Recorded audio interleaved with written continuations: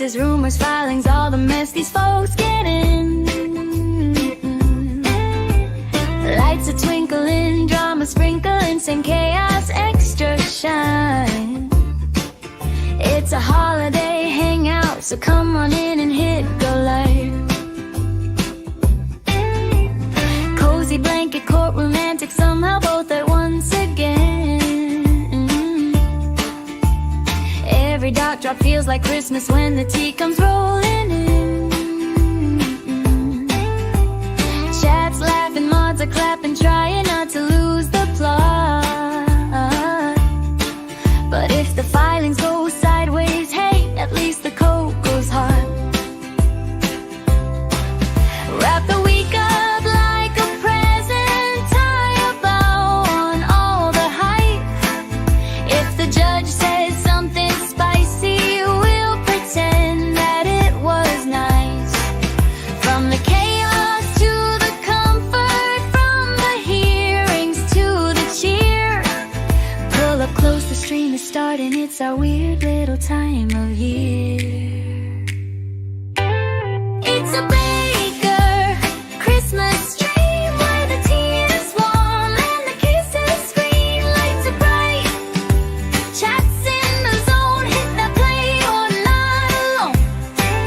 It's a baker Christmas dream where the tea is warm and the kisses scream, lights are bright, chats in the zone, hit that play or not alone.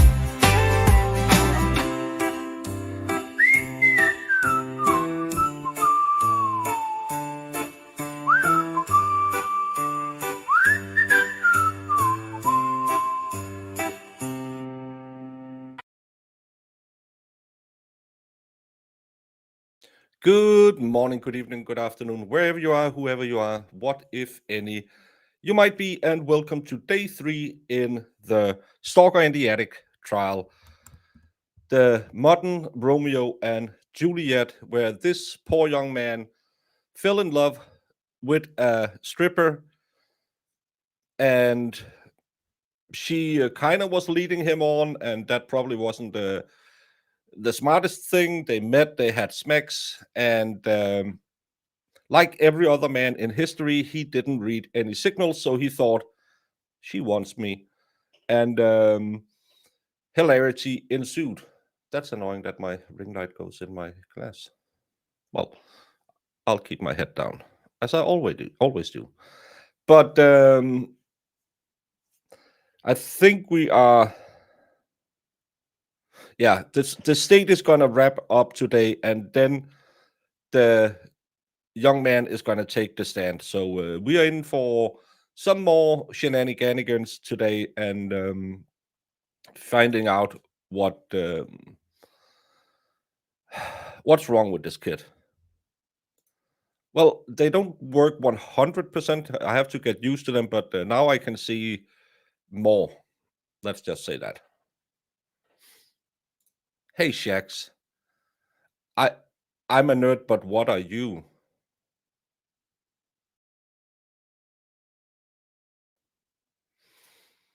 Well, thank you. Thank you.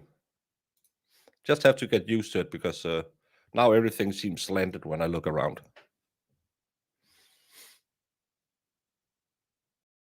But are those the See Naked glasses? You can get those? Hey, Holly Mac. Send me a link to the See Naked glasses. I might need them.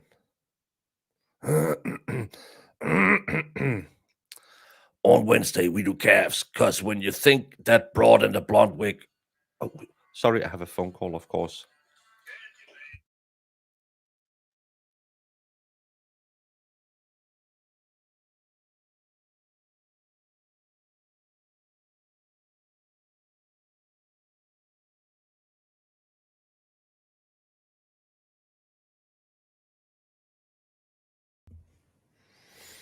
Of course, the phone rings just as we start. On Wednesday, we do calves, because if you think that broad in a blonde wig is a dime, catch it pulling a leaf behind and want to bail to avoid a Danish landmine, you calves better be effing swole. Your calves always better be effing swole. We did calves yesterday, Brandon. 150, so that's 330 on the bar. No Danish landmine is going to catch me. And of course, as you all remember, it's absolutely voluntary if you're going to Urban Dictionary and checking out Brandon's word of the day. He got in a little late yesterday, so Aaron had to do his word of the day yesterday, but that was a good one too. The Turkish tornado, I think it was, or hurricane, Turkish hurricane, a snowstorm, one of those things.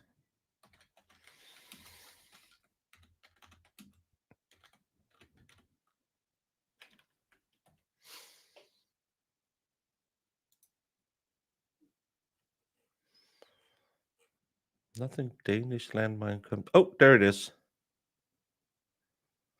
Oh, everyone can go check this one out. This is not your normal Brandon's day of the word. This is safe for all ages. So everyone go to Urban Dictionary and find a Danish landmine. It is the most Danish thing ever, and I actually did it yesterday. Hey, AJ, how are you doing?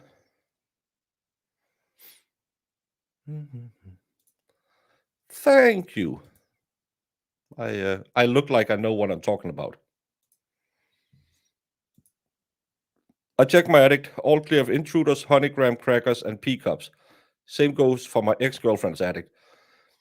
It's a public service to go check up on your ex-girlfriends. Make sure they don't have any creeps in the attic.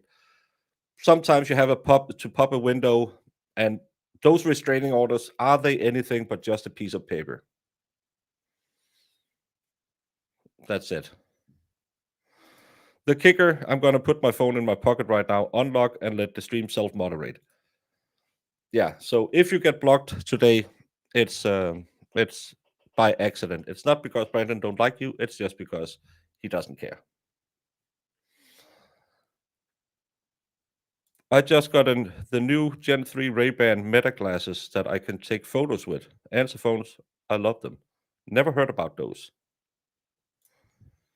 But I thought, isn't it annoying having all of that? I have a hard time enough. I went to the gym today without my headset, so I had to just be on Twitch while I was on the treadmill because I get so bored. So imagine if I had glasses, I would just be standing there constantly trying to figure out how to get those see naked glasses. Stop it. But let's get this going so I can return that phone call and talk to, that was a realtor. Witness, just wanted to let you know the schedule this morning. What I'm going to attempt to do is work right up until noon, maybe about a 5-minute break around 11.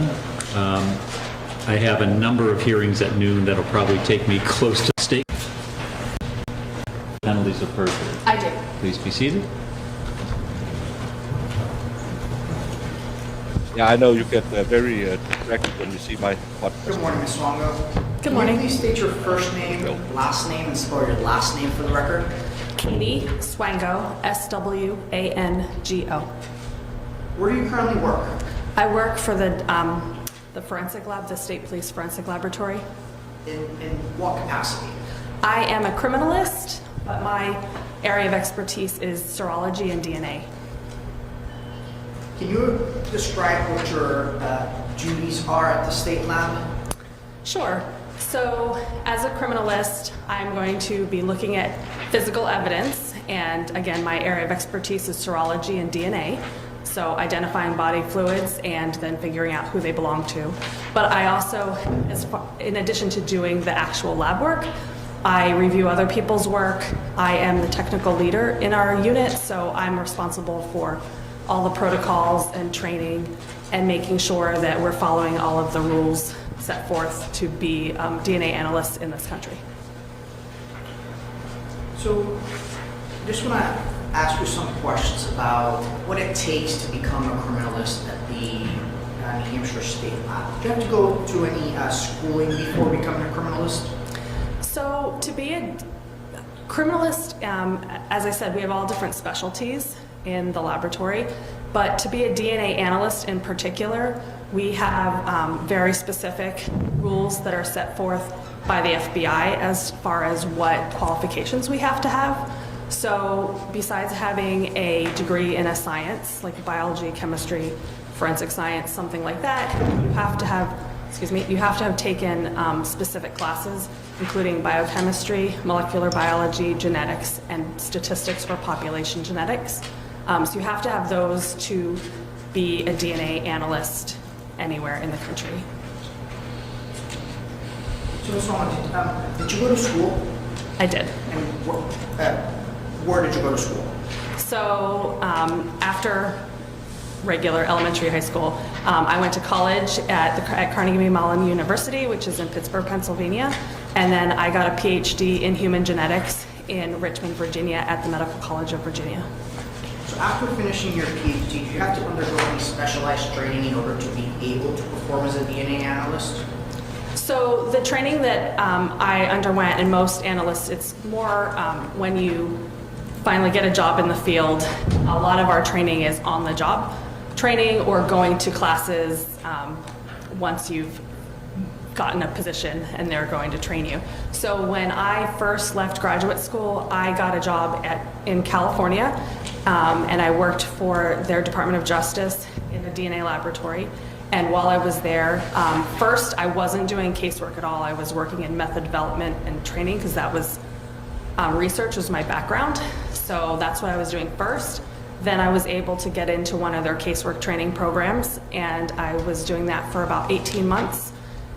It's not like I was remedially trained, but that's about how long the training program took there. About 18 months of classes, and we had a trainer who would teach us, besides teaching, telling us lab work, teaching us how to best look at your evidence and stuff like that. So that was for about 18 months. Then I took a competency test, and I could do my own testing there. And when I came here, it was much more abbreviated because I was already a trained analyst. So I just had to learn how to do what I already knew how to do, but with the methods that the New Hampshire State Police was using at the time. So when were you qualified to perform analysis in New Hampshire? That was, I would say, somewhere June, July of 2008. So since 2008, have you been qualified as an expert before in forensic serology? Yes. And approximately how many times? I've testified probably about 40 times. So, Your Honor, at this time I move to qualify the witness as an expert in forensic serology and DNA analyst. Any objection? No objection. Right, she'll be so qualified. Thank you. Thank you, Your Honor. So, Ms. Swan, I just want to start by talking about this particular case. How did you first become involved with this case that we're here for? So in our unit, what we have been doing, it looks like I started this in December of 2022. So at that time, we were starting to pull cases instead of actual hard copy files that we used to have. We're trying to be more paperless. So whenever I had time to work on a DNA case, I would go into the computer, just find the next cases in line numerically, which is, they're assigned numbers as they come in the door, so might not be when in the order in which the alleged crimes occurred, but it's when they came, the evidence came to the lab. So I picked this amongst a batch of other cases, and it wasn't like assigned to me, I assigned it to myself when I had time to start a batch of cases. So once you assign yourself a case and you're able to view what's within the computer, what evidence did you have to work with in this particular case? So I had one swab that was a swab of hash brown, so hash brown potatoes, that had been swabbed by a serologist in our unit. And so that had been found positive for saliva, so that I knew also how to continue my testing because I had to know what body fluid was on it. And then I also had a reference sample that was from Mauricio Guerrero. So once you have a sample and you know that there is a positive or bodily fluids, how do you continue or how do you start analyzing those two substances? Okay, so the first thing, we're always going to start with our evidence sample. I just take that evidence sample along with evidence samples from other cases, and I would extract them, which is just... Sorry, I missed a chat. I just got new glasses. Now I can finally see how broke I am. Spire.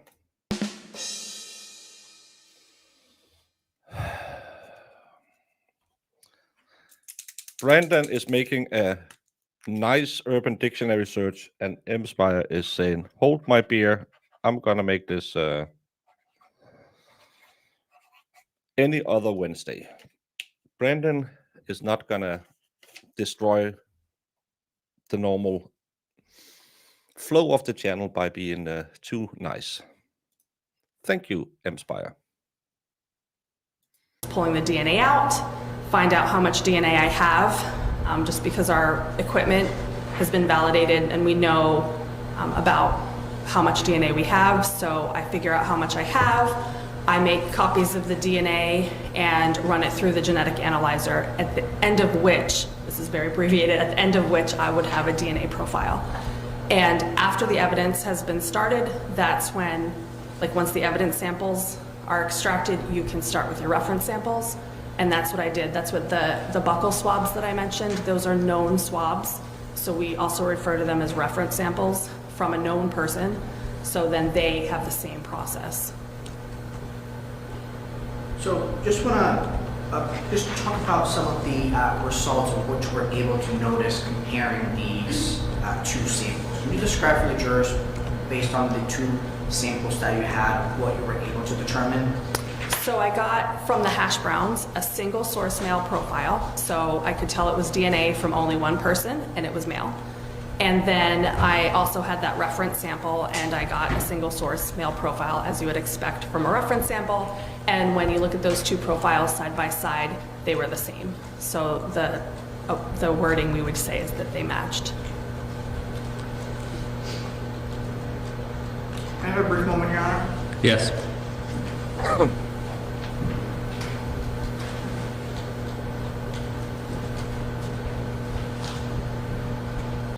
I have to push back on that one, Edward. Brian Walsh didn't Google anything. That was his 6-year-old son who Googled, "How soon can I get my inheritance?" So, Ms. Song, I have no further questions for you at this time. I'm Attorney Starbranch, and I have some questions for you. Okay. Attorney Starbranch, cross-examination. I have no questions. Thank you. All right, thank you. Ma'am, you may step down. Your testimony is complete. Thank you. Thank you.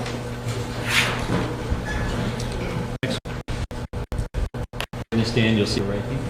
Do you swear or affirm that the testimony you give to the jury will be the truth and the whole truth under the penalties of perjury? I do. Please be seated.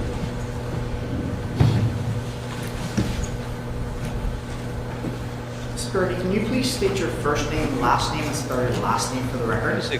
My first name is Kaylee. Last name is Paradis. Paradis. Where do you currently work? Hold on one second. My name is Paradis because I'll take you to heaven. Wow. Thank you. I hope I can get used to them because right now it makes everything a little bit wobbly when you look around. And I'm just getting used to having glasses with the bifocals. So now I don't have to do this. I can just look out the side of my eye. Yeah, that's one of those. Just make it a note. You might want to just maybe push the microphone forward a little bit. If you stay about 6 or so inches away from it, you won't get that echoing. Is this better? Well, we'll see. All right, go ahead. So, where do you currently work? I work at the New Hampshire Department of Safety State Police Forensic Laboratory. You spit too much into the In mic. what capacity? I am a criminalist 1 in the Pattern Evidence Unit.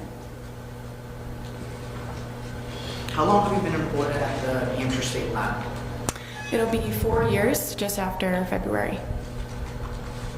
So can you describe what your general duties are at the New Hampshire State Lab? Sure. So in the pattern evidence unit, I handle and physically examine physical evidence for the development of fingerprints.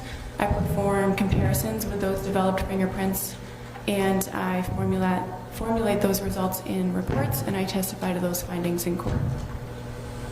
So in order to be able to perform those How can she get a P sound out of court? It takes time to get used to progressive lenses. My husband did it at first, but now loves them. I've been wearing my progressives for over a month. In the beginning, they hadn't got the right tilt to them, so I got sick just having them on. And then I went and had them fixed, and they still didn't work. They said, "Well, you just have to wear them more." And I had it, so I felt like I was on a ship when I had them on. Then I went again and said, they just don't work. You have to take them back. I can't use them. I just need window glasses. And this one said, let me just try this. And she gave them a little bit of a tilt on them, because she said, you're probably watching right in the middle of the reader and the far side. And since I've had that, they're great, and I'm getting used to the, okay, I can read now. See my phone and stuff like that.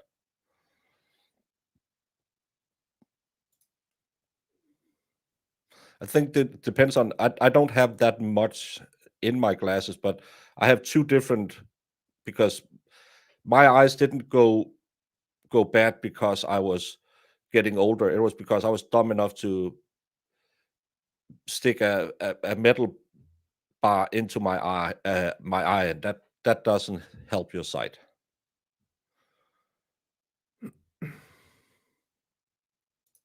studies, did you have to go or obtain any education prior to doing those duties? Yes, so I have a Bachelor of Science in Forensic Biology from Western New England University, and a Master of Science in Biomedical Forensic Sciences from Boston University.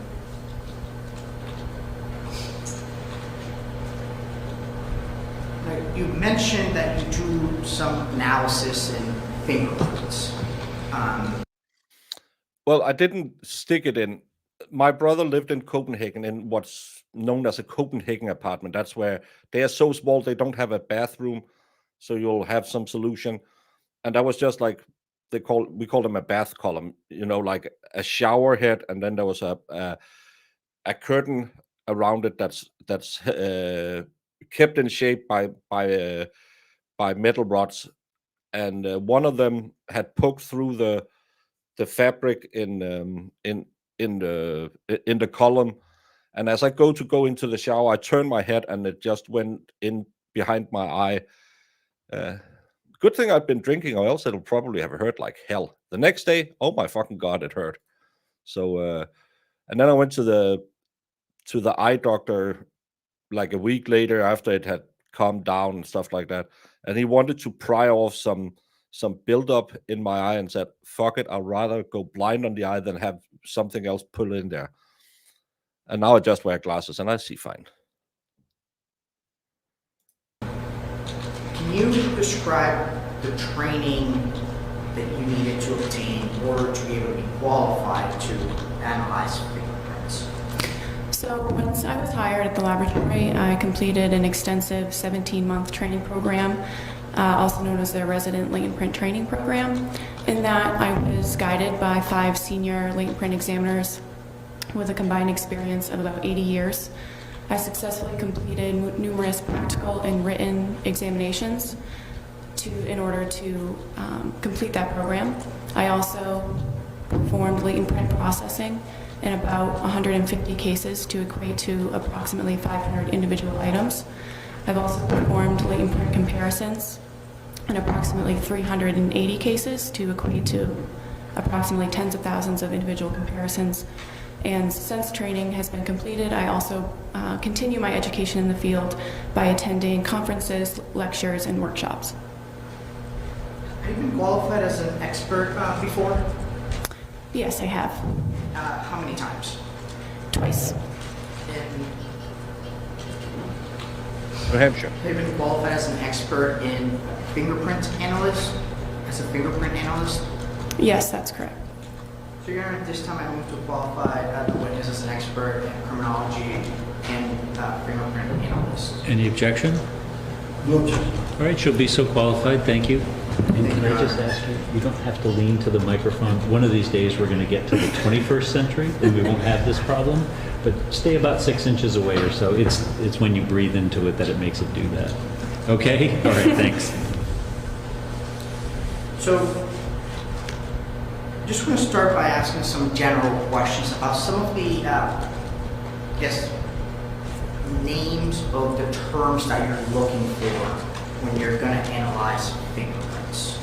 So, can you explain for the jurors what a friction-rich skin is? So your friction-rich skin is the textured skin on the palmar surfaces of your hands, to include the palms and your fingers, and the plantar surfaces of your feet, to include the toes and the sole of the foot. And the purpose of this skin is actually to provide us with friction so we can grasp objects and surfaces better. And it's can be described as a series of hills, or what we call ridges, separated by valleys, or what we call furrows. And this type of skin is characterized by 3 levels of detail, levels 1, 2, and 3. Level 1 being general ridge flow, so the direction that the ridges flow, that is a class characteristic. Also pattern type, so arch, loop, or whirl. Level 2 are actually the ridge paths. So they don't flow continuously, they actually tend to end or split apart or join together. And those are observable minutia, or level 2 characteristics that we can see in friction-ridge impressions. And level 3 being really tinier details, such as the actual shapes of the ridges themselves and pore locations. You mentioned the word fingerprint impression. What is a fingerprint impression? So a fingerprint impression is basically a transfer or a recording of our friction-rich skin and its arrangements onto an object or a surface when we touch it. So I mentioned sweat pores, and we have sweat pores embedded into our skin that open up inside the ridges. So as we're going through our day-to-day, we're constantly secreting eccrine sweat, which is made up of several different components. And so you get this residue that coats your friction-rich skin, so that when you touch an object, you're essentially leaving behind a stamp or a recording of your friction-rich skin and its arrangements. So besides a fingerprint impression, are there any other types of impressions that you look at? Yes, so a fingerprint impression is just specifically an impression that comes from the finger. But when we talk about impressions, we also talk about friction-ridge impressions, and that's just generally encapsulating any impression that comes from any area of friction-rich skin, so either on the hands or on the feet.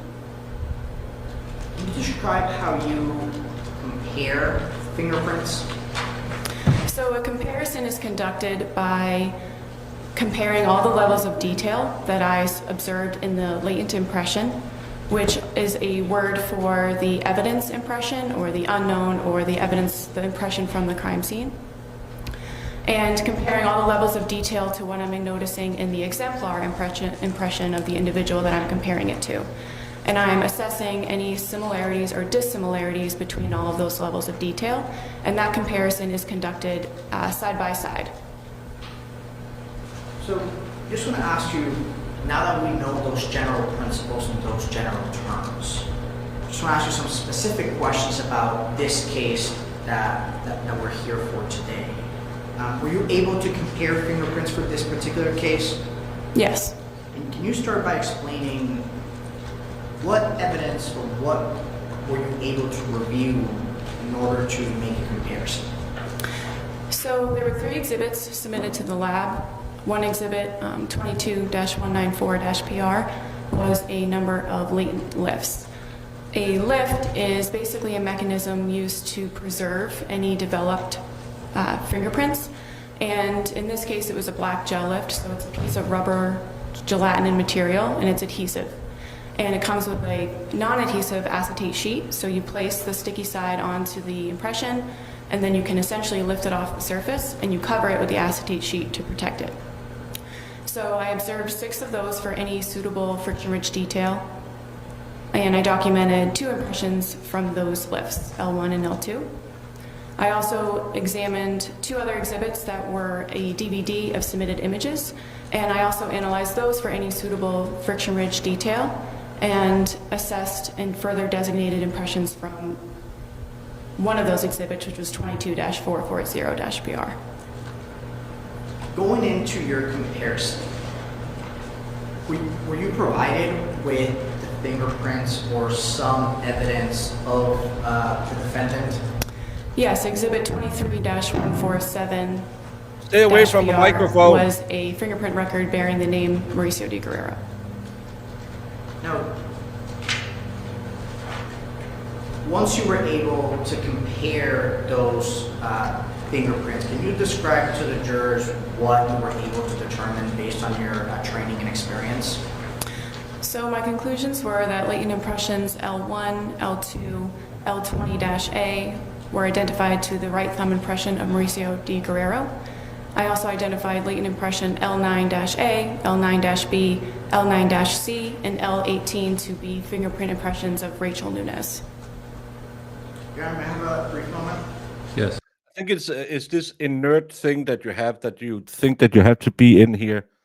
But when you buy these microphones, they come with a guide saying, keep them roughly this distance away from your phone, from your mouth. So, and don't speak into it, speak over it, because then all your P's won't sound so bad with your S's. So, or maybe she just had a Mauricio as a boyfriend, so she doesn't know how much 6 inches are.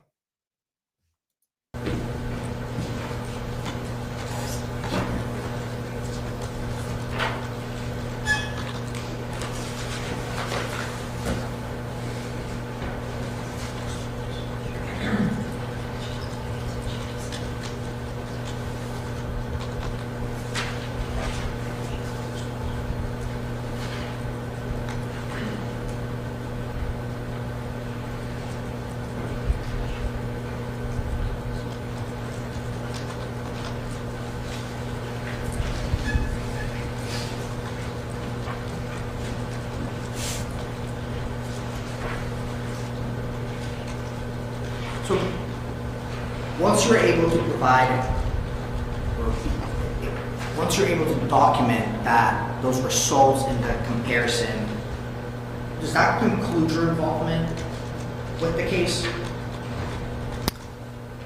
Can you clarify that, please? So, how do you end your involvement once you're able to review those 2 comparisons? Well, once I do my comparison, I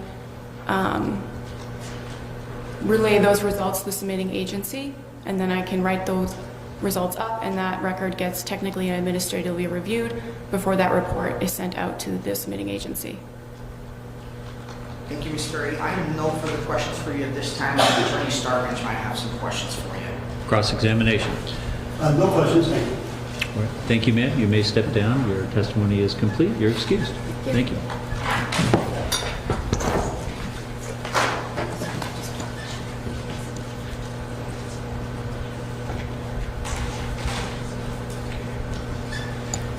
Would the state please call your next witness? I'm just going to check which one is here. Okay.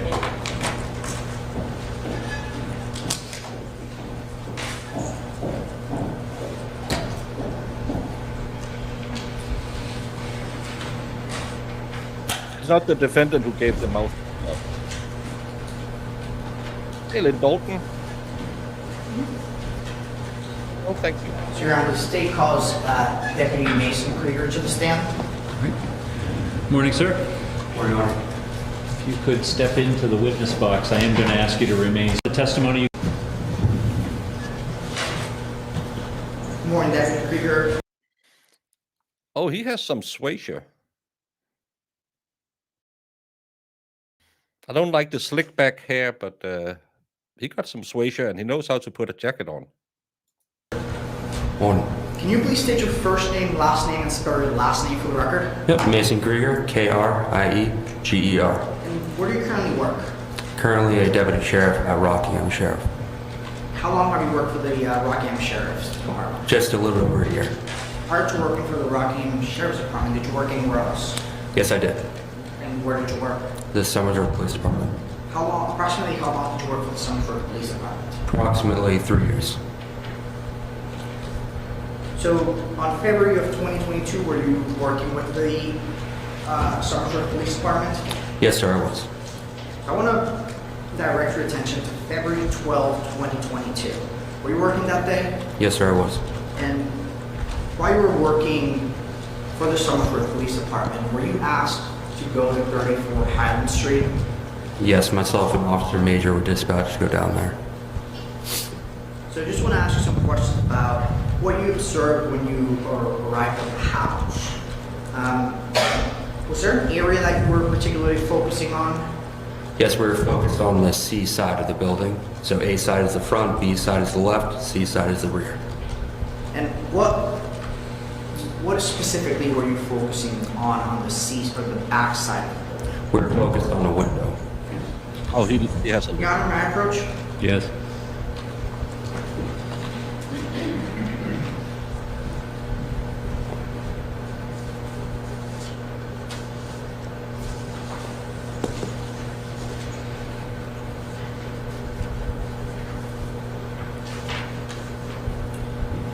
So Deputy Peter, I'm going to show you 3 separate images, and these have been already pre-marked for identification to States Exhibits 95, 96, and 97. Do you recognize these images? Yes, sir, I do. And does those images fairly accurately depict the conditions that you saw at 34 Highland Street on February 12, 2022? Yes, sir. All right, I move to strike the ID and enter these as full exhibits. Could you state the numbers again, please? There are 95, 96, and 97. Any objection? No objection. So the ID is stricken on 95, 96, and 97. They'll be full exhibits. Permission to publish that to the jury, Your Honor? Yes.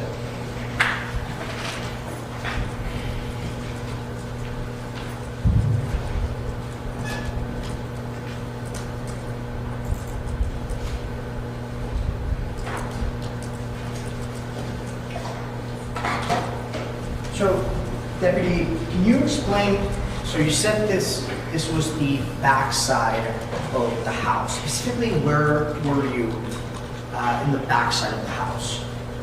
So this is inside a little room that leads to the back. So the window is right there, and outside the window, that's where the backyard would be. And why were you focusing on that particular window? Because the residents called us stating that the window was not secured when it previously was. So, were you able to observe anything that struck your attention from the inside looking to the outside of that, I guess, that building? Yeah, so there was a nail that appeared to be removed, and the resident owner stated that the nail was there to make sure that it would not move. But also the homeowner said that there was a chair there that was supposed to be in front of the window that was moved. So you said that that nail was no longer there? Yes.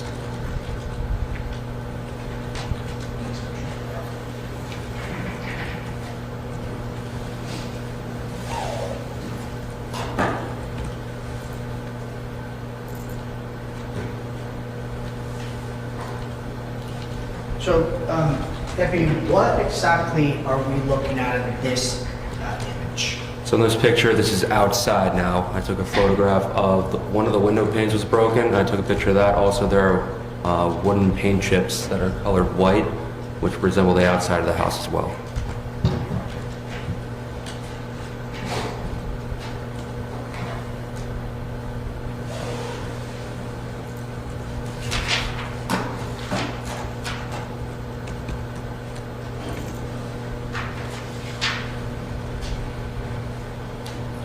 Now, Deputy, can you describe what we're looking at in this image?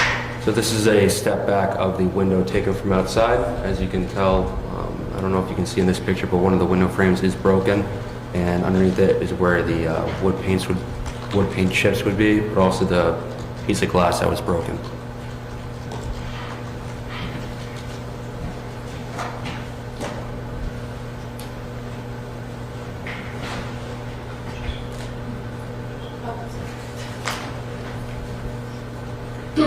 Riktigt gärna.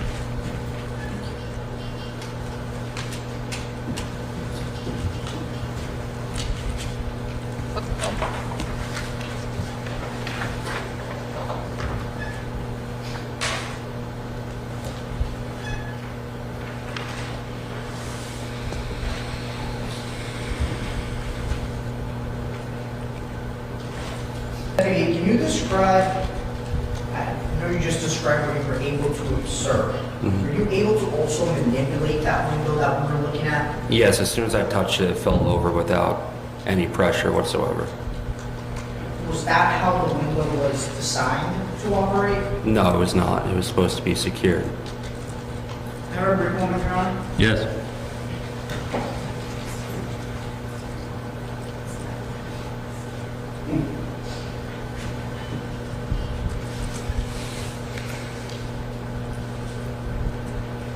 So Deputy,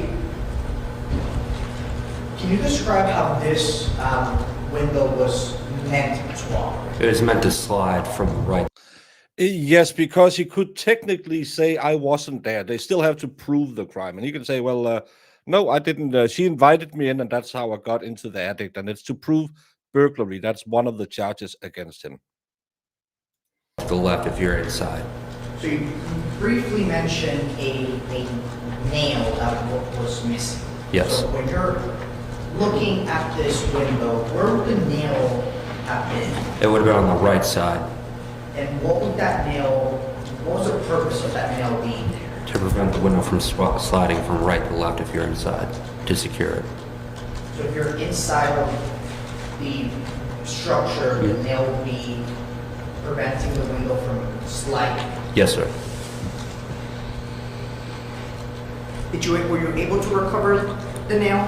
I do not recall what happened with the nail.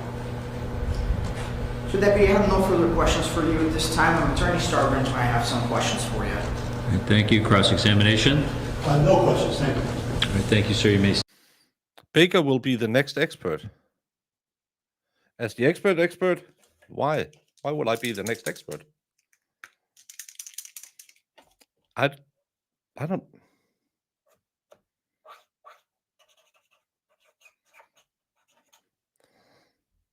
I don't even know what that means.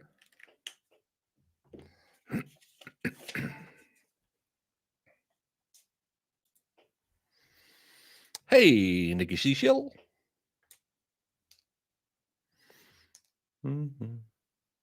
Don't make fun of my glasses. I feel very vulnerable today. Step down, you're excused. Thank you, Your Honor.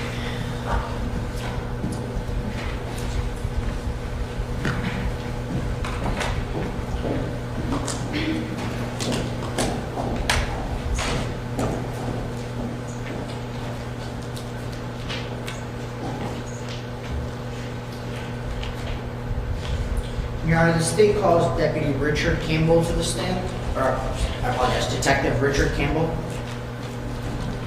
Isn't that the one from the Fugitive, Mr. Campbell? Do you swear or affirm that the testimony you give to the jury will be the truth and the whole truth under the penalties of perjury? I do. Please be seated. Detective, can you please state your first name, last name, and spell your last name for the record? Richard Campbell, C-A-M-P-B-E-L-L. Detective, where do you currently work? I work at the Summersworth Police Department, How long have you worked for the Summersworth Police Department? going on 18 years now. And in what capacity do you work at the Summersworth Police Department? I am a detective currently with the Summersworth Police Department. Were you a detective on February of 2022? I was. I want to point your attention to that time frame, specifically February 21st of 2022. Were you working that day? I was. And at some point during your shift, were you asked to go to 34 Highland Street in Summersworth? I was. I had met with, at the time, Detective Sergeant Sunderland, Captain Sunderland now, who would brief me on this investigation. He also asked that I respond to 34 Highland Street, as there had been a broken window located at the rear of the residence, the barn portion of the house. He also informed me that as a result of a search of Mr. Guerrero's phone, there was a video located. Hold on. And what's the objection? Confusing. It's just to explain the basis for what he did. So, so ladies and gentlemen, what he's about to explain is not offered for the truth, but only to explain why he did what he did. Okay? Go ahead. Excuse me. He informed me that there was a video located, and it appeared that it was a video of the interior of a window. He also explained to me that there were several photographs that were located on a phone, one being a modem with a serial number, one being a poem that was titled Dear Summer Raindrops, and also a image of a cell phone screen. He asked that I go to the residence to take a look around, secure more photographs, and see if I could locate these items to include a fireplace or a big screen TV. So Detective, is it fair to say that you went to 34 Highland Street in order to basically document the scene with a different set of eyes? Correct. Okay.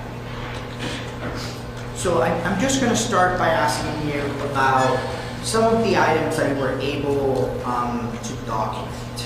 We first mentioned that you were, or not first, but one of the items that you mentioned was a fireplace. Correct. Were you able to document that fireplace? I was able to document that. When I made entry into the residence, there was a box on the porch, a large box. It did say fireplace. It had a UPS sticker on it. And what I noted about this box is there was a sticker on it that says 70 pounds or greater. Your Honor, may I approach? Yes.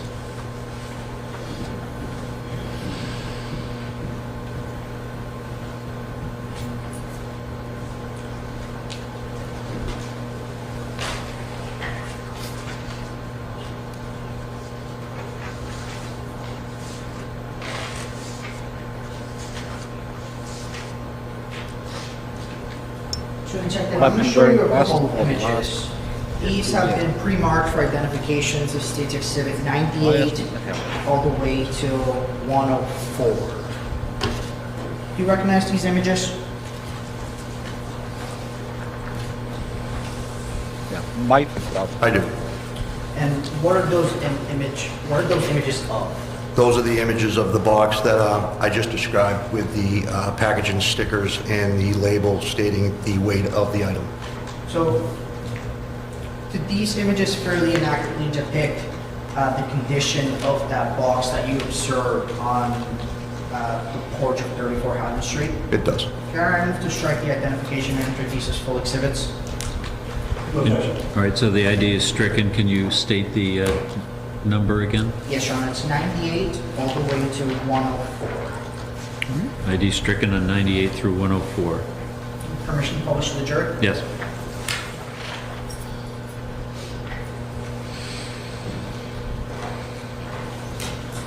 So, Detective, we're looking at State Exhibit 98. Can you explain what you were documenting within that image? What I was documenting in this image was the weight of the item in the box. Why is that? Why was that something of concern for you? Well, it was of concern to tell whether or not that this box could easily be moved by one person or more than one person. And based on your training and experience, would a 70-pound or heavier than 70-pound item, would that be something that one person would be able to manage or lift on their own? Sustained. Go ahead. Can I approach, Your Honor? Sure.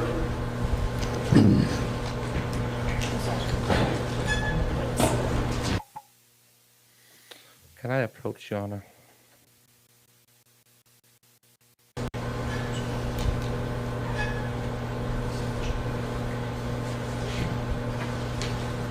So, Detective, we're looking at State's Exhibit 99. So was this also part of the same fireplace setup that you were documenting? It is. And are these labels included within all of the sides of this box? Yes. Now, approximately how big is, and now we're looking at State Exhibit 100, approximately how big would you say this fireplace is? It was at least 5.5, 6 feet long approximately. You mentioned that it was inside a porch. Correct. Can you describe the access to the porch? Well, if you look at the top of the image, you'll see the bottom of the screen door. Once going through that screen door, that would be the driveway side of the residence on the western side of the property. Now, so was that screen door, so was that porch already within the interior of the house? Yes, to make it to the entrance to the interior of the residence, you would have to go through that screen door first, walk through the porch, and then into the residence. And we're now looking at State's Exhibit 101. What were you documenting in this image? I was documenting the label as well as the address on the label, which is 34 Highland Street, Somersworth, New Hampshire.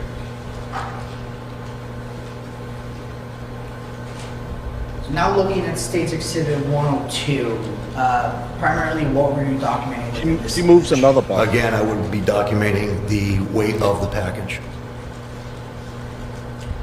I'm not sure if you're Is this the fireplace or is this the TV?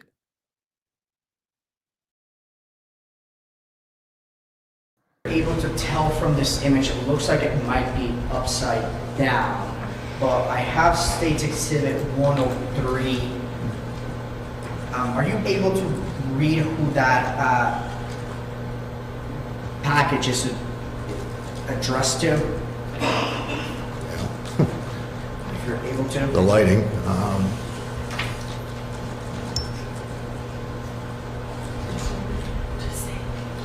yes, it would be Isabella Nunez. It's addressed to that name at 34 Highland Street. So she got a $700 fireplace and she didn't unpack it because she just wanted to see if she could get $700 out of him. I know it's not right what he did, but she's a see you next Tuesday.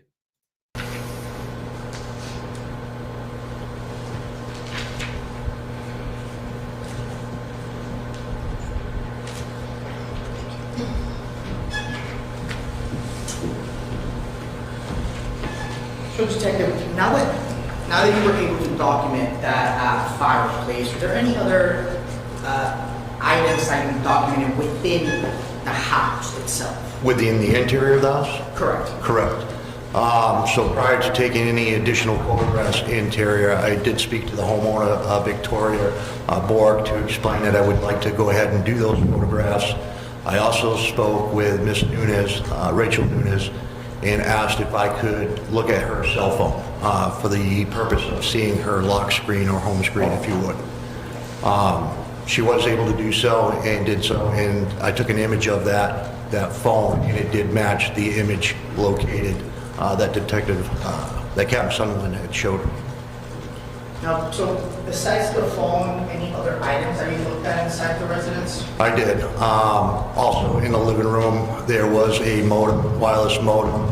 I did secure an image of that, and the serial number on the back of that modem did match the image that was located, again, on Mr. Guerrero's phone. Your Honor, may I approach? Yes.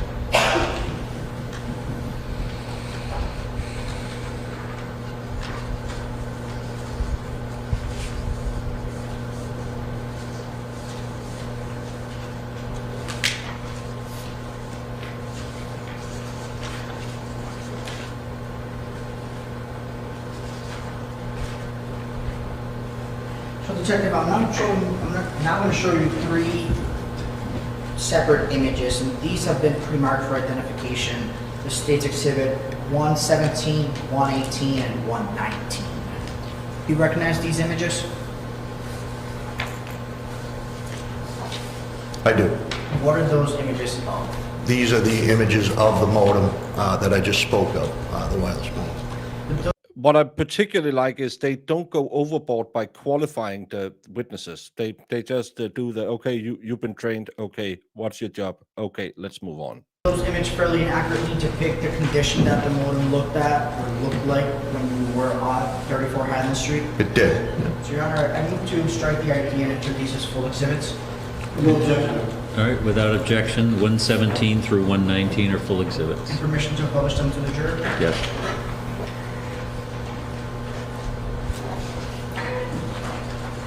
So, Detective, I think you briefly mentioned that, but where had you seen that modem before?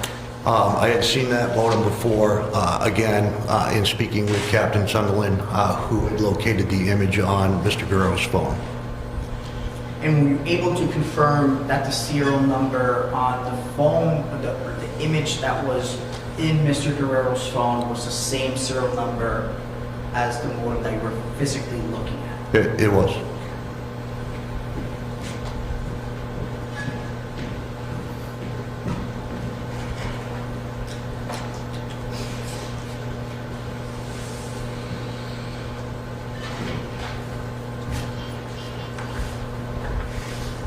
So, Detective, I now want to move from the inside of the house to the inside of the barn. Were you able to go to that area of the house? I was.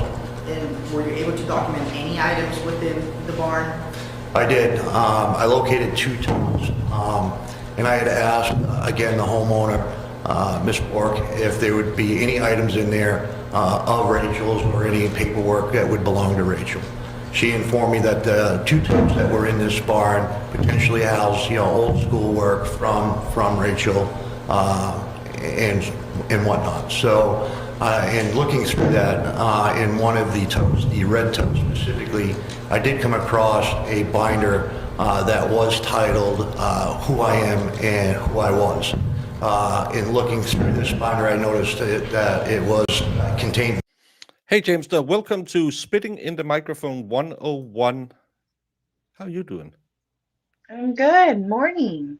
Good morning. Well, for you, it's morning. The rest of us has been going for about an hour. Yeah, well, Yeah, I've been going. I just wasn't here. the Queen can't show up on time. She's too busy. Oh shit, that's the wrong tab. I'm doing my best. What did you think about yesterday? Me? Yeah, her I feeling that it hate was this girl. yeah, and All my might and soul.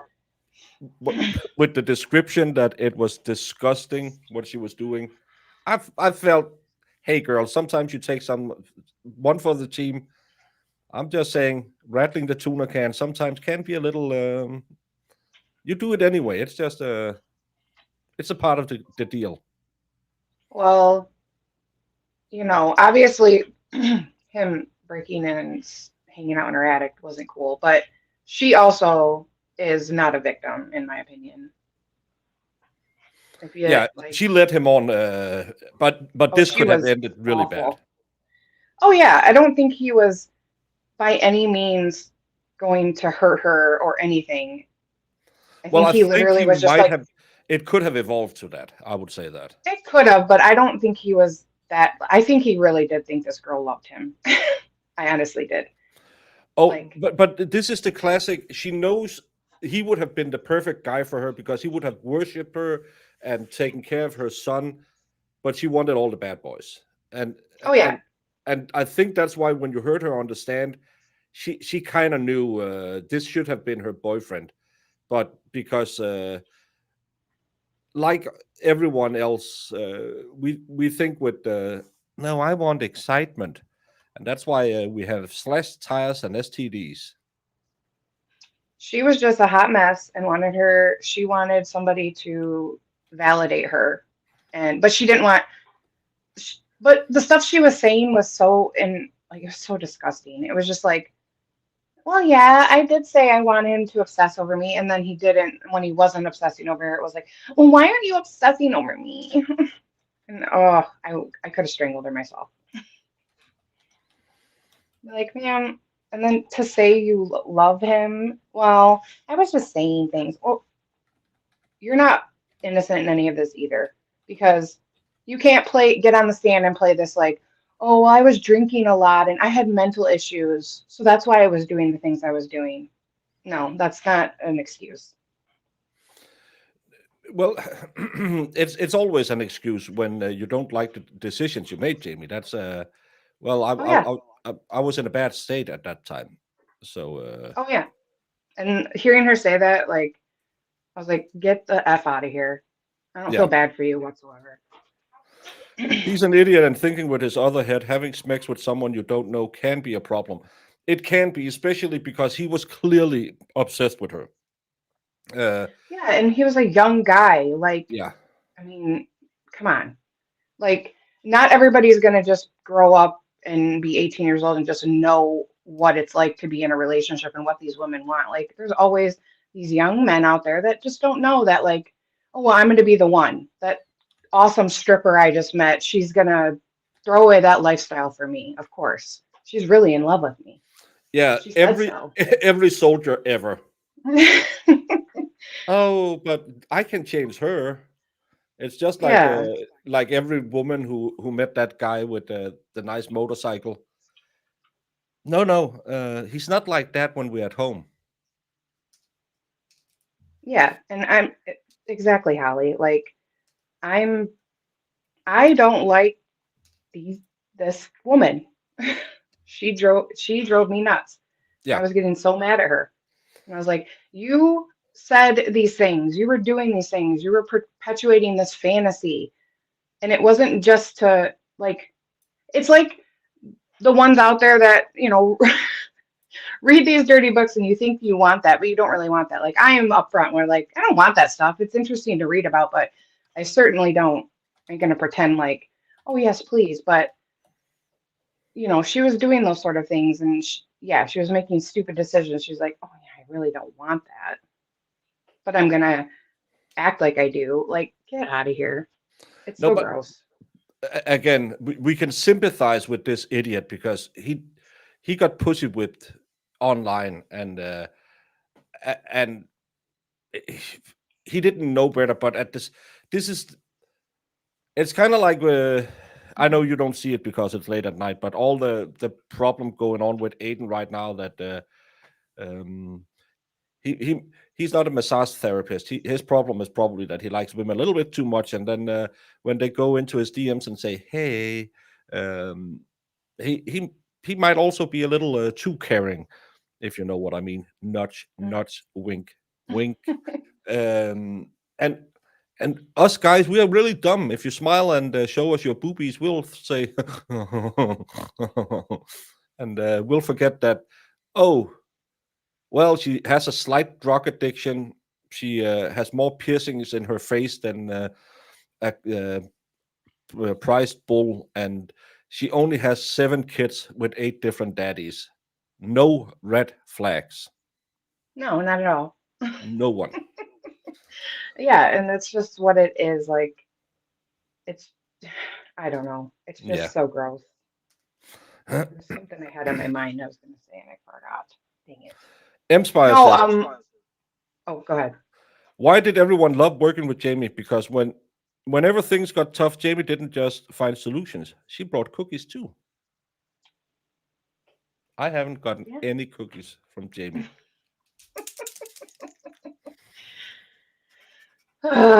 Yeah, like I feel bad for this guy. Like, here's my thing. If this happened to him and he didn't learn a lesson, he did this thing again, then he would be off the I feel sorry for you list. Yeah. But I hope this is a wake-up call to him. Like, stop giving these OF people your money. They don't really love you. It's ugh, it's so Look at sad. this one. Crispy has been here for 17 months. The best chat in town. Yeah, the show is, Wow. it's okay, but the chat is good. I can't believe it's been 17 months already. Well, Pixie had been here for 25 months. I know, that's crazy. Yeah.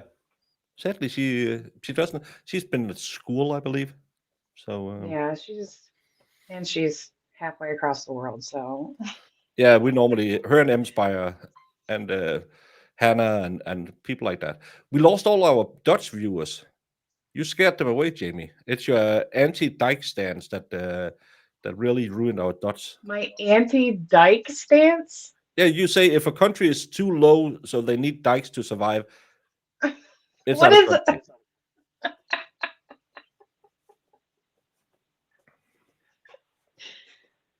What is a dike? I only know one kind.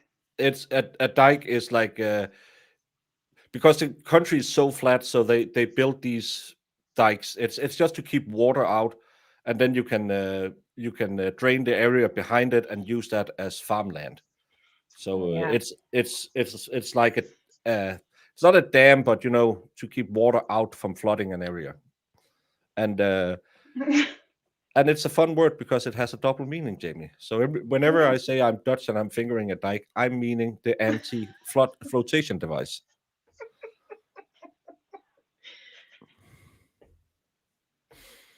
Yeah, just like gay is happier. I was just gonna say. I get it. I was just curious. I had a feeling, but I wasn't sure, and I wasn't gonna pretend like I knew. Save fingers, not dikes was Jamie's HOA slogan. That's how she got head of the HOA.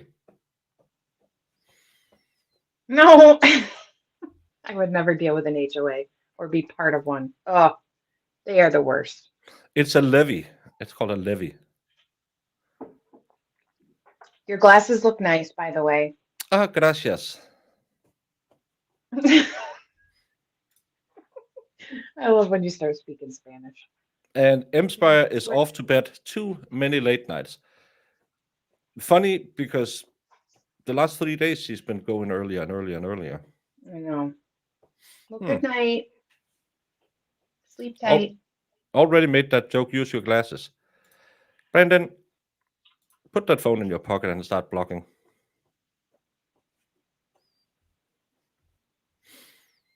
Have a good night, Empire. Bye, Inspire. Yes, we are well aware of Jamie's controversial stance on flood control. But it's because she lives in the middle of the country. They don't have floods in there. Yeah, Jamie we don't can't- flood very much over here. What? Jamie doesn't speak that much Spanish, so she didn't know that. You know I don't speak Spanish. How fast Only can know I throw a S, stupid. softball? I haven't thrown in a long time, and probably kill my arm. But I think I have one or two good one in my. No, they're the big ones, right? Yeah. The baseballs are tiny and then the softballs are bigger for girls. I think something this size, like my squishy, probably get that up there. I used to play handball when I was younger, but I haven't done in a million years, and now my shoulders are bucked, and I'm getting older, Jamie. I'm turning 27 in a month. I know, it's crazy. Yeah.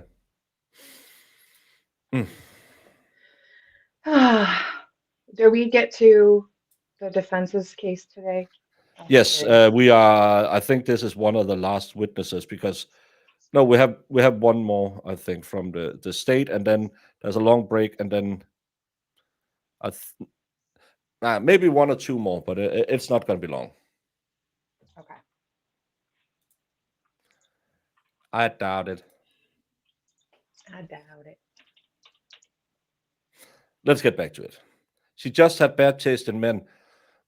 Well, she finally found a good one, but like any other woman, she said, "Nah, let me go back to that guy who treats me like trash because I can change him." Instead of saying, "This guy, I just need to give him a 5-second hit."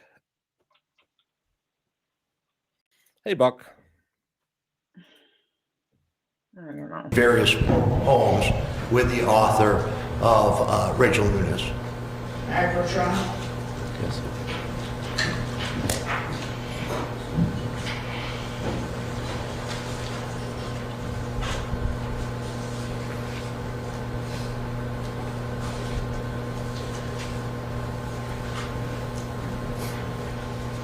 Show the check down. I'm going to show you a couple of images. These are also pre-marked for identifications. This State's Exhibit 107 through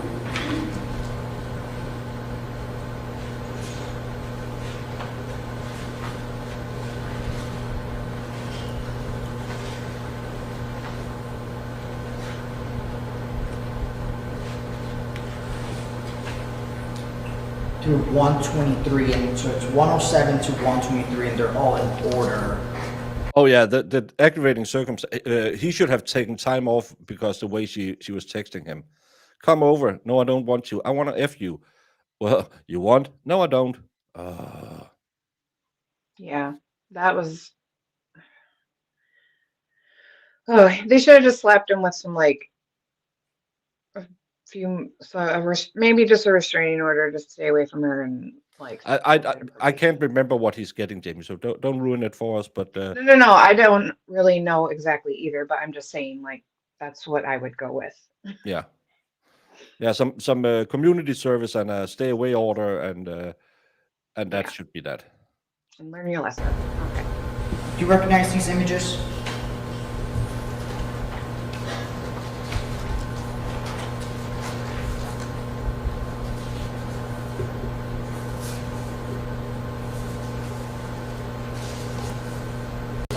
These are the images of the red tote and blue tote I spoke of, as well as the binder located in the red tote. So do all these images fairly accurately depict how the items looked inside the vault in response to 34 Highland Street? They do. Your Honor, I move to strike the identification and enter these as full exhibits. There being no objection, and can you recite the exhibit numbers again? Yes, Your Honor, it's 107 through 123. All right, so the ID is stricken on those except 117, 18, and 19 were already admitted.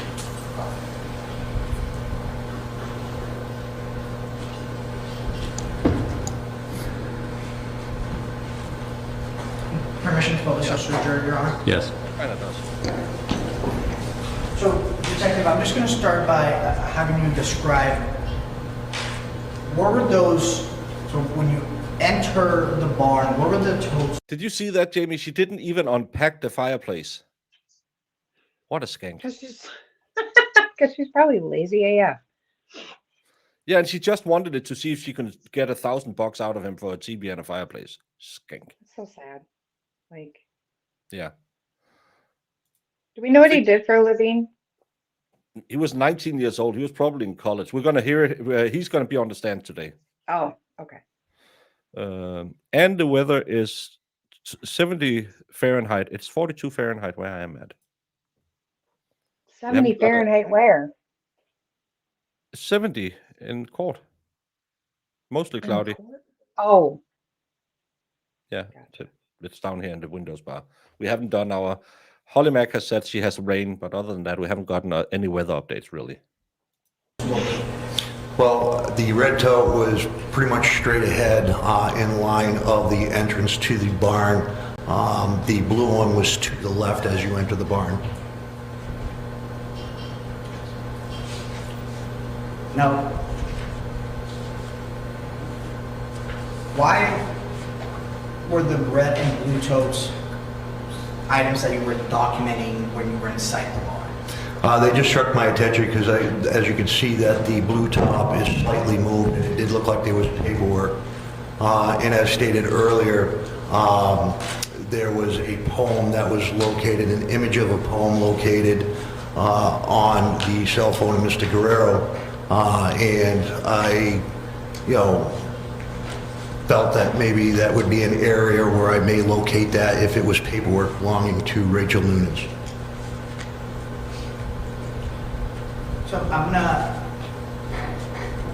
just gonna ask you, were the totes separated by categories? They were not. They were just, in my opinion, they were just, schoolwork that was saved over the years.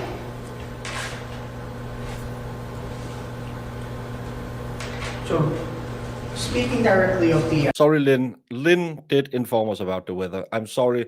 Not only Holly Mack, but also Lynn. And her hands are cold. Jamie can recommend sitting on your hands. That's what she does all day long. no, I wear like fingerless gloves. Inside your house? Yes. Jamie, I'm in a t-shirt and shorts. Don't you have heat in America? I do, but You need to I find don't- an online boyfriend who can send you an electric fireplace. Yeah. I do need a heater under my desk. That would be nice. I used to have one, but it started shorting out, and I was afraid it was going to start on fire one day. So I threw it out. Yeah, as soon as stuff like that starts having any kind of just chuck it. Don't try and say, no, it'll be fine. Because Yeah, because there would be that it one will day. start a fire. Yep. I'm wearing my gifted poncho and booties and fingerless gloves. Oh, someone is gifted a poncho. See, Jamie, that was a humble brag. Baker just get t-shirt. I get t-shirts. I get a poncho. Aye, aye, aye. I thought Zach was getting Jamie a fireplace after the polar bear saving adventure. Yeah, but as I said yesterday, Jamie is a little bit lazy, so Zach is alone in the Arctic right now saving the polar bears. Yeah. Is that what you said I was doing? Yeah, Marissa said you were running drugs over the border, and I said, that's not true.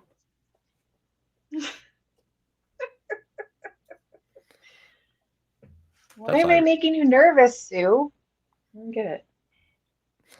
Because of your heater and electrical problems. Well, I don't have it anymore. I need a new one. So, chip chop, chip chat. So what items were included within the blue tote that struck your attention? Various paperwork, again, from what I believe to be when Rachel Nunes was a child and doing schoolwork, and various items that were saved over the years. So you briefly mentioned poems and some artwork. Besides those two categories, were there any other items that were included within those, either the blue or the red tote? Well, in the red tote, as I had mentioned, I came across a binder that was titled Who I Am and Who I Was. And again, there was various poems inside that binder. Oh, I hate this lady. So let's talk about the red tote itself. So what items were you documenting within this particular image? Well, I was documenting the items in that red tote prior to moving them. So you briefly mentioned a binder. Correct. Is this the binder that you were referencing? It is. And what was included within that binder? Those were the poems. So as I noticed that they were poems, I started thumbing through them. When I was nearing the end of this binder, I did come across the poem that was titled "Summertime Rain, Summer Raindrops," Dear Summer Raindrops, with the author of Rachel Nunes. So is this the poem that you were referencing? It is. And where else had you seen this poem? Again, I had seen that poem on an image that was located on Mr. Guerrero's cell phone. He was reading her poetry. Look at this shitty poetry. This guy should get community service and just read her shitty poetry. I read this yesterday. Yes. It's like, This is torment. You have real beauty. You are every inch of amazing. You are the perfect flower. This is worse than my Smexy book writings. yes, it is. No, sexy book writings. That dog book made me You cringe. wanted that to be smexed up a little bit. Too much emotion, not enough. Oh yeah, not enough banging. Good thing it's on a Wednesday. And Danny has just named it because Monday is, what was Monday? Monday's a boob day. Tuesday is taco day. And then Wednesday is wiener day. Wiener Wednesday. Oh. I was about to say wank Wednesday, but could be wiener Wednesday. Good old Wiener Wednesday. Roses are red, violets are blue. I've been panty smelling and taking pictures of you. I think that Oh, wow. That's a good one. yeah. Oh. On Mr. Guerrero's cell phone.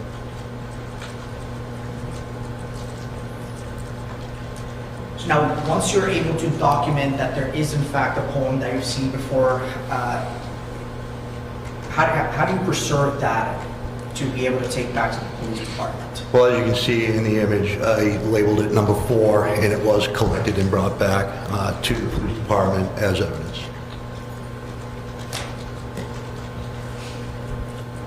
Now, Detective, what are we looking at in this image? These would be pictures of Rachel Nunes in work that belonged to her. And where were these images located? Again, in the There you red go. tote. That's the pictures that, the only ones we have of her so far. Yeah. We just talked about this. Which image do you want to show? And she looks like she's 13 of those, so she probably doesn't look that way anymore. She wasn't You churching and finally husband. mentioned that there was what appeared to be some sort of binder as well.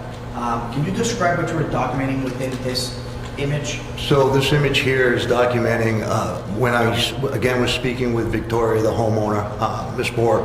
She asked that, or informed me that it appeared that in one of the upstairs bedrooms that a baby book had been moved, as well as a photo album. So upstairs in the room that Victoria had identified, and Miss Bork had identified, this was the baby book. What I'm documenting in this image is the fact that it had a small child on this baby book with a date of birth, the child being Miss Nunes' child. The reason that this was significant to me is because this information was found in the possession of Mr. Guerrero.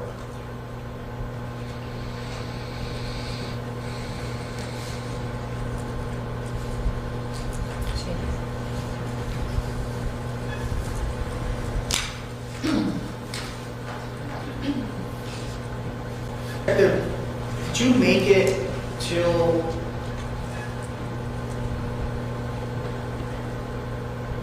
were you able to document all aspects of that baby book? I just documented the baby book in itself, and then when opening the page, the child's name and date of birth.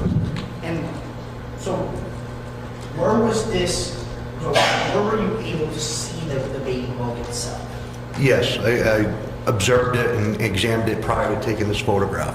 And where was it? It was in one of the upstairs bedrooms of the residence. Were you also able to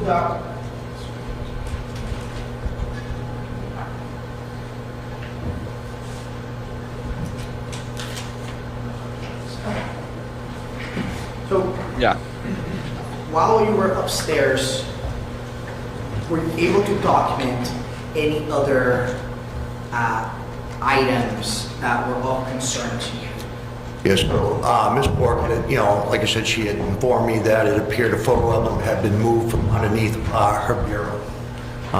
And so therefore I did notice, and after she had pointed out the photo album, I would take photographs of that album that she indicated had been moved. And what images were contained within that photo? There would be images of Rachel Nunes.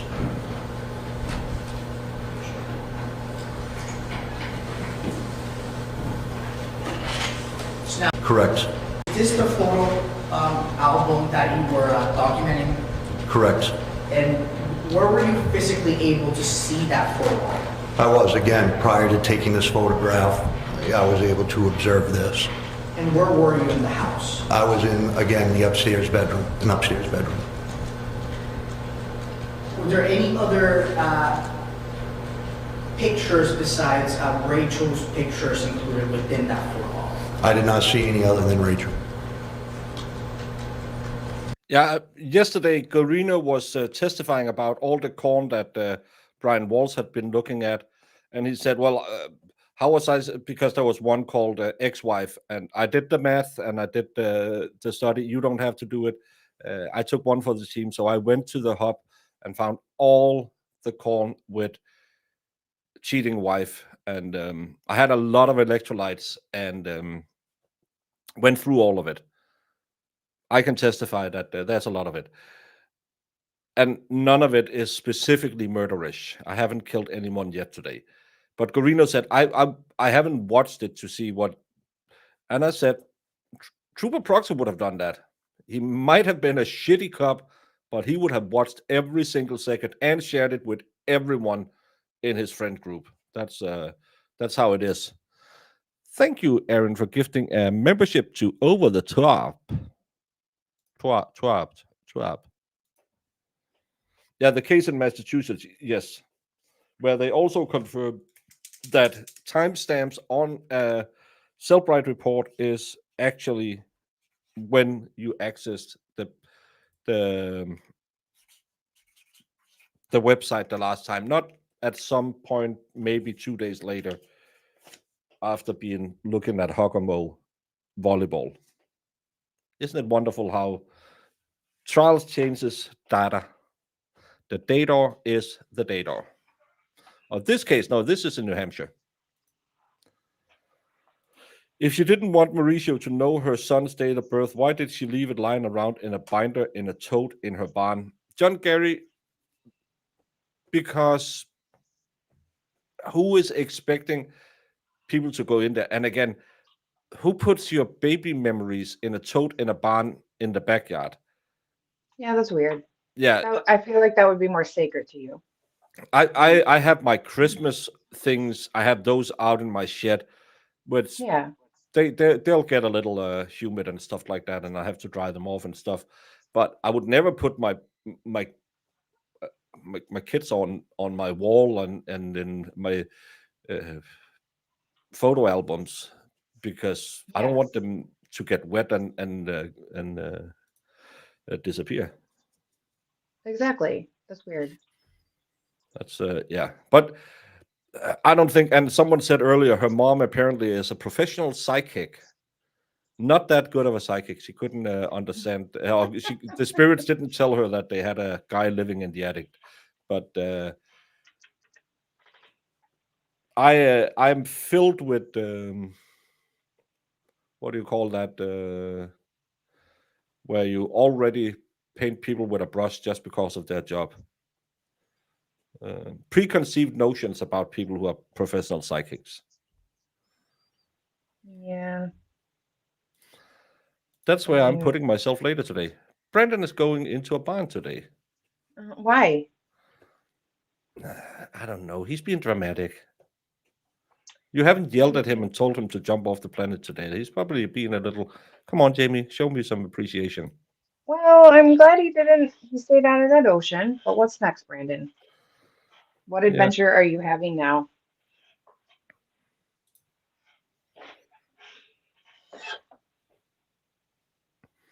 But I didn't say anything about beans. Brandon, behave. Jesus Christ. Detective, did you make it inside any of the other rooms?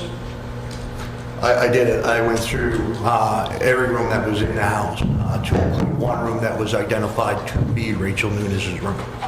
And were you able to document any items inside of Rachel's room? In that room, I did document a large screen TV. Approximately how big was this TV? My memory, it was greater than 60 inch. And Matt, approach you on it? Yes. Got her a 60-inch plus TV. Yeah. So, Detective, I'm showing you two separate images. These are pre-marked for identification to States Exhibit 105 and 106. Do you recognize these images? He does Hansen. He does hate. I do. And what are those an image of? These would be the images of the screen, big screen TV that I had just spoke of. That both of these images fairly accurately depict the condition and how you were able to observe the TV that day. There. All right, move to strike entity and enter these as full exhibits. All right, there's no objection to 105 and 106, and you may publish. So, Detective, you briefly mentioned that, but where within the house were you when you took this image? This image was identified to be Rachel Nunes' bedroom. And Just you as it said on it the was wall? a slightly large TV. Approximately how big would you say it was? I would say it was greater than 60 inch for sure. Is there any, Just said that. or was that TV in the room next to any other items of significance to you? It was sitting on a what I believe to be some type of entertainment center or bookshelf. Is that? It looks like it's on the floor. Yeah, on So in this No. image, was that the entertainment center that you just described? Correct. Oh, wait, is her bed right there? Is that why? Look, but yeah, her bed is over here. You can see it in the reflection, but there's pillows in front of it. Yeah. What is See, in- it's on the floor, and there's pillows in front of it, and then you can see the bed is this is where she has her head. She couldn't watch this TV from the How bed. would you be able to watch it? That'd be annoying. Like I'm trying to. You would have to sit trying in. to position myself. Maybe right if she was here. on her side, she could use it. But no, this broad just she just used this poor kid to just order something crazy expensive, and she didn't even have the room for it. Yeah. Yeah. She just wanted gifts and Entertainment center that you just described? Correct.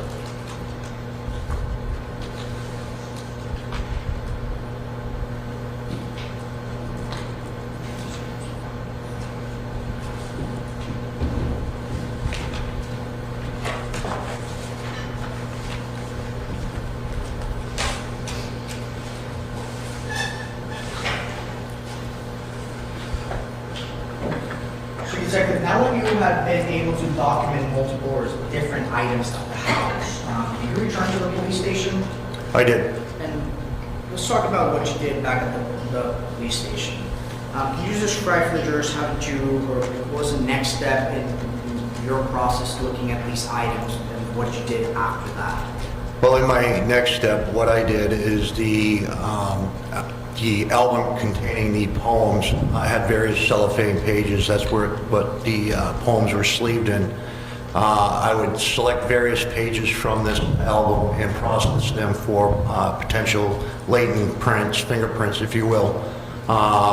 And during that process, using what we call a super glue fuming, I was able to generate numerous latent prints from these various pages.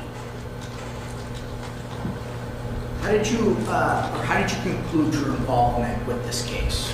So the prints I spoke of, I photographed those prints and then would later send those to the New Hampshire State Lab.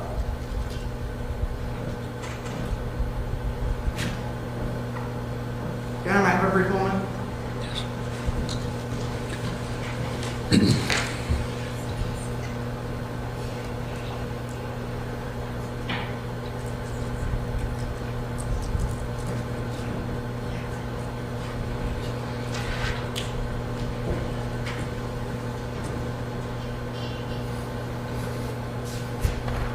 Thank you, Holly Mac, for the super sticker of a pair character looking at himself in the mirror saying, "Thanks for being you," with hearts popping out of his eyes. I like that I can see what it is instead of just a super sticker. Oh.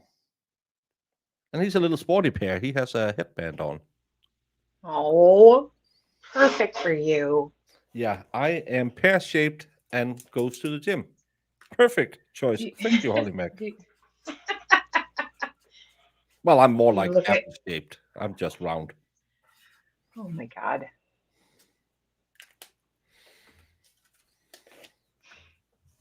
Baker's not fat. Don't let him fool you. He was bullying everybody in Denmark. I'm not bullying anyone. All the little kids by the train. God, I wish Iris was here to enjoy this. I don't get any of that fun stuff in DMs. No, me neither, MG. I know it's out there. Some people has gotten in trouble because of it. Luckily, I am so undateable. Not even my DMs get any action. Yes, I'm white-hipped. That's why I am. Wide hipped. Yeah. I don't have broad shoulders. I have childbearing hips. Yeah, you have those childbirth and hips. Back to this, Jamie. I need to take a pee-pee.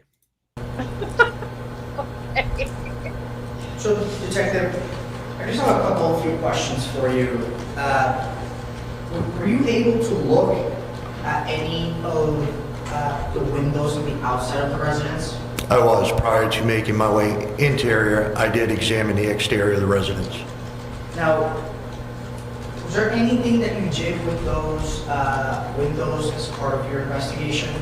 Yes, during the photographing, I located a window on the eastern side of the property, on the basement side of the house, which would have been underneath the barn location of the house.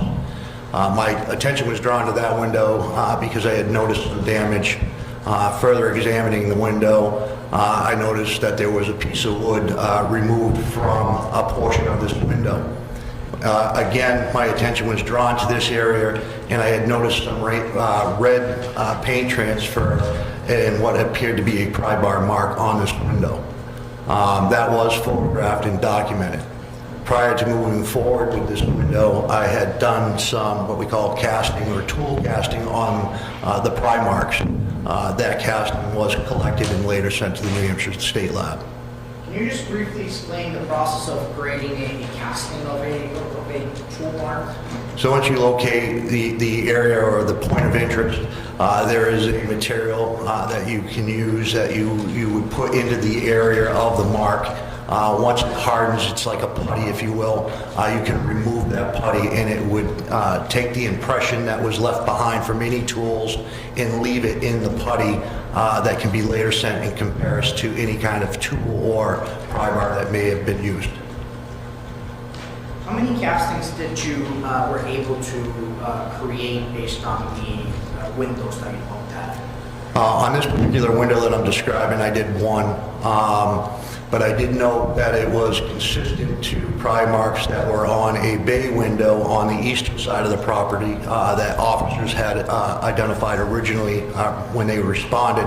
I did note the same or very similar pry marks on this window, and I did the castings of those as well.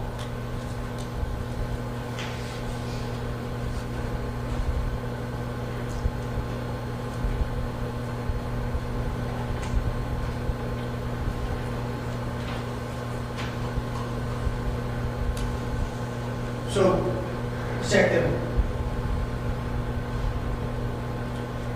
which side of the house were those castings taken out of? On the, if you're looking at the property standing on Highland Street, the small window that was in the basement portion would be to the left of the resident on the eastern side of the residence. The two additional castings that I took were on the right side of the residence, which would have been the eastern side of the residence, and there were two castings done on that bay window. You got a man approach? Yes.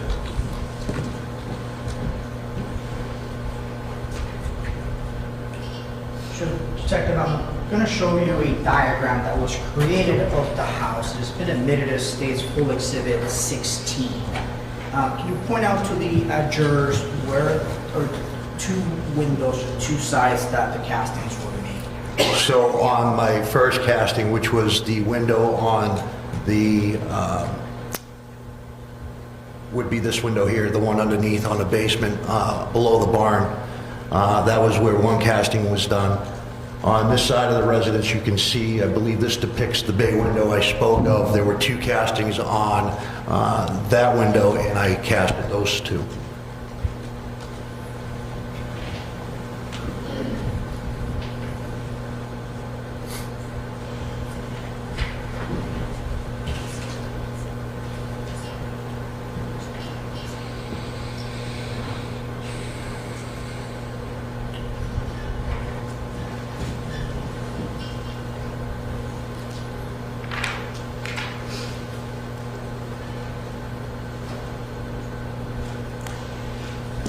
So, Detective, besides creating a casting and being able to document that to be sent to the New Hampshire State Lab, as you already mentioned, did you do anything else with the trim of the house? Yes, so on the rear of the residence, there was, on the rear of the barn, there was another window that was found to have damage to it. This was the window that I earlier spoke of in having a conversation with Captain Sunderland that was later observed by Ms. Bork to have been damaged. I went to that area, documented that window with photographs. In that area, I also noted, the damaged glass. I also noted this window had previously been boarded up, which Ms. Borg had indicated that her brother had boarded this window up. She told me she had the window that was there inside the residence, but in further examination around the window, I did notice more red paint transfer on the wood trim. There were some additional broken pieces that were still attached to the barn. I noticed that these pieces of wood still had indentations, which was consistent to being, having a prior buyer used to damage this window.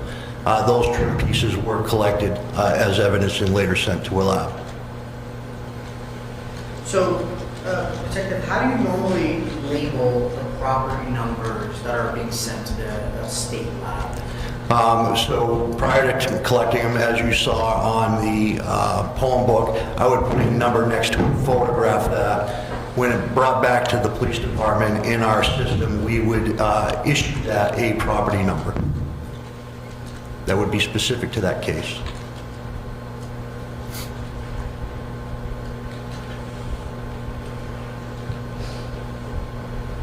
So, what was the total of items after you were able to gather all of the silicone or the castings and the tool marks and that which you just testified about, the piece of wood? What was the total number of items that you were able to send to the New Hampshire State Lab for testing? I believe the castings were sent, the wood was sent to the state lab, as well as the disc of images from the latent prints off the cellophane that I was able to generate.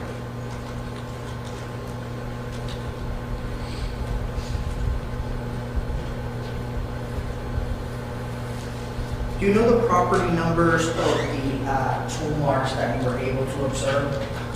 Without looking at the report, I wouldn't be able to tell you that. General, may I approach? Yes. Oh, can you just move on? Some fingerprints that were analyzed.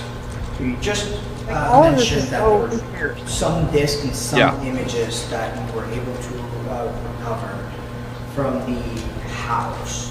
So can you identify the property numbers of the discs that you were able to send to the New Hampshire State Lab? Yes, one of the property numbers would be 22-237-PR. Another disc would have been labeled 22-440-PR. Now, I just want to ask you specifically, on the second page, when you're looking at some of the prints that were identified, it looks like there's an L20, an L20A. Were those images or were those prints included within the disc that you sent to the New Hampshire State Lab? They were. So now I'm going to show you another report. These are some of the items that you were able to document on that day as well. So what was the total number of items that were sent to the New Hampshire State Lab? There were a total of 5 items sent to the New Hampshire State Lab. And what were those? One of them was a red pry bar, the other being silicone coating or the castings. There were 2 of those actually, and then there was a segment of wood. So there were 3 total overall castings, the silicone castings that I did, the pry bar and the wood trim. Now, and what were the property numbers of the castings that you were able to obtain? One of the property numbers, forgive me, I'm going to have to pull out my glasses.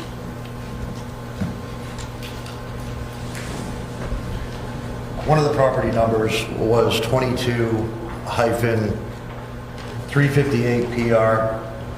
One of the castings was 22-351-PR, and the other one was 22-352-PR. So were all those property numbers that you just listed the same items that you were able to gather, document, and then subsequently send to the New Hampshire State Lab? Correct.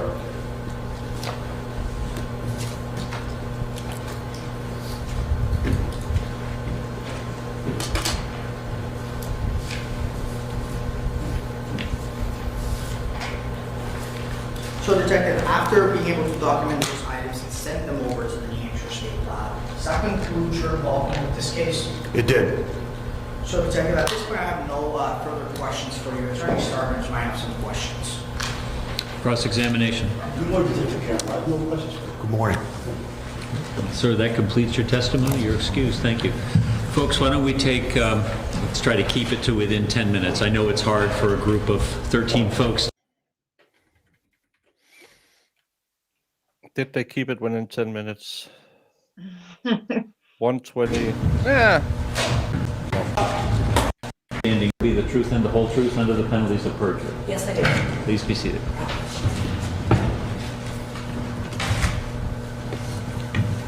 Yeah, this is just a yada yada yada yada file. Good morning. Good morning. Good evening. My name is mispronounce your last name, so why don't you say it and also spell it for the record? Yes, my name is Jill Terrio. Last name is spelled T as in Tom, Herriault. Thank you.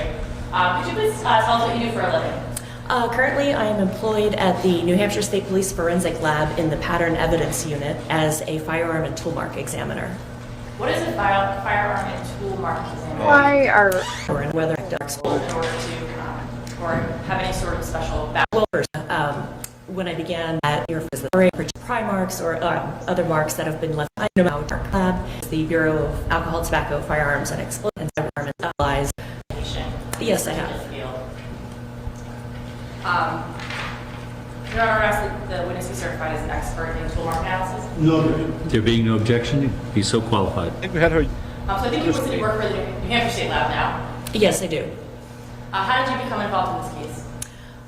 This case, the pieces of evidence were submitted to the New Hampshire State Police Forensic Lab down in Concord, and I am one of two tool mark examiners at the lab, so it came to me to be the one that would be examining the items in this case. And for what purpose were these items sent? There were a number of question marks and a tool submitted, and it was asked of me to determine whether or not this particular tool was the one that made the marks on the items submitted.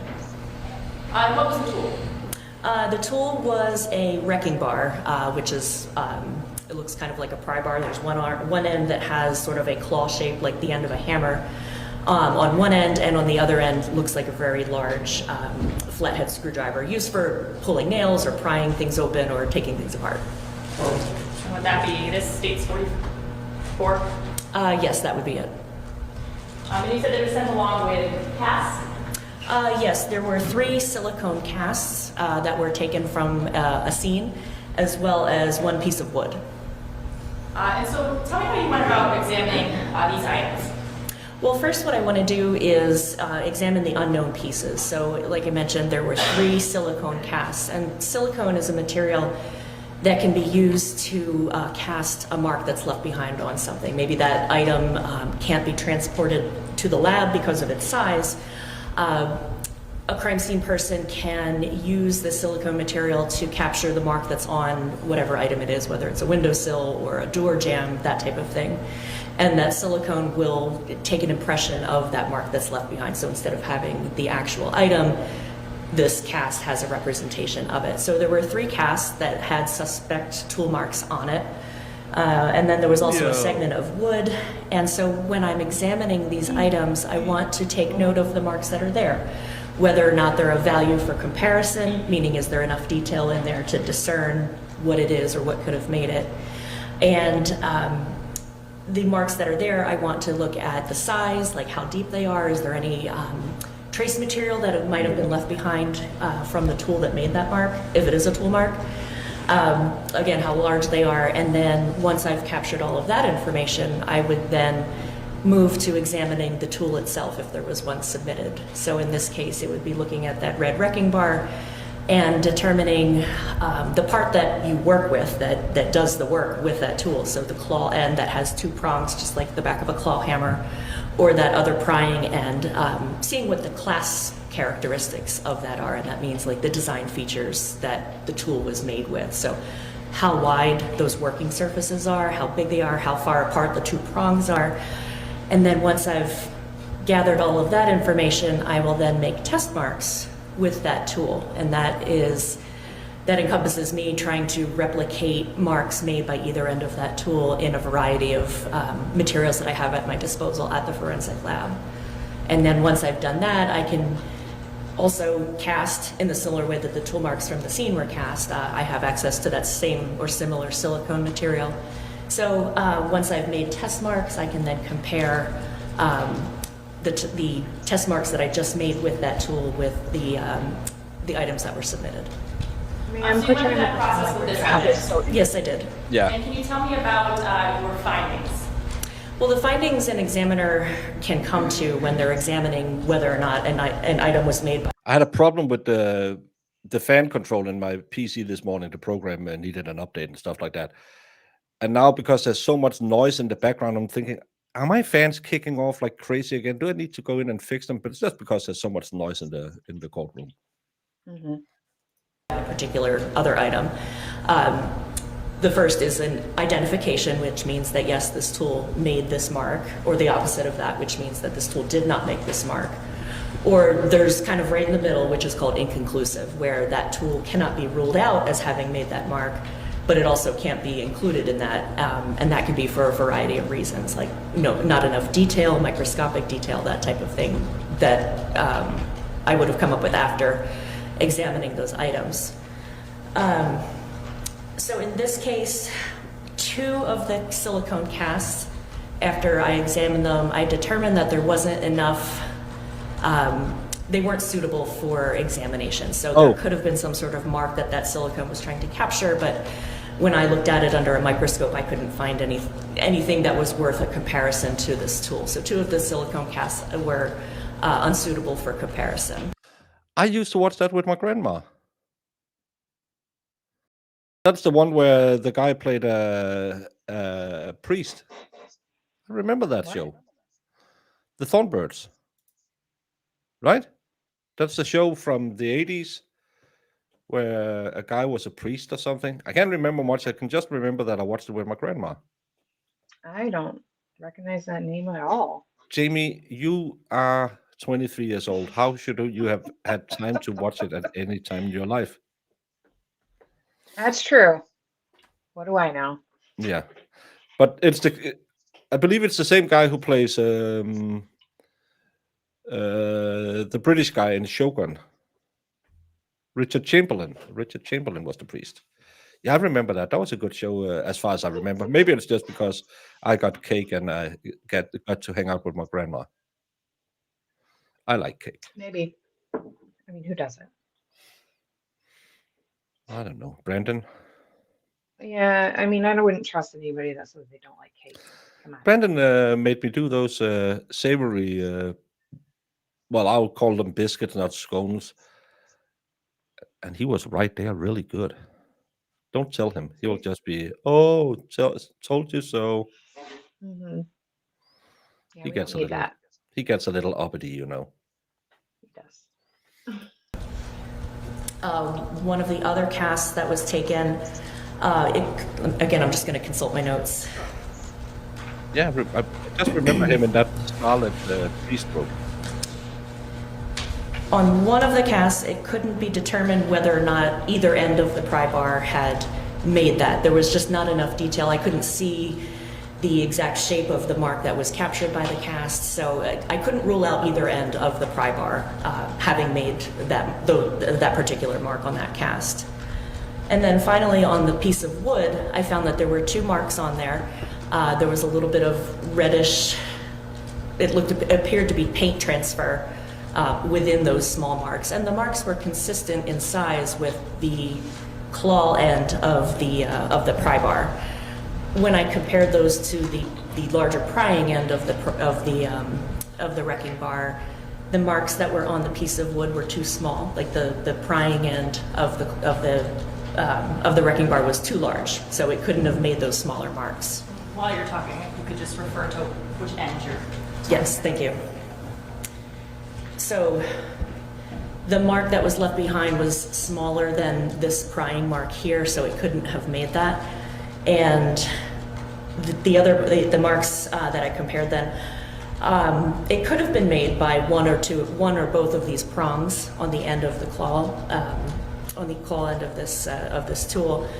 But due to the nature of the wood material that those marks were in, it was very lightweight, it was very porous, very dry. There was chipped and peeling paint on it, so it didn't retain a whole lot of individual detail. And by individual detail, I mean like little microscopic marks that are left behind on these working surfaces that arise from just using the tool as a person would. So through use and abuse of it, it gathers random imperfections on that surface, and those marks can be transmitted onto an item that one is using this on. So when I examined the two marks in the piece of wood, I wasn't able to determine conclusively whether or not it was this. I couldn't rule this one out, but I also couldn't include it either. So just to make sure I understand, the findings were that it was, the markings of the wood were consistent with this bar, but could not conclude that it was this bar. That's correct. Now, I think you also said that during your process you make imprints into a piece of sample wood. Yes, I do. Can you tell me a little bit about that? So I wanted to replicate, for me to compare. So she's saying none of it matched, and the crowbar was in the barn where it's supposed to be. How are we tolerating this so far? There was a receipt for him buying the crowbar, and I believe the crowbar was in his car.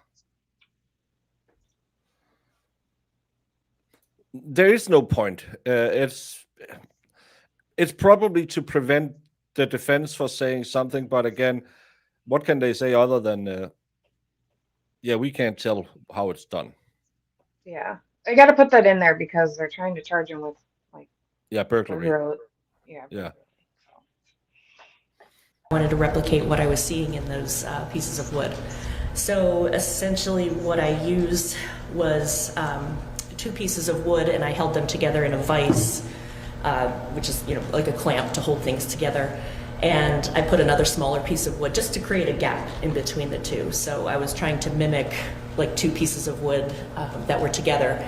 And I used the prying end of the tool here to put in between those pieces of wood and wedge it to try to make marks similar to what I was observing in the wood segment that was submitted. So I did that, and then I was using those to compare to what I was seeing in that wood segment. And when you were doing that, You wouldn't use that end to open a window, because you can't get leverage, because then you'll have to break the window to.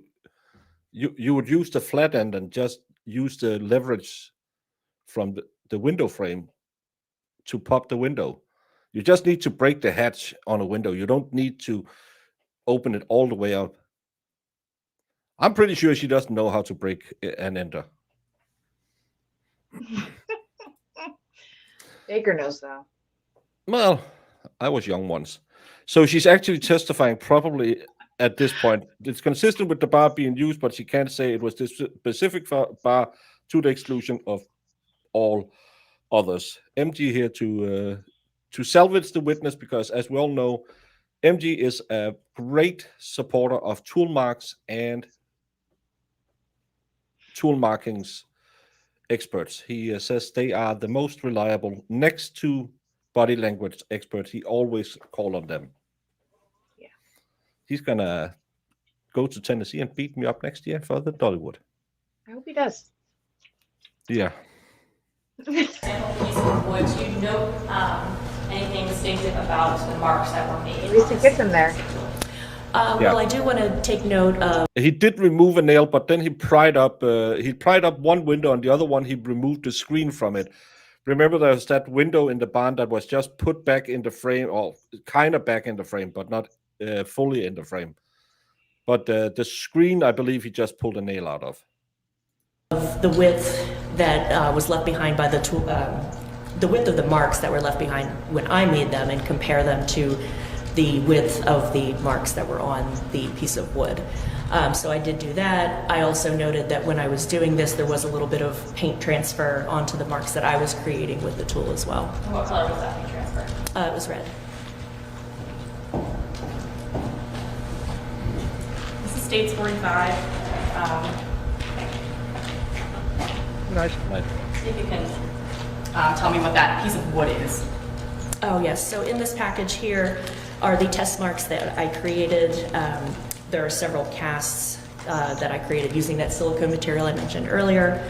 I made marks in lead, like thin sheeting of lead, and then in here also is a set of test marks in a block of wood that I made. And in that block of wood, test marks on it, that you use the states 44 on, do they show the red paint transfer? Yes, you can see hints of that in the areas that I have marked T1 and T2. I think we stricken from 45 and entered as a full. Any objection to 45? Right, the ID is stricken.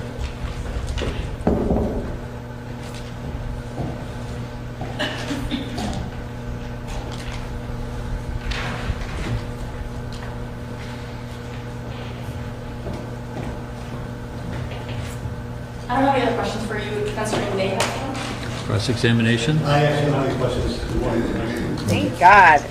Right, that does complete your testimony. You're excused. Thank you. Thank you very much. So I'm going to send you to lunch now with the goal that we return at 1 o'clock. Standing, please raise your right hand. Do you swear or affirm that the testimony you give to the jury will be the truth and the whole truth under the penalties of perjury? Yes. Please be seated. What more can they put in? Another guy with Could you please state your full name and spell your last name for the record? Matthew Burrill, B-A-R-I-L. And sir, what do you do for a living? Police officer, For? City of Rochester. How long have you been with the City of Rochester? 6 months. And prior to that? I was with the Somersworth Police Department. Were you working for the City of Somersworth as a police officer in February 2022? Yes. Direct your attention to February 9th of 2022. Were you working shift that day? Yes. What shift were you working? I came in on day shift. When you came in on day shift, did you become aware that there had been an arrest from the night before? Yes. What, if anything, did you know about that? I knew there was somebody arrested that was in somebody's house. He was already at the station when I got there. So when you got there, the suspect was still at the station. Yes. You knew that suspect's name? Mauricio Guerrero. You could just speak up a little. Mauricio Guerrero, sorry. Can I ask you to do me a favor? I don't want you to get too close to the microphone, but just a little bit closer and try to elevate your voice a little bit. Okay. Yeah, that's probably pretty good. Oh, there's texture on his shirt as well. I don't like this. And no, this tie is way too busy for court.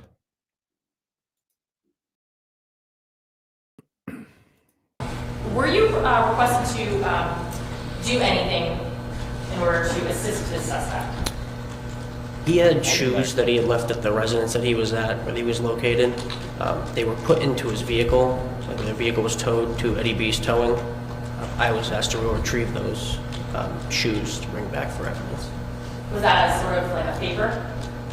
Yes, they were officers that were on scene. They were handling what they were dealing with, and I was an extra body. Oh. And so did you ultimately go to his truck at Eddie B's towing? I did. And what, if anything, did you note when you went to get his shoes? I noticed some women's undergarments, some clothing. Found the shoes. There were also pictures of a female, like family photos that were on the truck, as well as some construction tools, flat bar. Flat bar? Yes. Anything unique about the flat bar? The color, And what was that? don't remember exactly. I believe it was red. And at the time, did that seem significant to you at all, those items? At the time, no. The tools, no. The pictures and the woman's undergarments I thought were a little suspicious. Seeing as he came from very far away, I don't see why there would be women's clothing in there if he came up here alone. What did you do with that information? With that information? I called the station and spoke to the investigator. Did you ultimately relay that to Captain Sunderland? Yes. And do you know if there was ultimately a search of that truck? Yes. When you returned to the station, was Captain Sunderland speaking to the suspect? Yes. And where was that? He was in the interview room. At some point, did you become involved in that interview? I did. Can you explain that? Captain Sunderland was speaking with him about the incident. I think We the found highest stuff we in had the is vehicle, so 95. when I came back, I went and I think asked it him was about Homer, maybe what he was actually doing here and, Most stuff, likely. and asked him about the things in the vehicle as well.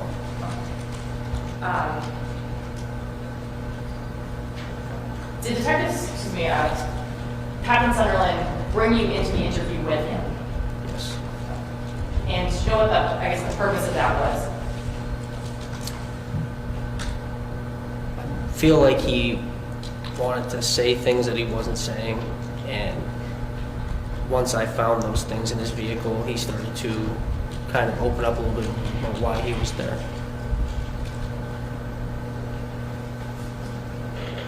And we talked about a later search of the car. You were not involved in that search, is that right? But after the search of the vehicle, did the captain task you with following up with the defendant a little bit further? I'm sorry, can you repeat that? Sure. Long question. So there was a later search of his vehicle, and then based on, or did Captain Sunderland later ask you to perform another interview with the defendant yourself? Yes, I spoke with him later in a separate interview. And what was the purpose of that re-interview? To really, again, he wanted to say things, but he kind of kept things hidden or not very forthcoming. He knew that he had done something that he wanted to tell us. He just didn't tell us right off the bat. And once we had more evidence of what happened, he kind of explained to us what the situation was. Were you trying to confront him with anything specifically? I asked him about the keys that were located. He had a key on his key ring that was to the victim's house. Had he previously acknowledged that he had a key to the victim's house? Objection. Yes. Rewatching. Sure. At that point, he had yet admitted that he had the victim's key on his ring. I'm sorry. At that point that you were re-confronting him, had he yet admitted to having the key? No. No. So did you specifically confront him with the key? The fact that there was a key found that went to her house on his ring? And what did he say at that point?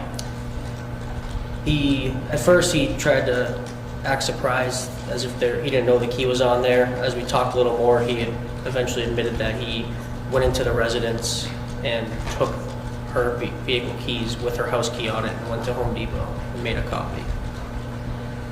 Did he say when he took the key? He said it was on Monday morning. So he did acknowledge being in her house on Monday morning? Yes. Did you ask him what else?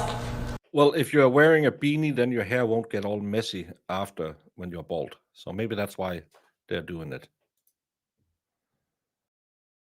He was doing there on Monday morning in her house. He said he was there to get some belongings that he left behind. Can you remember what those belongings were? I believe there's TV and a fireplace. Did you ask him how he entered the home? He said through a back door. Did you specifically confront him about perhaps coming in through a window? I did, yes. And what was his response to that? He said he did not. Can you just repeat that? Please speak up. He said he did not. He said he did not. He did not. Okay, sorry. Did you also confront him about the night that he was arrested, how he entered the door on that, entered the home on that occasion? Yes. And how was that? He stated that he had left a back door unlocked that leads into like a breezeway, and that's where he left his shoes before entering the house. What else did he tell you about his shoes? He said that he took them off outside before he got into the residence. They were located inside the residence, and if I recall correctly, there was still snow on the ground. There was still snow on the ground? Yes. And did you confront him with that plausibility? Yes. And what did he respond to that? He said he took them off before he came in. And going back to the items that he had left behind that he was trying to retrieve, do you remember if he specifically talked about like a belt or a hat? He did. What did he say about those? I don't remember exactly which one of those items he said were very sentimental to him, but he did say one of those pieces were sentimental and he just wanted to get them back. The most sentimental piece was, of course, the picture of the axe wound. That's the back door to take a picture of the front door. Yes, that's what he did.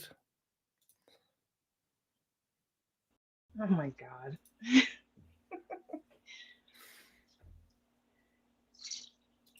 Ew. This he was a pure gentleman, and he only took a picture, and he kept his distance and zoomed in. He didn't go all close up with the camera. I'm telling you, ladies, you are tossing a lot of gentlemen out there. Did you ever ask him if he had tried to reach out to Rachel to get that back? I did not. I'm sorry? He did not. He did not specifically reach out to Rachel. I did not specifically ask him if he did. Okay.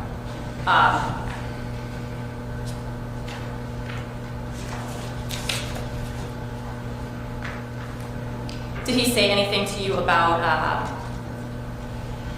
knowing what happened to them? He said that he... Well, what word? Because I don't know what word is acceptable. I tried with the puss, that got a negative reaction. The moist maker, negative reaction. The axe wound, negative reaction. So I don't know. Lady flappers. The roast beef sandwich. I didn't realize you called a vagina the axe wound. Oh my God. We have to have a poll on this one. What to call the West Virginia? The cow curtains. The cow curtains. That's what Lynn Dalton apparently calls them.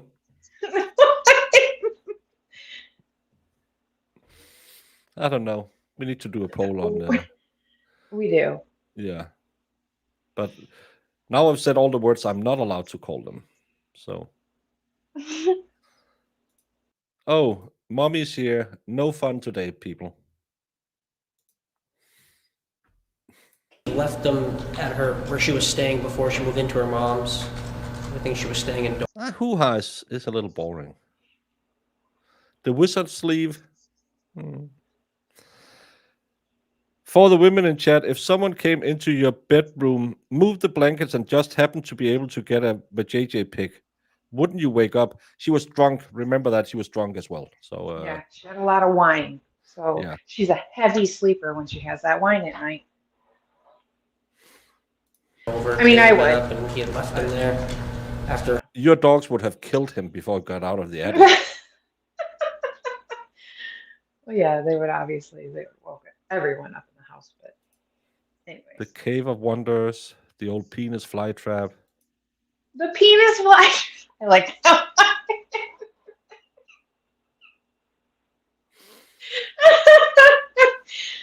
Oh God. Hanging out with her. Do you remember what he said about her do you remember what he said that... Sorry. Do you remember if he said anything about what she told him happened to them? I don't recall. Seeing a copy of the transcript help you remember? Yes. This is page 12. So I just want you to read this to yourself, and I'm going to ask the question again. So that you can read your question and you flip to the page to type her answer, okay? Good. And I'll ask you questions. The Growler. I don't think I understand that reference.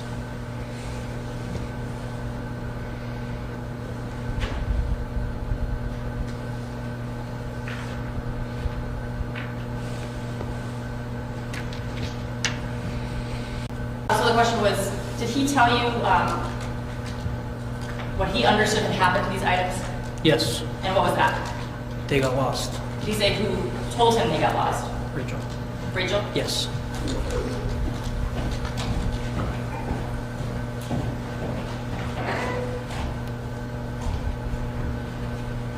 So just to clarify, he told you that he believed items were in the house, but he also said that he had been informed those items were in fact lost. Yes. Do you have a little talk with him about, what he had been doing and why he had been doing the things that he was doing? Yes. And did you also ask about whether or not he ever really had a relationship with her? Yes. And what did he say? He said he believed that they had something. He did state that they, had intercourse before. He stated he really liked her, and that's really what drove him to get to this point. Because this is the same night that she had been out giving him the 5-second mouth hug in the car, so he would have known about her state of dress at that time. And maybe he just got lucky. Sometimes you sneak into a girl's room, lift up her comforter, and you're thinking, maybe I can get a nice underwear shot, and you get the fly trap.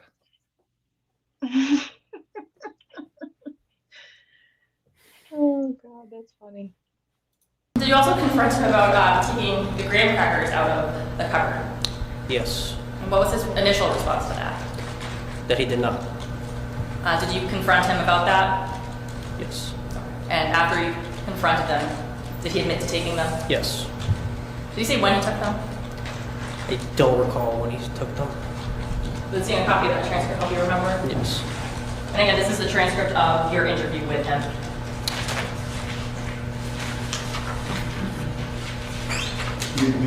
Yep, 33.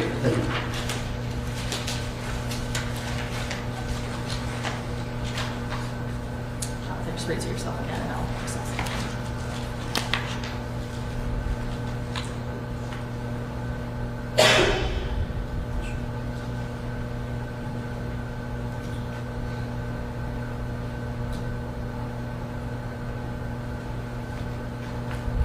When did he say he took the graham crackers? Tuesday.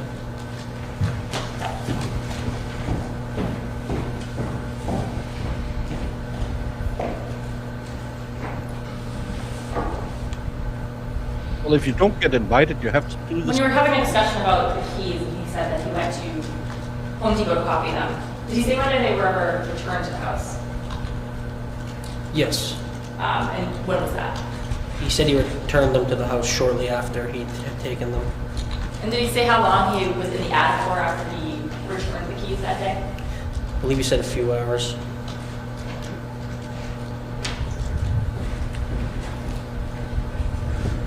I don't have any questions for you, but defense counsel, any? Attorney Starbranch? Thank you. Good afternoon, officer. Good afternoon. Just a couple quick questions. Yeah, that's the thing. I do sleep in that state, but I'm single. When my daughter was here, I put on boxers and a t-shirt because if something happened and I had to go help in an instant, I wouldn't be running around in moops out, Donald ducking it. So yeah, that's and actually first night baby Baker fell out of the bed, so there was an accident. So good thing that I was dressed because I went into dad mode and just jumped out of bed and ran. So yeah, unless you have pleasant company, then if it's just your family, stuff the old sausage and potatoes in some underwears. You were asked questions on direct about what Mal told you he went in for. Do you remember those questions? I'm sorry, can you repeat that? I'm sorry, I'm having something wrong. You were asked some questions by Attorney Garage about what things Maurice Gill was going in to get. Yes. And he told you he went in the fireplace and TV. Is that right? Yes. Didn't he actually tell you that he saw the fireplace, but he was looking for his belt, glasses, and beanie? That sound right? I'd have to see. I don't recall. Page 5 down over.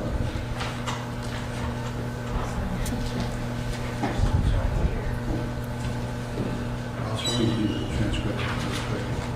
You can look at the whole page or right from the page you want to. Okay. I'll look for you on page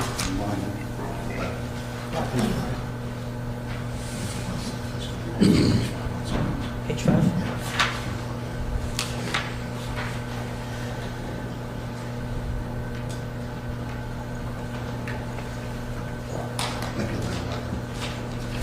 Oh yeah, and she was interacting with her mom, thinking there was a ghost. I'm wearing clothes around my mom, but also she was sleeping in a bathrobe. Who sleeps in a bathrobe?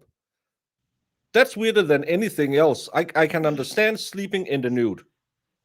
Sleeping in the nude is absolutely fine. I do it because it's good for your skin to have air around it. But in a bathrobe, I would be fighting that all night trying to get it off me. It's because she's sloppy. Yeah. She's drinking. She's sloppy. She's a sloppy lady. No, I think it was just her. I'm hanging out at the house.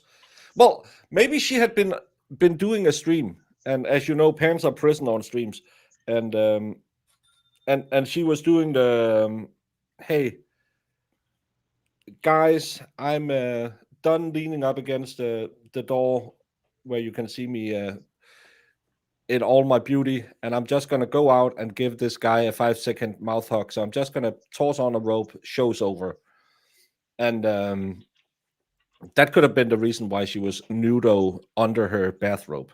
Remember, she was a sheet artist. Sheet artist. I mean, I can understand falling asleep in like a bathrobe if like you're sick or something. Kelly has suggested we call it a chunky cookie. Thank you so much for the corner kisses, Kelly. Chunky cookie. A chunky cookie. I think Flytrap is better. I don't know why that makes me laugh. I enjoy that one.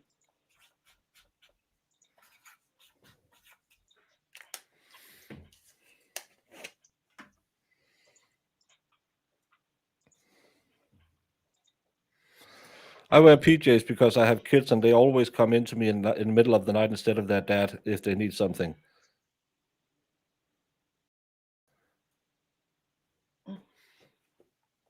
I have a ton of like matching cute PJs, and they're not just like childish ones. They're like cute. So, Look I like who's that for finally up. Better late than never. Sorry we started early today, Krista. She goes on goes home and takes care of her dad, and then she comes back, and then she's getting into this Sue kind of mentality. I'll show up when I show up. Oops. Oh, okay. Oh, Baker. She's gonna shank you one day. Yeah, I'm gonna get it. I don't think I will ever go to another meetup, even though I promised I'll bring the bomb paddle to my next meetup, because I'm gonna get shanked by all the Sue is gonna be there, Krista's gonna be there, Gabby is gonna be there, and all of them are just. Can you turn your back to us for 2 seconds? Yep. Chooky, not cookie. I'm not shocked. Chooky, not cookie. I don't know what a chooky is. I don't know. I know, Holly. I have a cute little PJ collection.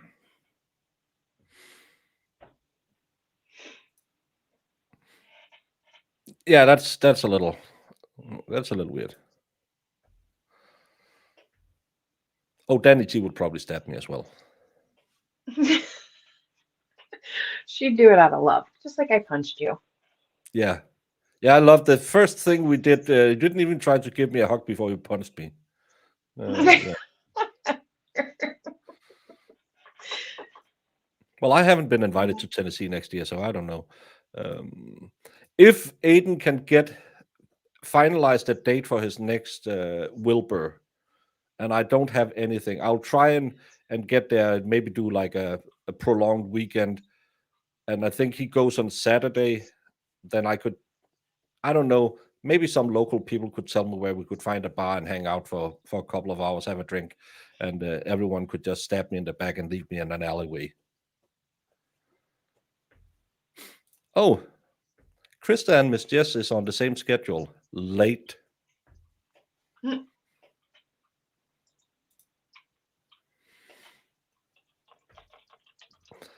Jamie, these women, I tell you. They're the best. They are the best, but punctuality. Baker has a problem with lateness, guys. I get yelled at all the time. Yeah. So be on time or you're on a shit list. Yes, I'm going to bring the baddie if we're doing a meetup. He said March or April. They haven't figured out a date yet, so I just hope. But I don't know. I don't know where anything is there. I need someone locally who can say, well, we can go to this bar where we can sit and talk and do stuff like that. That we don't have to do the. It's getting hot in here, so take off all your clothes. It's getting so hot, I want to take my clothes off. Come on, Bobby, let's go party. Ooh, ooh, ooh, yeah. Come on, Bobby, a good party. Ooh, oh, ooh, oh. Oh my God, I missed that. My favorite sing-along. Thank you, Jules, for considering it. The kid want to drive across state line. Jules is like, yeah, I live down the street. Fuck you. I love I like this. Maybe I'll make time for you. Yeah. Lateness brought you two beautiful daughters. No, that was way too early. I mean, got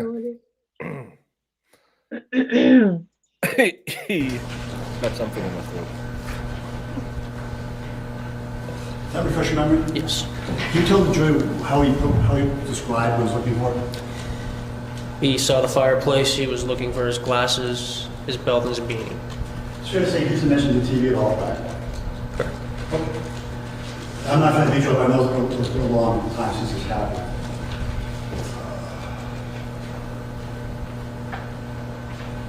I want to ask you just another couple of questions about the direct.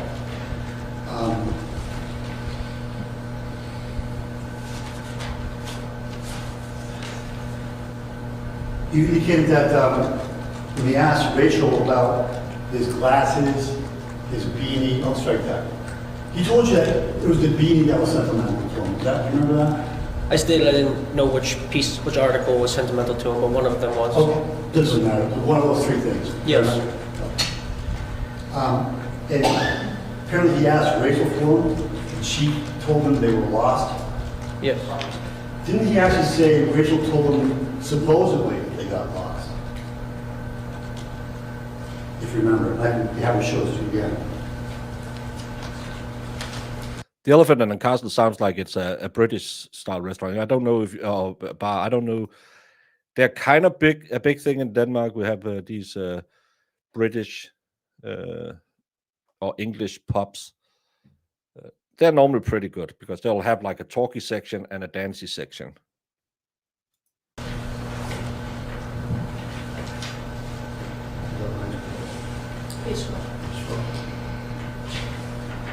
What was I sure? It's top 13. Page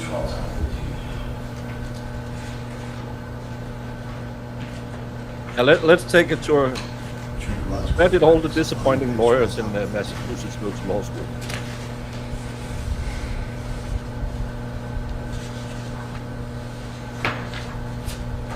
Does that refresh your memory? Yep. Can you tell me what he actually said about what happened to us? Supposedly they got lost. Sounds like he might be skeptical about that, doesn't it? Objection. He was there. Speculation. Right. If you can describe his demeanor or tone when he answered the question. He was very mellow the whole time I was speaking with him. He didn't have much concern. But he didn't actually say he was told they were lost. He said she told him supposedly they got lost, which is a little different, right? Some question about whether they're really lost or not. Is that fair? Could be. It could go either way. Good. Okay.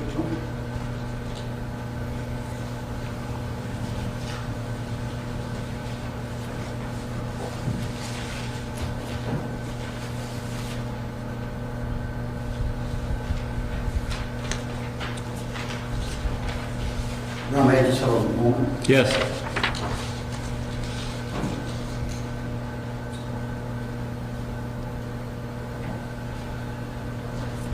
Is it fair to say that Mauricio expressed some remorse for what was happening, what he had done?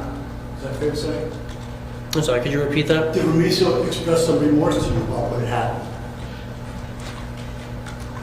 He expressed some concern of why he acted in that way. Yes, you described it as being a bad idea, right? Yes.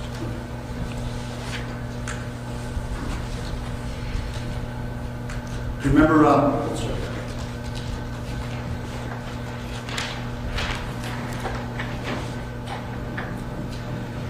Did they indicate to you that they had actually stopped talking, but then she had reached out and called him? Yes. And you remember sort of later on in the interview when you asked him again, what were you doing? And he repeated, I went in to get my stuff. He said it a couple times, is that fair? I don't know. Oh, it's the Christmas ninjas. They do stuff like that. That's You mean those little gnomes that do bad things? no. She had her Christmas tree stand stolen, so that must be the ninjas. The gnomes would never do that. Yes, I spoke with him a few times and he stated. A couple of times? Yes.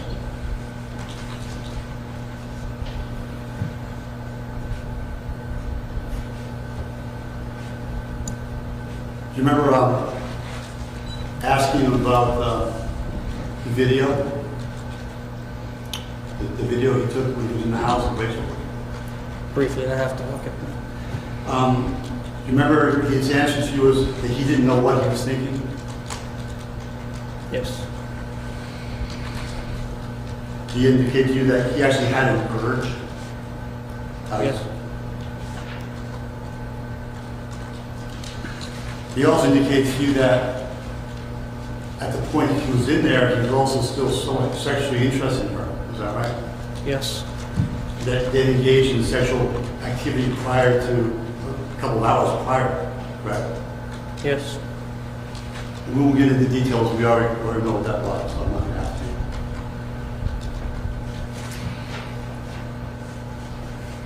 to. No, I'm sure I have no further questions for you, thank you. Any redirect? Defense attorney just asked you about Mr. Guerrero saying he had an urge when he took the video of Rachel's vagina. He didn't indicate to you when that urge commenced, did he? Don't recall. Do you have a copy of the transcript, help you remember? Yes. Just look at this and see if there's any place where it says the urge started. And page 21. Things I didn't think I would hear in a courtroom. When did his urge start to take pictures of her naked clam chowder? No, clam chowder would be secretions. Yeah. Oh, Oh, hey, honey, I have such an urge to take pictures of you. Mm. Do I make you feel randy? Do I? Randy. Haven't you seen Austin Goldberg? Yes, but I haven't heard that in a long time.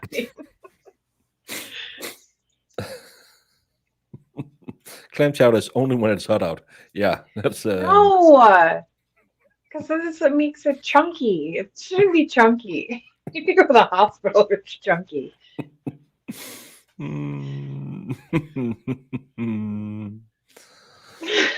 I can't. You know you're stepping over a line when even Miss Jess is, Marissa, that's too far. No. She's seen some stuff. She's been in the military. Oh, Let's. yeah. Oh, I'm sorry. Oh, Jamie, I have the urge to go into hobby photography. There will be a photo booth at the next meetup.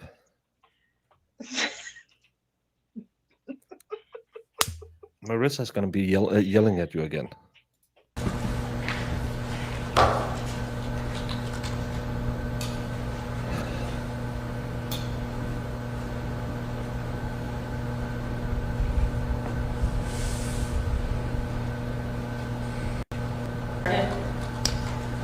When he saw her sleeping.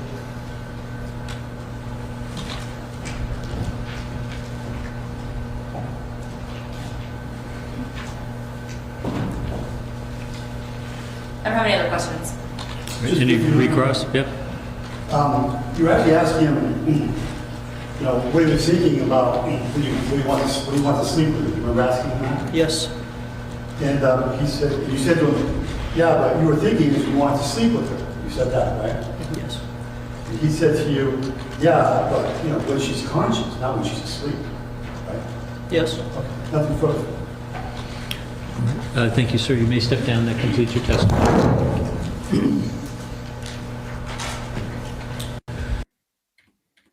Not intend to present any further evidence in its case in chief. So at this point, I have some matters I have to attend to with the... So the state has finished presenting their case in chief. And we're now going to the defense. And I think the judge is going to ask us if he's going to do it. Am I the only one who watched Suits? I tried watching Suits. I couldn't get into it.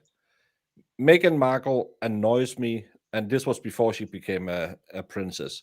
She really annoys me. I think she's a bad actress. And I didn't really... I like the redhead secretary. But other than that, I didn't...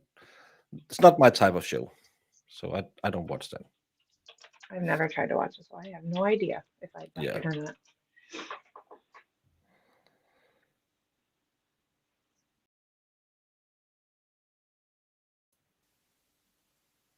Oh, yeah. Your intention to testify in this case, is that correct? Yes, Your Honor. All right. I want to make sure that you understand that you do have, under our Constitution, the absolute right to remain silent, which means the absolute right not to testify. If you chose not to testify, I would inform the jury, instruct them that they cannot hold that against you in any way. They cannot infer from your silence that you have something to hide. They cannot draw any negative inference from it. Do you understand that you have that right? Yes, Your Honor. And in choosing to testify, do you understand that the jury will not be told that they cannot consider your testimony? In fact, they can consider your testimony as they would any other witness in the case. No, she was a duchess. I think they still technically are duchesses. He is going to testify. He is going to testify. Do you understand that? Yes, Your Honor. All right. And do you make this decision to testify freely and voluntarily? Yes, Your Honor. And is it also based on the advice of counsel? Yes, Your Honor. All right, thank you, sir. You can go ahead and have a seat. So, Attorney Starbranch, I'd like to do motions to dismiss if you are prepared to do that at this point. I am. All right, I'll hear you on your motion. I move to dismiss the charges that relate to the month of January 2022. There's no evidence that he entered the premises that were involved in the indictment of any kind. I can't remember. I don't think he was, because again, it's not it's just burglary and it's a B&E and stalking charges. So I don't think he was in prison at that time. But I'm not 100% sure because I saw it on some. Yeah. I want to say he got out on bond, but Yeah. We didn't watch it live, so I'm not sure. no, we didn't. So There was evidence that he was in town at some point during that month, but there was no indication that there's no evidence of any kind that he went in. There was no complaint from anyone that reported a suspected burglary or break-in. There was no indication from anyone who was in the Highland house in Summersworth during that period of time. Since there's absolutely no evidence of entry whatsoever, I think that indictment has to be dismissed. So let's take that issue first. Who's addressing it for the state? Attorney Garrod. So this would be indictment ending in 940C. So to that charge, Your Honor, there is sufficient evidence to go to the jury that the defendant did enter that premise unlawfully. He did take a photograph of an item which was located in the interior of that back barn, which qualifies by definition as an occupied structure. It was attached to the house, it has entryways into the house. It's arguably a separately secured.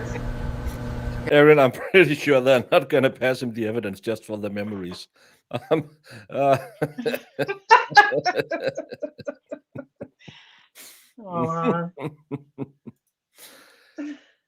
So, can you please smell these panties? Can you confirm these are Rachel's? Oh, that's a good opening question. That would be good. Exactly the language is, but a piece of that occupied structure, if nothing else. And there was a photograph which was introduced in evidence that was dated January 20th at around 3 a.m. Of a poem. And that poem was located, we know from testimony from Ms. Burke, in a tub in the back barn area. And Detective Campbell also testified that he was able to locate that poem as well.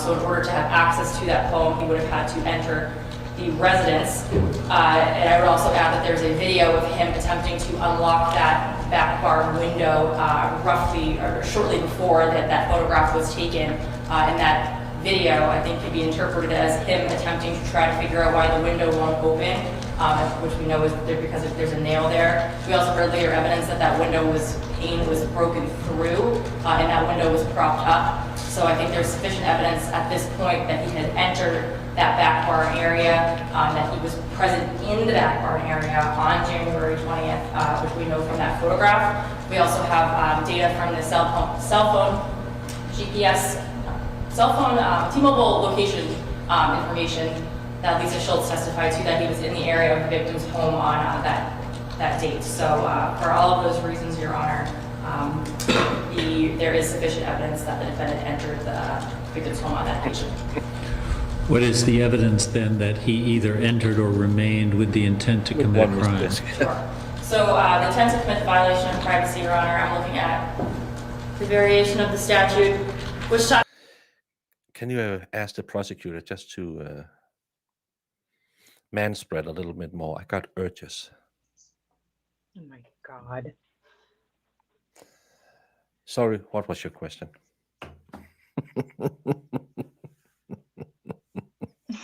About the misdemeanor if they enter any residential curtilage or private place without lawful authority and looks into the residential structure therein or any other private place with no legitimate purpose. My interpretation of the statute comes from an order from Your Honor from 2016, whereas a burglary can include the intent to look upon a private place, look into a private place. I have a copy of that order. Oh, I remember it.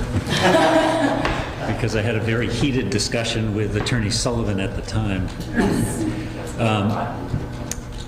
And I still struggle with the concept of, if that's the case, whenever anybody enters a residence without authority, they are always committing a burglary, because you are always looking in a private place no matter what. There has to be some distinguishing characteristic. I think the distinguishing language, Your Honor, specifically what you said, was the fact that it writes not look around, but look into. And I think that this case or this particular act was unique because he's rifling through items. So I think that looking into sort of matches the factual pattern here, where he's not just walking into a structure and looking around, but he's actively digging into a large back bin to find items. Well, there's no evidence he was in the building at all. I mean, there's evidence that he may have attempted to get into the building, but there's no evidence he succeeded. But if isn't he taking a photograph of the poem on? Yes, that's true. But doesn't he have to be inside to do that? When he took that, he may have taken it on that day, but he was in town that day, and the testimony I understand was that day that he saw in the window, she waved at him, but he didn't actually make contact with her. Well, They were training let me poems. clarify then. So Attorney Garrard, you're saying that the photograph of that poem was taken on the 20th. How do you know that? Detective Sutherland testified to it, and he wrote on the photograph itself the date and time that photograph was taken. Who wrote that? I had Detective Sutherland go through the photographs and match up the metadata from the phone, and he wrote on each, he looked at the metadata and wrote so we could be accurate, precise date and time. This is also a point in time though when they were actually giving gifts and they were trading. The poetry going back and forth, as I understand it. So how we took the photograph, the way we took the photograph. I've read the poem. It's that shitty poem about you being a flower and perfect, and something about rain. It's bad. We don't know. That's the thing. There may be Captain Sutherland's view that the picture was taken on that day, and that may be, maybe not. But I don't think that's conclusive proof because we don't know, frankly, when that was in that tub or when it was removed.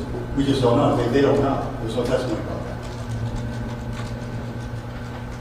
This is some evidence of when that photograph might have been taken, but this is somebody who almost compulsively photographs things. I mean, that's sort of the state's theory of the case. And he was giving her gifts and sought in return. Poetry was one of them.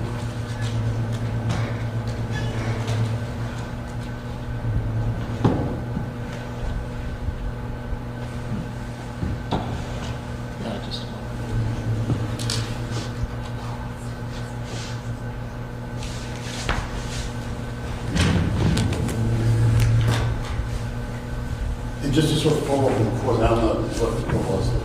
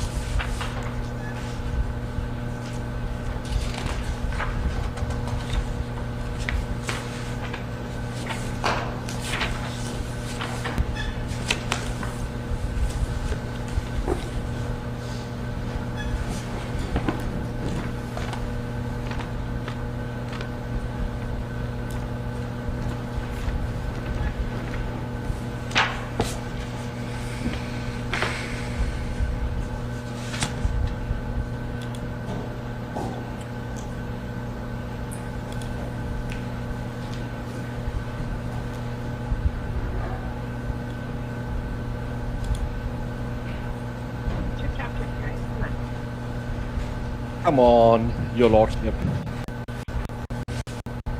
Privacy. What is the statutory variant that you think applies? It is 644-9-4.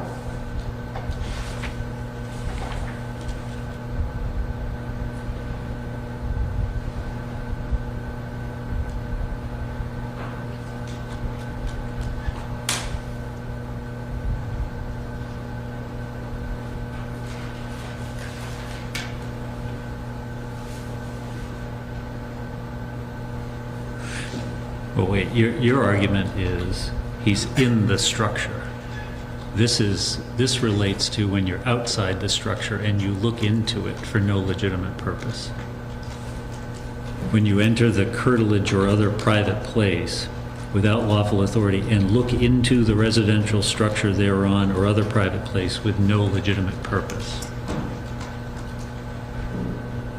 That's meant to cover when you're outside. Might be peeping Tom's statute. I think it's I think there's the two different ways you look at it. You're either on the curtilage or you're in the residential, or you're in the private place. So that's why it But says. you've got to be in the private place and looking into the residential structure.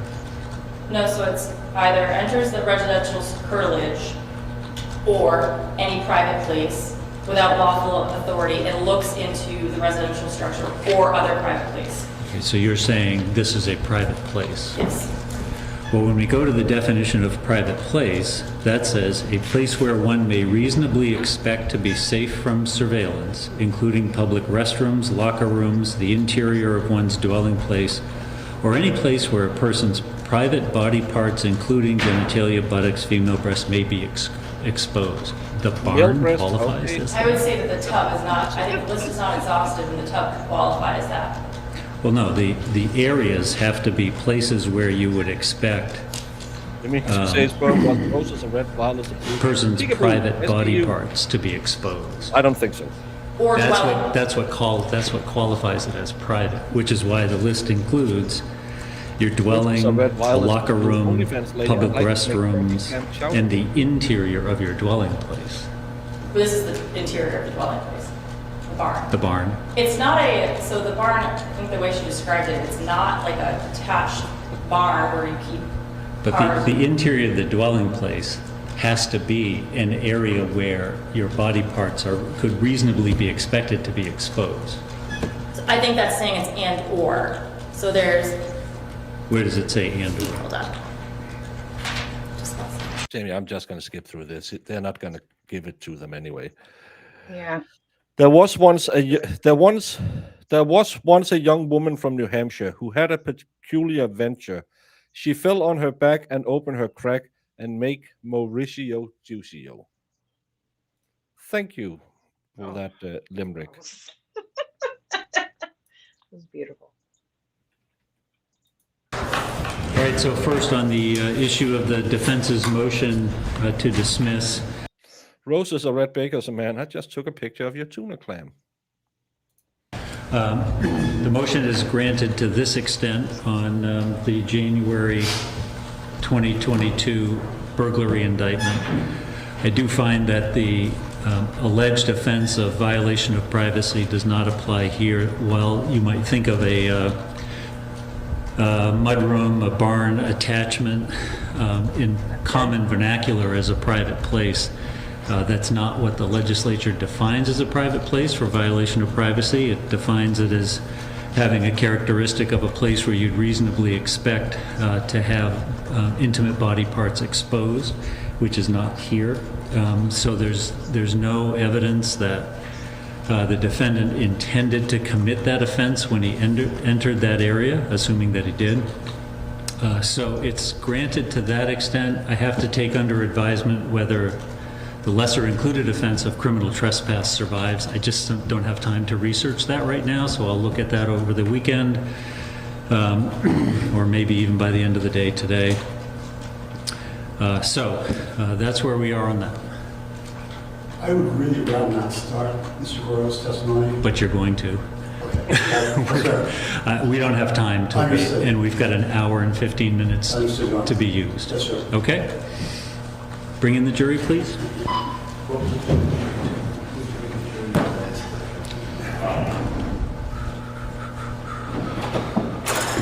Please remain standing. Jury entering.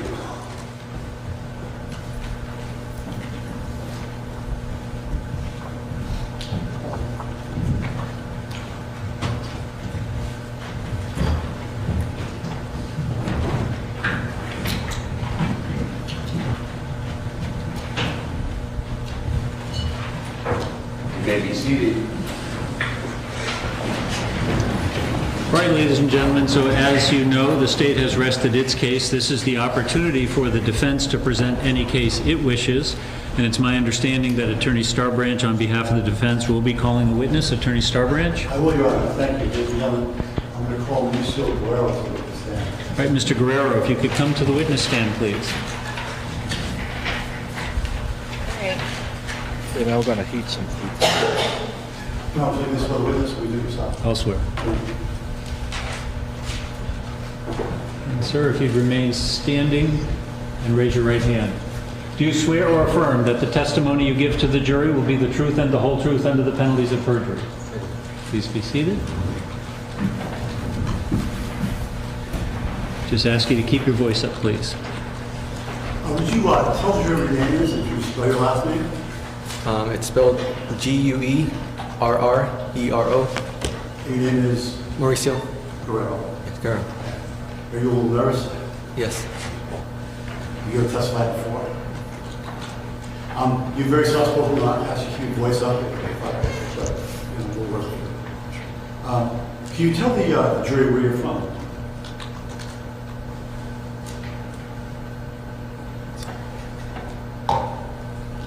I give you some water. I'm from Bensalem, Pennsylvania. Can I get you a glass of water? No, it's fine. It's fine. And how old are you? I'm 22 years old. How long have you lived in Pennsylvania? Almost my whole life, basically. Did you go to high school? Yes. Tell us a little bit about that. Where'd you go to high school? Bensalem, PA, Bensalem High School. I've been there. I started in 2015 and then in 2019. You're not still in high school, obviously, right? No, You're 20 years old, is that correct?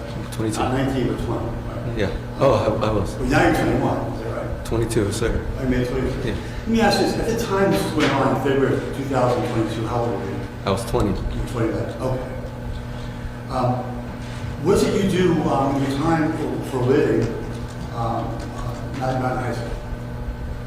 Mostly working. Can you tell us where you work? Oh, I work at my parents' restaurant. Tell us a little bit about your restaurant. It's a Mexican food place. We serve all type of foods, from tacos, burritos, everything. Do you have any family? Yes. Can you tell us who your family is? My mother, Adriana. My Is she sister. here? Yes, she's right over there. Anybody else? My sister, Brenda Guerrero. The reason I'm asking is that you say you work in a restaurant. That's actually a family restaurant, is that fair? Yes, And so all members of the family work there, or more or less? more or less, but mostly. Mostly. Okay. And that's where your sister is now? Yes, yes. I want to direct your attention back to October 2021. Is it possible that's when you first made contact with Rachel Nunez? Yes. Tell us the best you can remember when you made contact with her. And how? So on October 8th, around 11 at night, Miss Nunez was on live broadcast on OnlyFans, and she stated if someone would give me, I don't remember how much. Objection, Your Honor. Yes.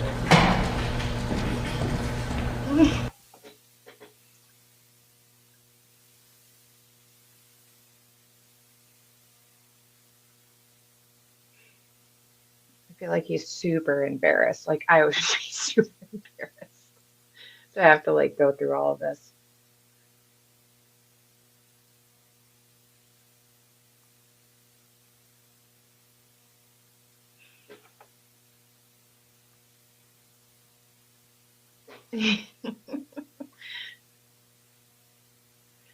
He probably did for the 19th time today.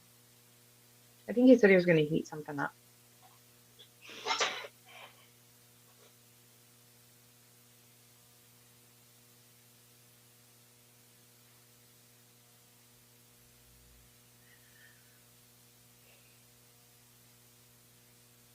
I turned my heat up in here, but this room is so cold.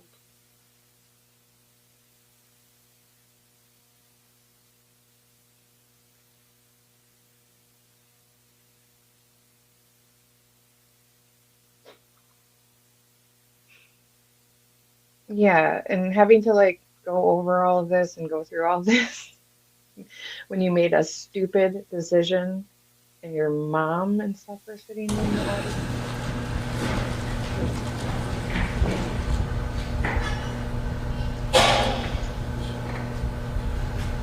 Well, Mauricio, I'm asking you about Rachel Nunez and her interaction with you. Okay? I'm not asking about anybody else's interaction. Okay. Or that sort of thing. Just when you and she were talking about you and she. Okay. Okay? Yes. Not anybody else. I understand that OnlyFans is, she probably has other clients, but I'm not asking about them. I'm only asking about you. Okay? Right?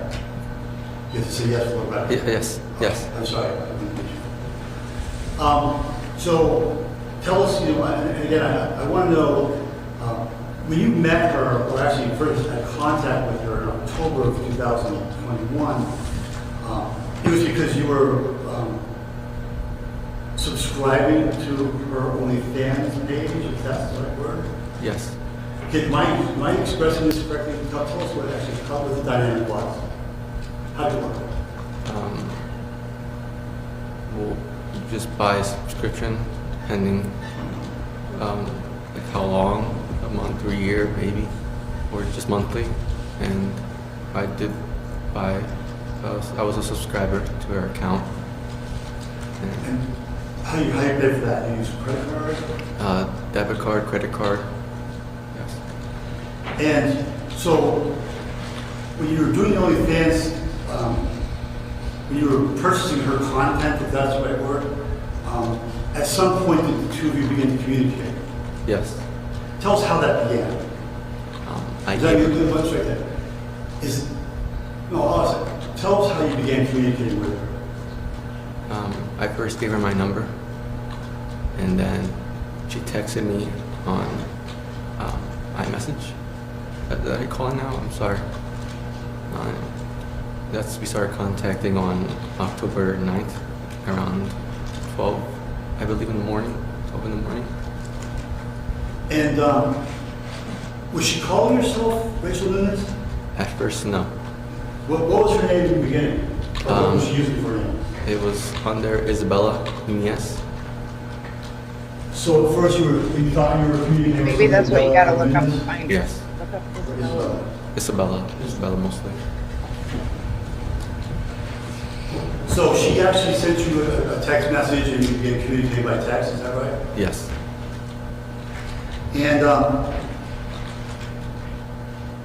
did you begin to, and I want to say, let me ask you this way. At some point did the relationship seem to develop between the two of you in October? Or was it later? Later, not yet. In November? Starting 19? It was starting to. And tell us about that. Tell us how it developed in November into a relationship that's more than subscriber client. I'm sorry, subscriber and content client. Well, we would FaceTime.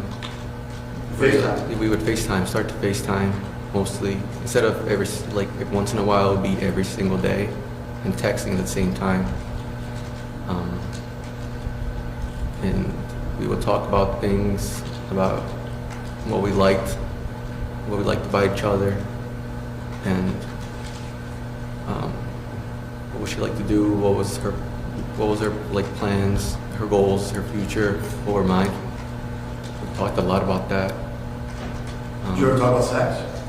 Yes, talked about that a lot. So, I understand that a lot of times when it's talked about sex, is it fair to say that we'll also talk about personal things as well? Yes. Sorry? Yes. Okay. You speak very softly, and I hear very poorly, so I'm sorry. Sorry, sir. So, at some point in November, did she begin to express to you that she had feelings for you? If you remember.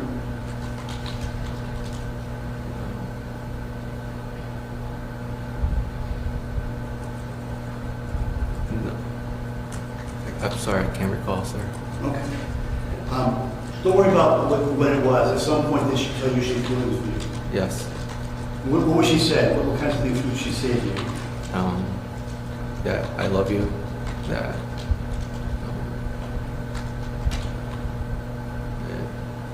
mostly I love you. It was mostly those words.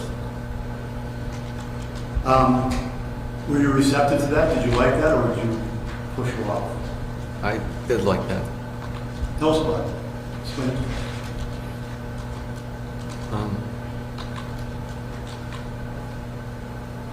How so, sir? I'm sorry. I'm sorry. What you said? How so? I'm sorry. Well, you tell us in your words where you were when she says to you, "I love you," and how that developed.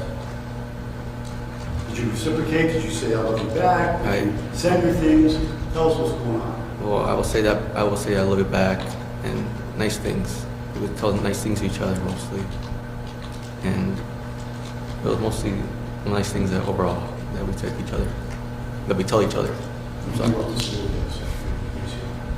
Maybe you can lean in a little further on the microphone too. Is that possible? We were nice to each other. So, You're really going to have to do a little better on that volume. Sorry about that. I can't hear you, it's possible some people in the jury can hear you, so. Okay. You explain to us about how this relationship developed.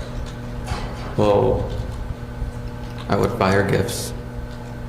We talked about, well, first we talked about buying gifts to each other. Mostly me to her. And later on, she sent me her mother's address first. And then she sent me her own address in Dover. I did send her gifts. I did send her a TV, a fireplace, and I think he's in some, Philadelphia. I believe like bodysuits or lingerie. He's in Pennsylvania. She lived in Delaware. At first, Oh, she's in New Hampshire. was telling her Oh, like, she what would was. you want, and Maybe she was in because she moved out and then she moved back in. Yeah. I don't know. Well, because he said her apartment in Dover, so maybe she lived in Dover in the apartment, and then she moved back with her mom, and her mom lived in New Hampshire. I don't know. Yeah. Speak into the microphone so the world can hear your humiliation clearly, please. Oh yeah, poor guy.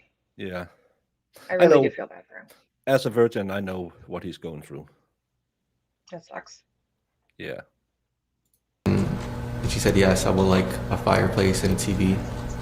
She sent me a list there's a Dover, New of what she Hampshire. would want for her Oh, apartment that was thinking Dover. in Dover. Am I wrong? So that wasn't where you sent the TV? No, at first she told me to send it to her mother's place because it was the better location to send it at.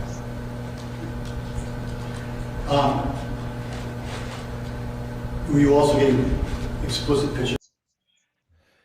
Yeah, and if you haven't heard it, expert, Krista sadly lost her dad after some very tragic dementia.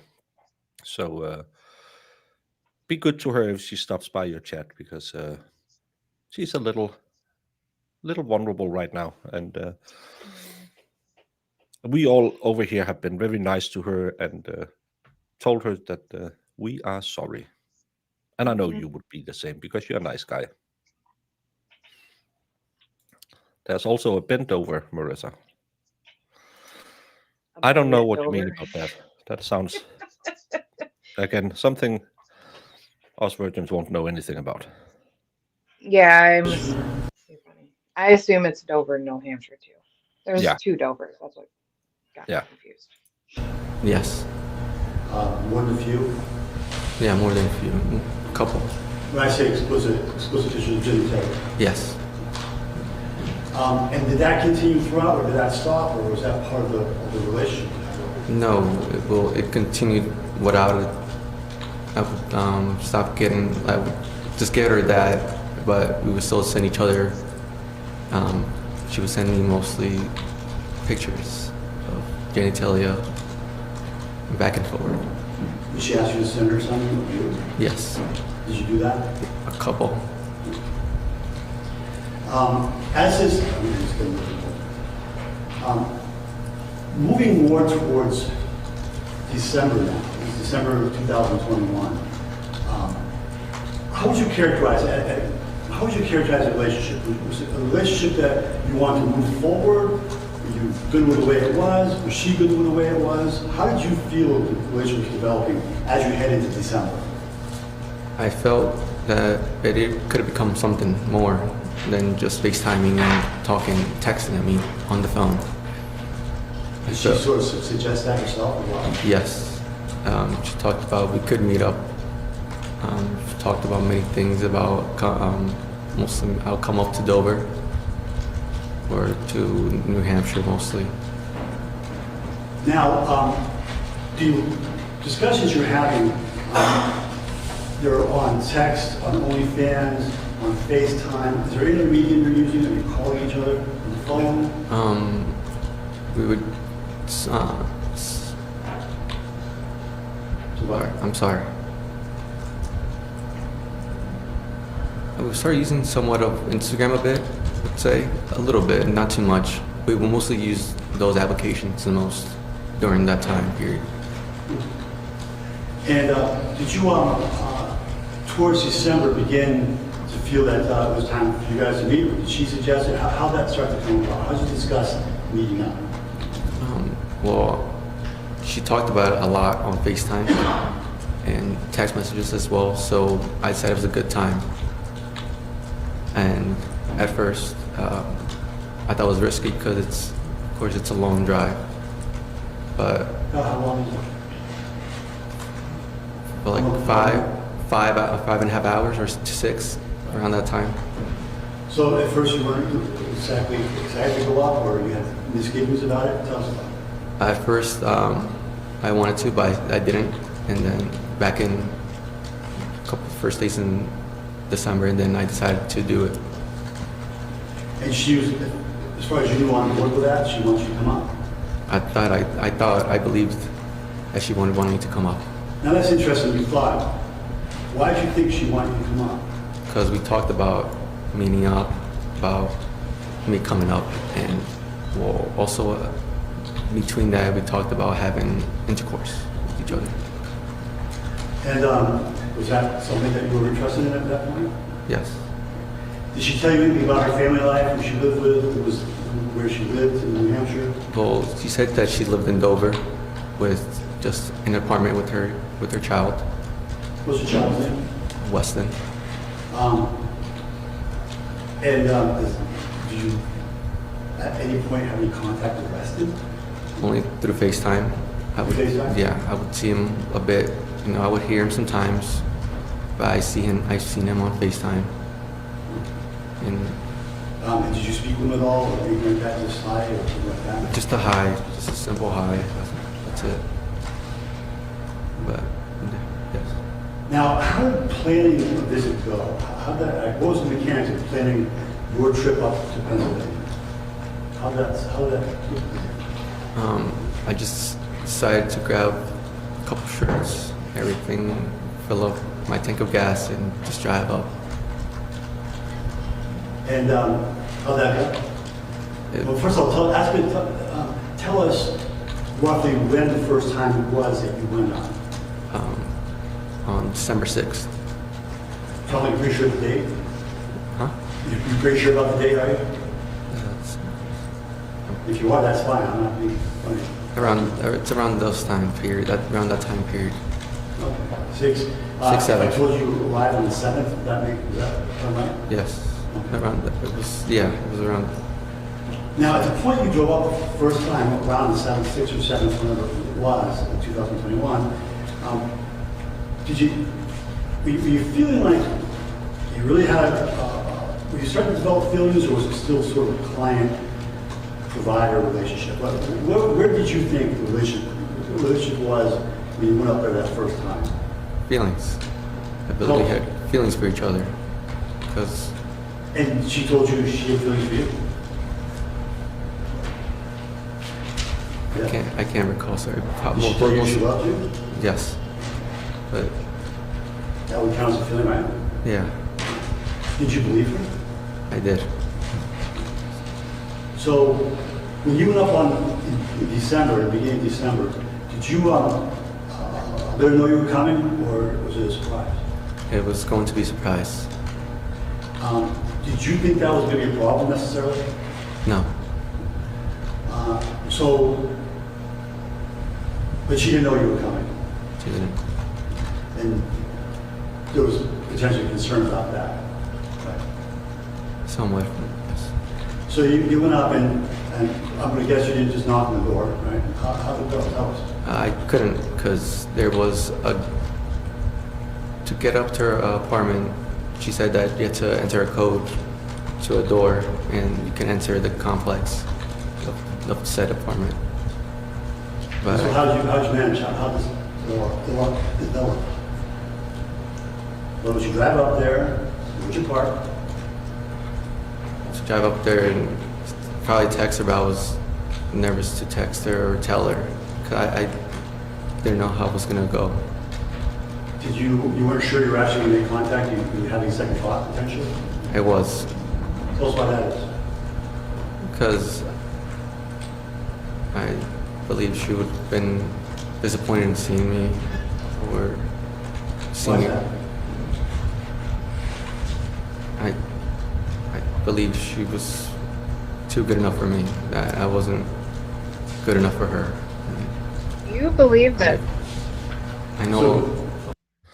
He was a 19-year-old kid who never ever I been in know. a relationship. This lady, Jamie, I know it's hard for you because you're such a good woman, but some women can lie to you and lead you on, and men are very gullible.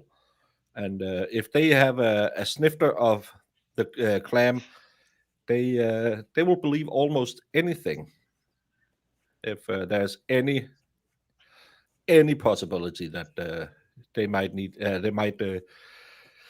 get the opportunity to part the meat sea. I just feel bad. I thought she was too good for me. Do you know Well, where you found her, sir? but again, he never ever had, and he probably I tried know. in school, and that's yeah, that's sad. And again, as a man, it's really hard to because if you don't look the right way or have the right money, you will be told that you're a creep, and especially these young boys in the Me Too era. I'm glad I don't have to date because well, I don't have to date. I can't date because I'm undateable, but that's a different thing. Um, but um, but imagine because there's all those little games you play with the no things and stuff like that, and these men have to try and figure it out, and they can't do anything right. And at the same time, it's just easier to buy some online hookup where you can sit her and see her do funny stuff to herself, and you can think, oh, I wish I was there because then I would do the twister and the half circle and maybe a little bit of the Zamboni. Not too much. You have to be in a committed relationship for the Zamboni. Mhm. I know. I mean, like I said, what he did, he made a huge mistake, but she also is a garbage person, so Yeah, yeah. But she you just feel played sorry. him. You feel sorry for him, but he wasn't. He isn't a good guy either because he took it too far. Uh, No, he did he deserves to have the consequences, but I don't know how heavy I would go on him with no, all of it. I can't even remember what he gets. I think. Yeah. Yeah. Celebrating 11 months, John Gary says, if he gets convicted, will he be sent to attic? Ah. Oh boy, John Gary.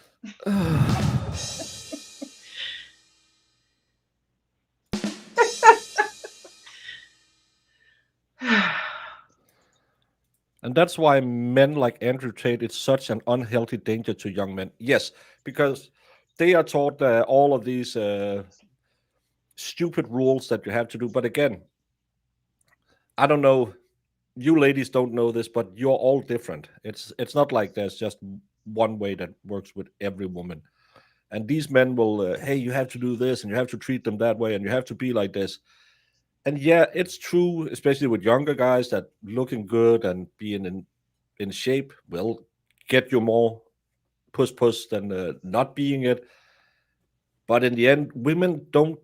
It's not the looks that's mostly for the women. You have to have a mind. You have to know how to talk to them. You have to know. Well, I've been told. I haven't tried it, but still, it's and all of these.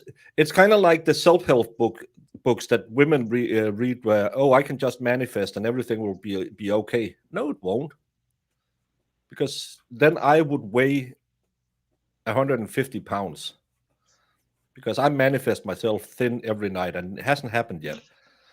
But it's the same. If you just do this, you will get a lady. No, you won't. And they'll probably see you as a weirdo because you're watching this weird guy in Hungary who, yeah, I don't know if it's hookers or whatever he has at his house. It's just we need to get there. Young people need to get away from the internet, get drunk, and lose their virginity the old-fashioned way. Yeah. J-Walls There's too much out there. So. J-Wall manifested things all the time from Amazon. Yeah. Manifest putting my credit card into Amazon for things. Yeah. Roxette did seem to think it was mostly the look. She's got the look. What could make a browner girl sing blue? She's got the look. Sorry. So you have insecurity, is that fair? I do. I somewhat did at the time. I know I'm not an attractive person. I'm not someone really attractive, but she was giving me attention He's not a bad looking like kid. no one else did at the time. So you Yeah, ran like, into her in yeah, December you're looking dude. 7th? How'd that happen? How'd you guys Grow up. make physical contact if you did? December 7th, I decided to park in her apartment complex. I was nervous to go up there to knock, to probably knock on You say the door about- where she was, but at second thoughts, I was thinking about it. And then she came out of her car. I didn't know she was in there. And she walked inside. What'd you do then? Well, What happened next? What happened next? I remember us talking about that she would wanted a stalker. Let me say talk about, was this on FaceTime, on text? on phone? Mostly FaceTime. Okay. She talked about wanting a stalker. Yes. Was that right around the December period, in the beginning? December and late November. So, there you are in the truck, are you texting her, are you calling her? I What are thought- you doing with it? Is there a stalker game going on at this point, or what's going on? Tell us. I didn't know what to do. I thought that I didn't know what to text her or call her, but I was texting her. I wanted to text her. And then, sorry. I'm sorry.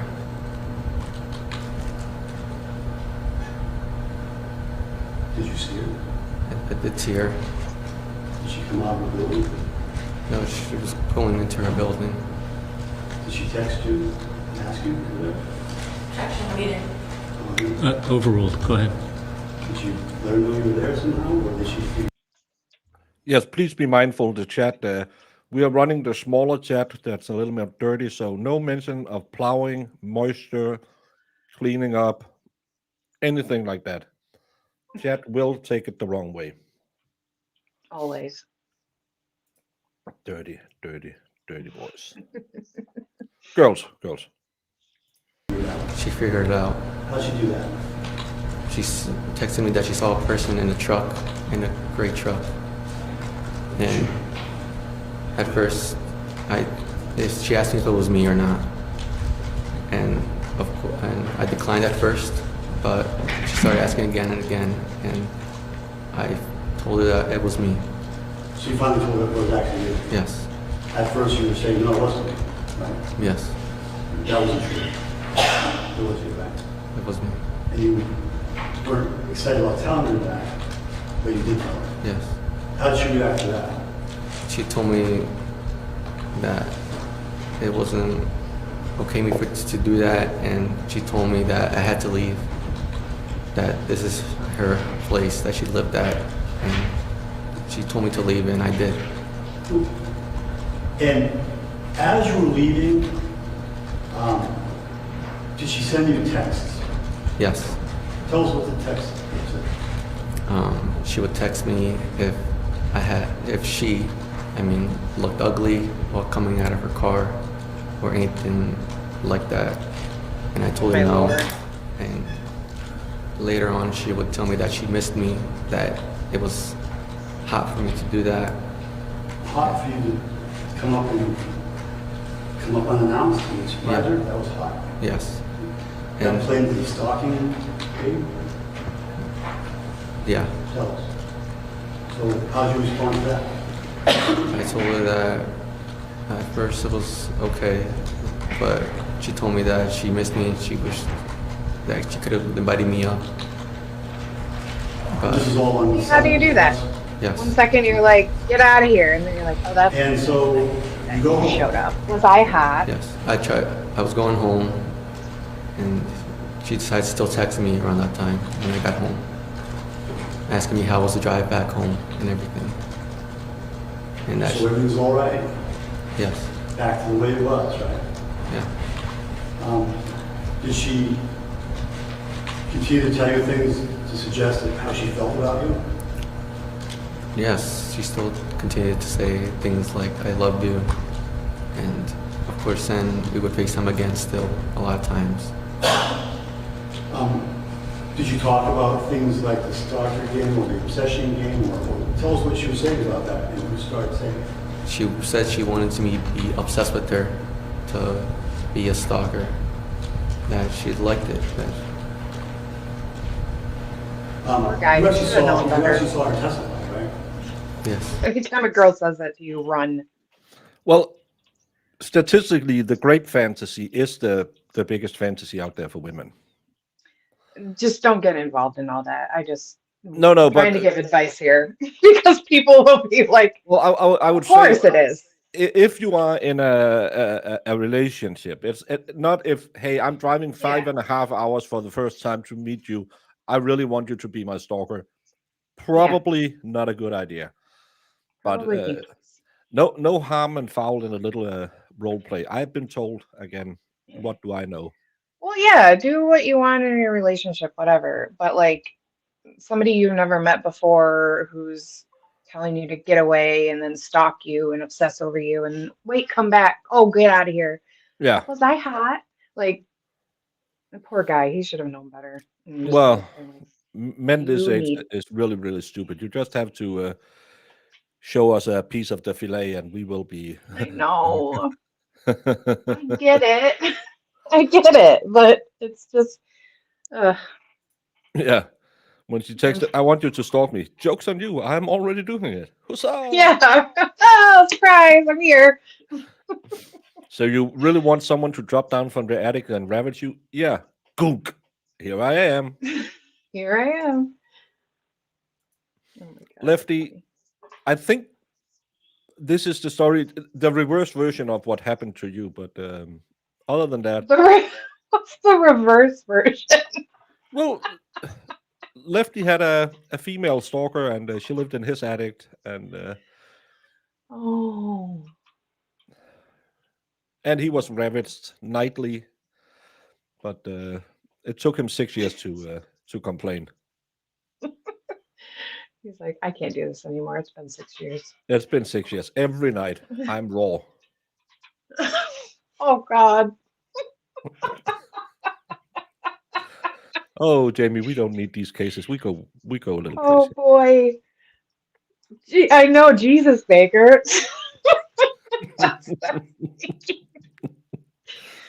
Oh.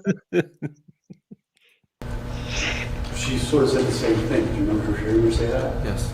Was she accurate? Was that roughly how it happened? This is the game part, the obsession part, the Yes. talking part. Is that consistent with what you remember? Yes. So you go home, things carry on as they had been. Whatever game is going on, and what happens then? Does it develop? Do you kind of trip back up here? Let us know what motivated you to come back here, if you did. I was going to come back here back on December 11th because Rachel decided that she was going to go out drinking that night and that she was going to get, I would say, blackout wasted. And You get blackout wasted? yes, I thought he said black guy wasted, and I thought, what? That's racist. I was saying, I only know white girl wasted. What's Yeah. that's only I don't, blackout wasted. Nah, that's not fun. It's really not, because you just, I hate not remembering what I did or, stuff like that. So, been there though. Not a fan. If you want to be stalked, wouldn't that ruin all the excitement of being stalked? But it's the same as the grape fantasy. They don't want to be graped. They want the rough and tumble, but they don't want you to. Oh, I'm leaving for work, and then you just put a bag over their head and drag them down to the basement, clock them in the head. That's not what they mean by the grape fantasy. They just want the hair pulling and the oh my. It's just a weirder way to say you like it rough. Yeah, yeah. It's because ladies can't like it rough. I've been told. What do I know? Not What be do able I to be know? conscious anymore.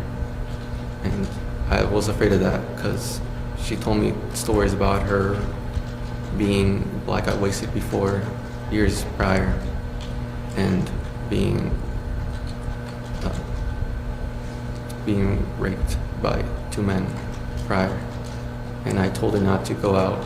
I begged her not to go out. But she did anyways.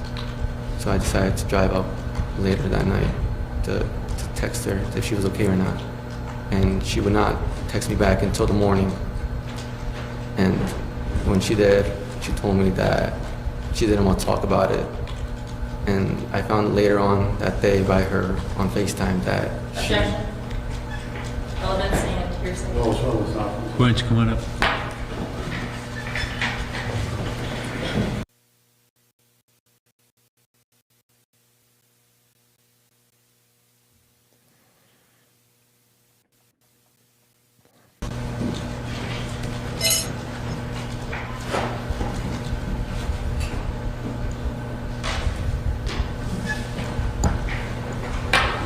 So I think we were talking about December 11th, and you were telling us that she'd come back from an event that was out with somebody or other, and she had been drinking and was upset. Yes. What kind of impact did that have on you again? Could you tell us again? That she was probably going to get hurt by someone or something may have happened to her. And you were just worried about that. I was. At that point, did you feel that you were in a relationship with her and that you should be worried about her?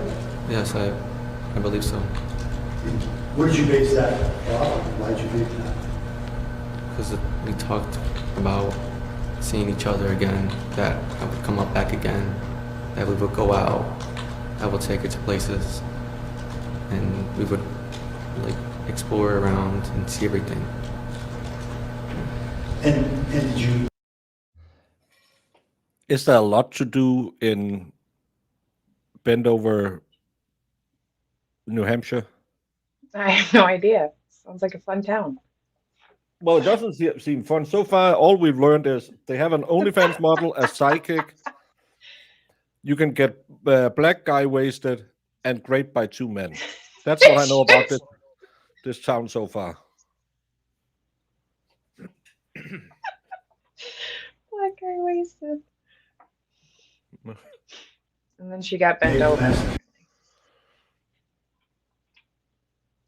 Yeah, then she got bent over. After she was after she was raped, she got bent over. God. I hope this guy learned his lesson. See, all the ladies want to be on Lefty's list now.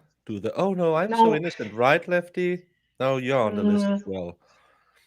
Lefty is Yeah. he saw I made. So he's gonna do one. It's just gonna be Lefty's limp instead of Baker's baddies. So Lefty's limp? Like yeah, limp? yeah. Limb? No limp. Or limp? Oh. Why Like is he soft. limping? He's not limping. It's Oh, it's limp. Okay. I thought he had a bum leg. well, it's his third leg is a little bit. It's not working. Hey, Slidey Pie.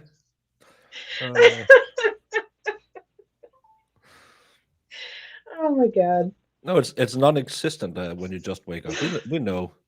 Lefty is a 55-year-old man, and he's. I still got lead in the pencil in the morning. I salute the flag. No, you don't.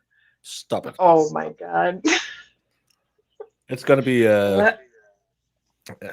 The lefty limb will just be a packet of wine gum worms with a stick-it note on and saying, "Feels like me."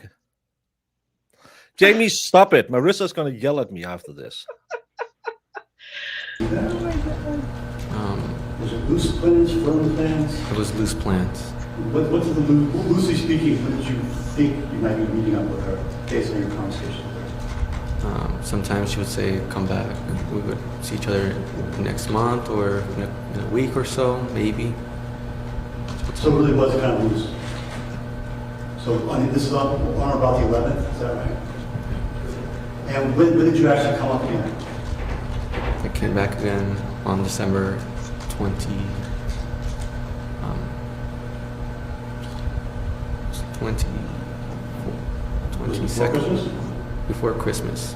It's a week before Christmas. 20 something. It was the 22nd? 22nd. If she testified that was the 22nd, would that make sense to you? Yes. And did she know that you were going to come up on the 22nd, if you can remember? Again, first, no. But I had told her when I was in the area. So you waited till you were in the area to tell her you were up? Yes. And at that point, was she still living in Dover? Yes. And so where did you go? How does it develop? You arrived up, did you call her, text her, let her know you were there? How did this happen? I texted her that I was in Dover and that I was outside. And how'd that go? First, she told me that she was busy, and then she told me to wait an hour or so, and now she'll let me out. Was it an hour or was it more? Approximately an hour and 30 minutes, almost, around that time. But what time would that be? 1:30. And I understand that you don't have the text in front of you, and I'm not asking you to reference the text. I'm trying to get the gist so the jury gets to feel how this is going, how this is developing. Okay, so I want you to talk to me. Yes, sir. Based on your memory. Yes, sir. Okay. So you text her, she says, okay, it's going to be about an hour. It turns to be about an hour and a half.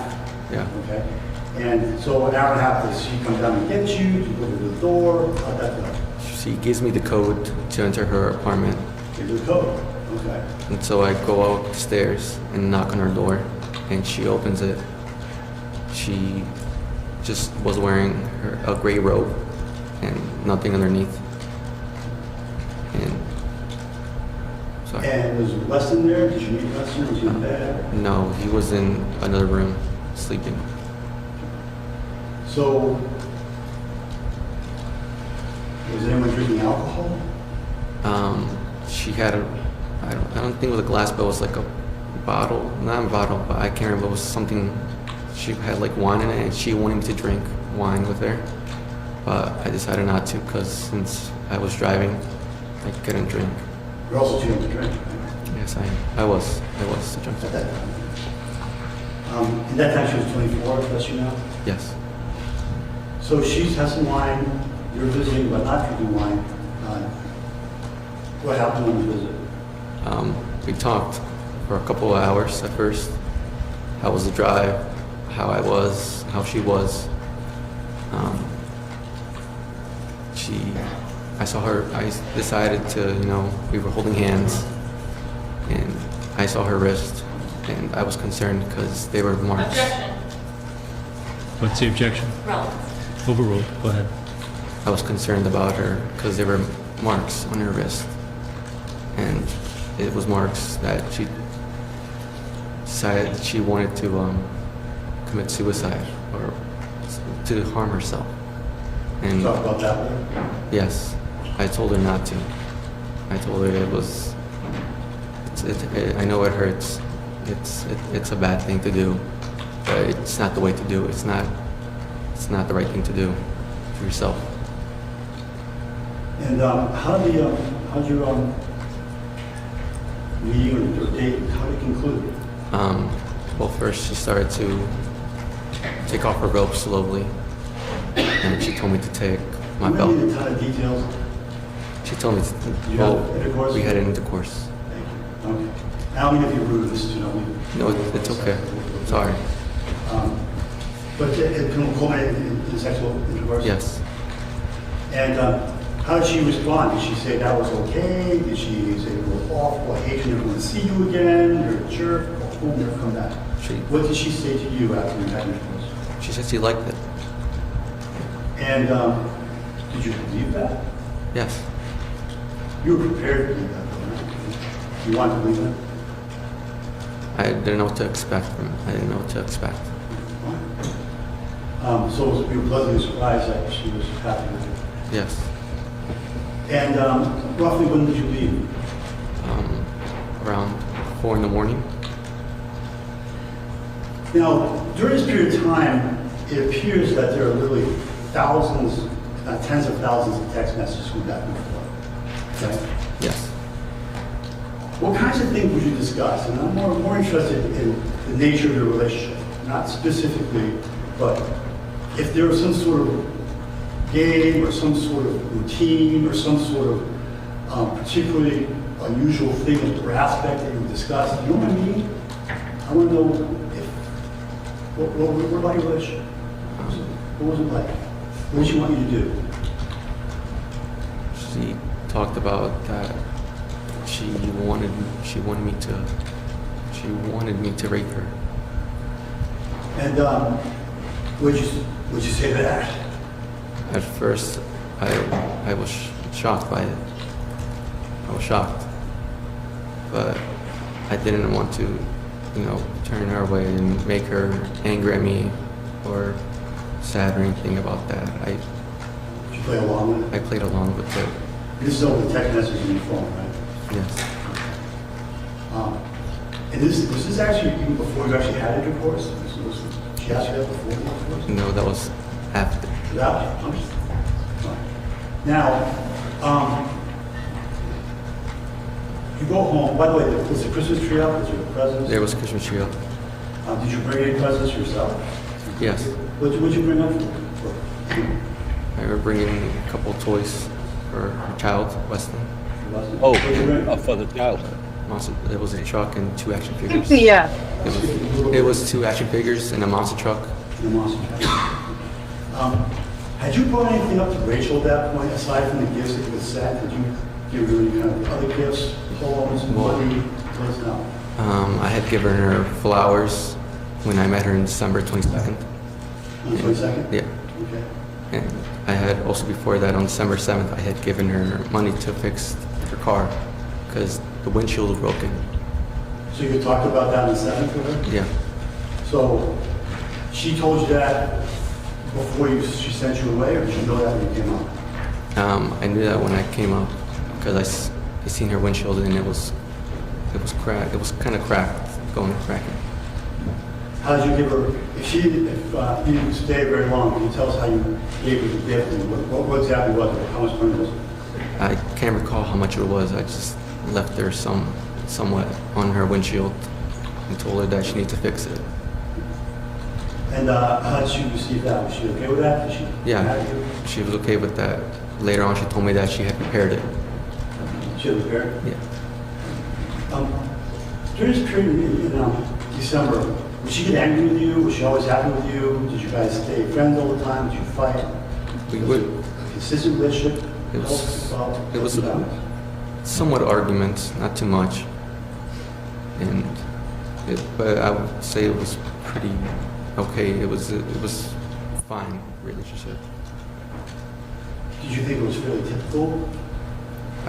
I believe so. Did you have a lot of experience dating at that point? I had never been in a relationship. I had never been in one before.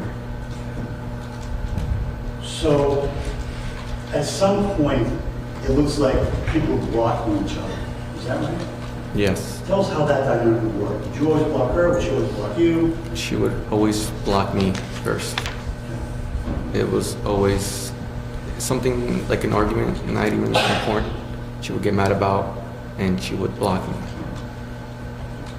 And what kinds of things would she say? I mean, it sounds, now, we saw some text messages. Give us a flavor of some of the arguments. Were they all like that? Was that a good representation of the discussions you have? It was a good representation of what it was. She would say at first, I'm blocking you and stop talking to me, to the next time we were talking to, why aren't you answering? Please text me back. Or somewhere around that, she was texting me, just saying to text her back. So she would block you, she would call you, or how would she get back in touch with you? How did she block you? Unblock me and call me sometime around the day, I don't know when, and I would call her back, or I would answer the phone when she would call me. And it was back to the relationship. Yeah. At some point, did you block her? Yeah. Or stop talking to her? Tell us if you try to exit the relationship at some point. It was around January. I tried to stop talking to her. I was done with everything that she was telling me. I wanted to stop talking to her. And when I did, we had stopped talking for a week, almost. And she decided to tell her friend to text me if I was okay or not. If I was okay, if I was alive or something. Did she want you to call her? Yes. Did you? I called her back. And did you talk? We did talk. And how did that go? This is in January. January, it was pretty fine. I wanted to keep something between us still, but I still believed that we were going back into a relationship, that we were still something. So at that point, January, you thought you were still in a relationship? Yes. And do you guys play the same games? Yes. During those times, she would ask me to come up again, multiple times. And when you would come up on those times in January, how would you receive? Would you receive with welcome, or was she unhappy to see you? Was it some of this and some of that? Tell us. Was it always good that she came up? I believe that she wanted to come up, and when I did, she would tell me that I can't come outside, I can't go, I'm busy, and also somewhat of anger towards me. She had anger with you for coming out? Yes. How would she express that? So I'm just trying to make, again, because I don't know anything. So this is the love list, as this kid says. You need toys, grape, an addict, a fireplace, and to come. I think that's the list that I'll just keep that for future reference, and then we'll see. Yeah. So, young lady, that was 1 and 4 off the list. Now we need to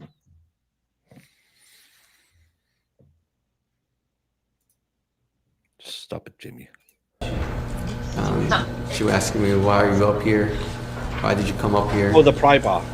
And I always told her, because you told me to. That Yes, you wanted me you to read. come up there to see you. Like that. And that you wanted to see me. Was this always on text, or was someone on FaceTime, someone on phone call? Text and on FaceTime.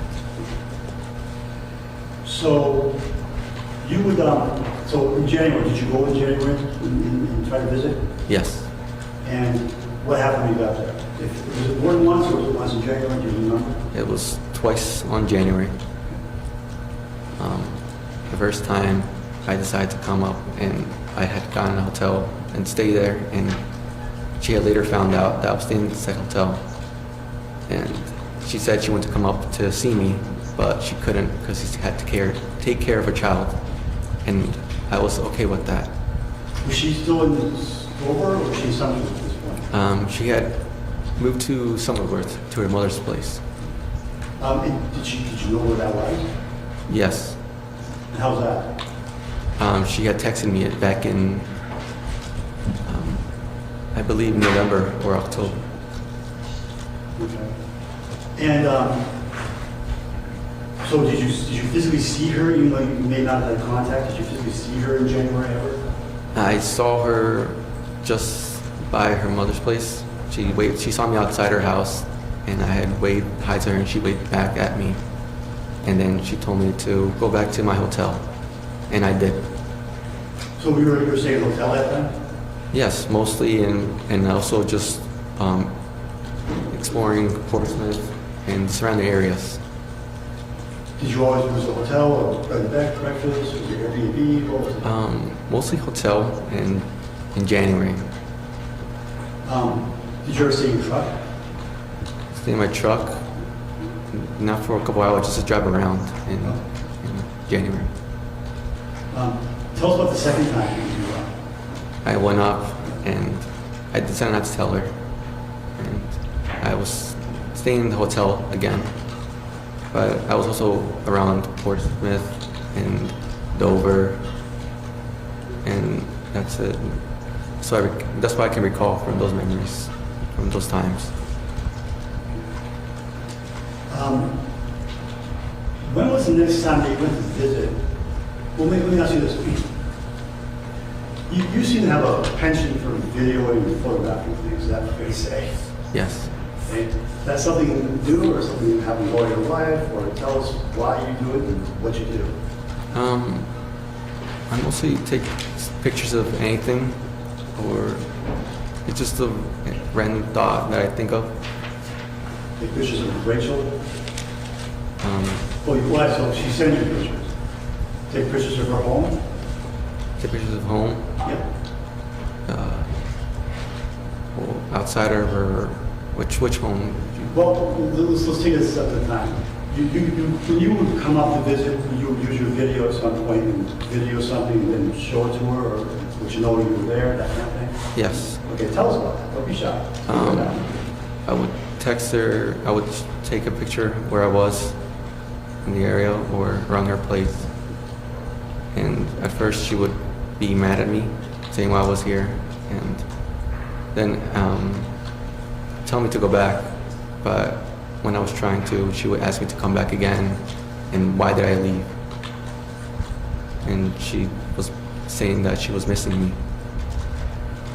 It seems like she had you send you away and then tell you to come back. Did that happen? Yes. How often did that happen? Most of the times that I was here in New Hampshire. Well, how many times did you say you were here in New Hampshire, aside from the last year? You were in a relationship with Rachel, how many times do you think you came up here? Around 6 times.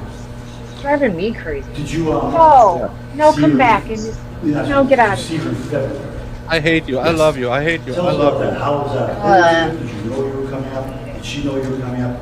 What were the circumstances? We're talking February 7th, roughly, is that right? Yes. She did not know I was coming up.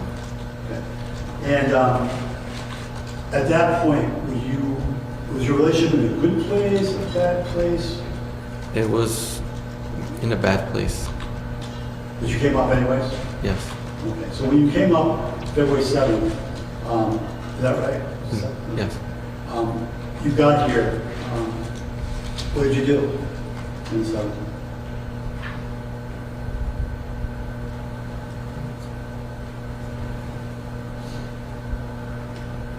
did you go in her house?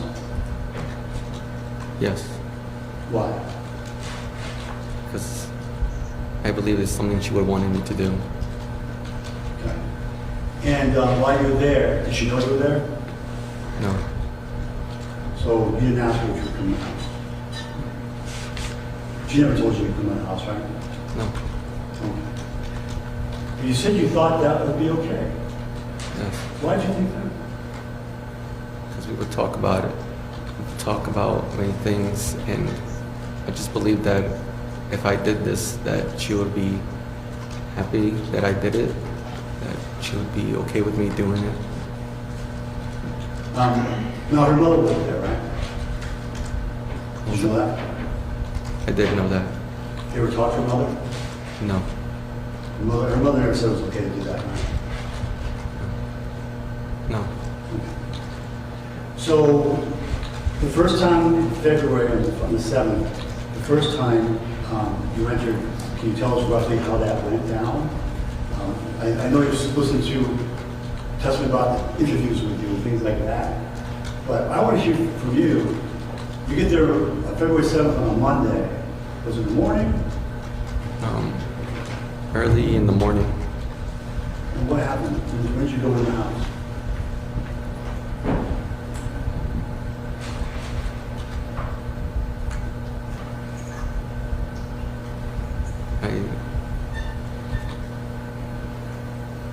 Sorry. Take it. You want some water? Yes, please.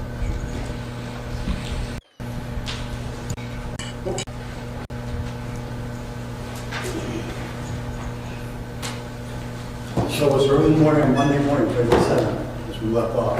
Yes. You go in the Look at house. three. Yes. Tell us about it.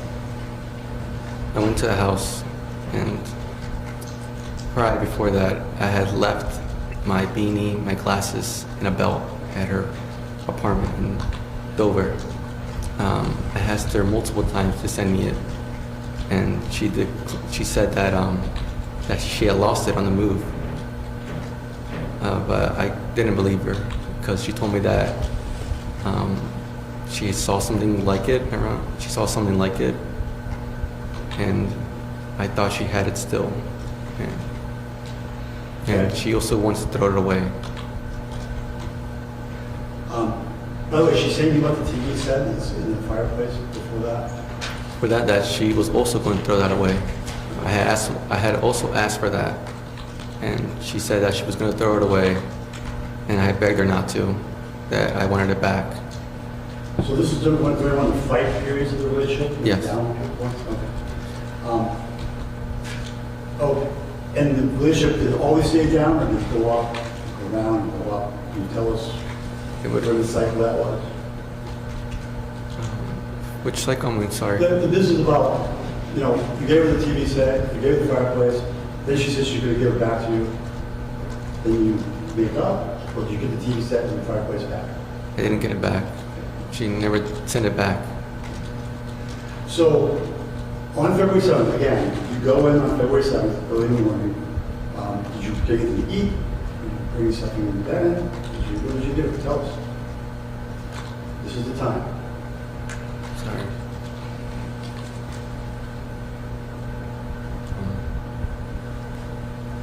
I decided to...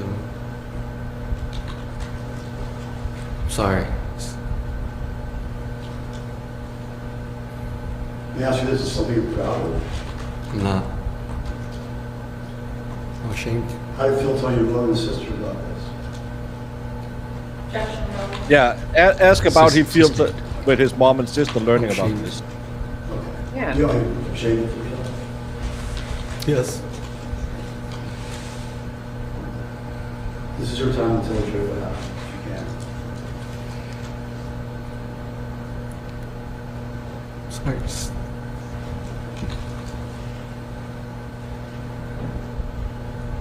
I'm just scared. Sorry.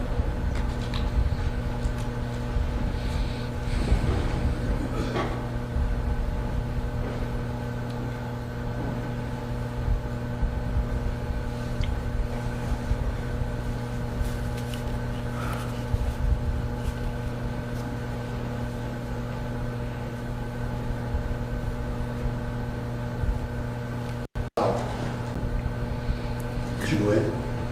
Yes. How? It was the back door. It was. Did you use anything to get in? How'd you do it? I tried to use the crowbars. How'd that work? It didn't. Why? I wasn't strong enough to pull it up, to jam it in and to pull it up. With all the sexiness we have going on in chat today, don't talk about not being strong enough to pull it up or to jam it in. I'm just saying, kid, read the room. Don't say words like that. Think you're all hot and bothered. And so I decided to go to the back bar window and decided to pull. Sorry. I said to pull the window, the barn door window in the back open. And I did.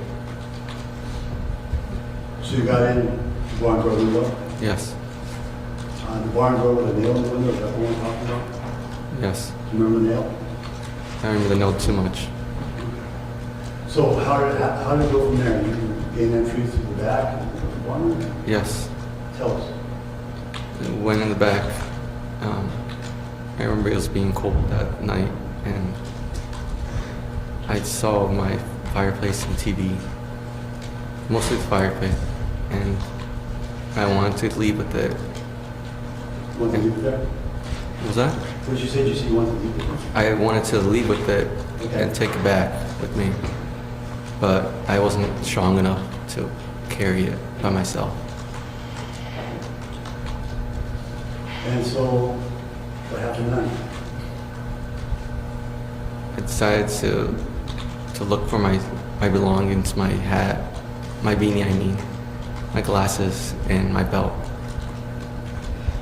You videotaping at that point, or taking pictures at that point?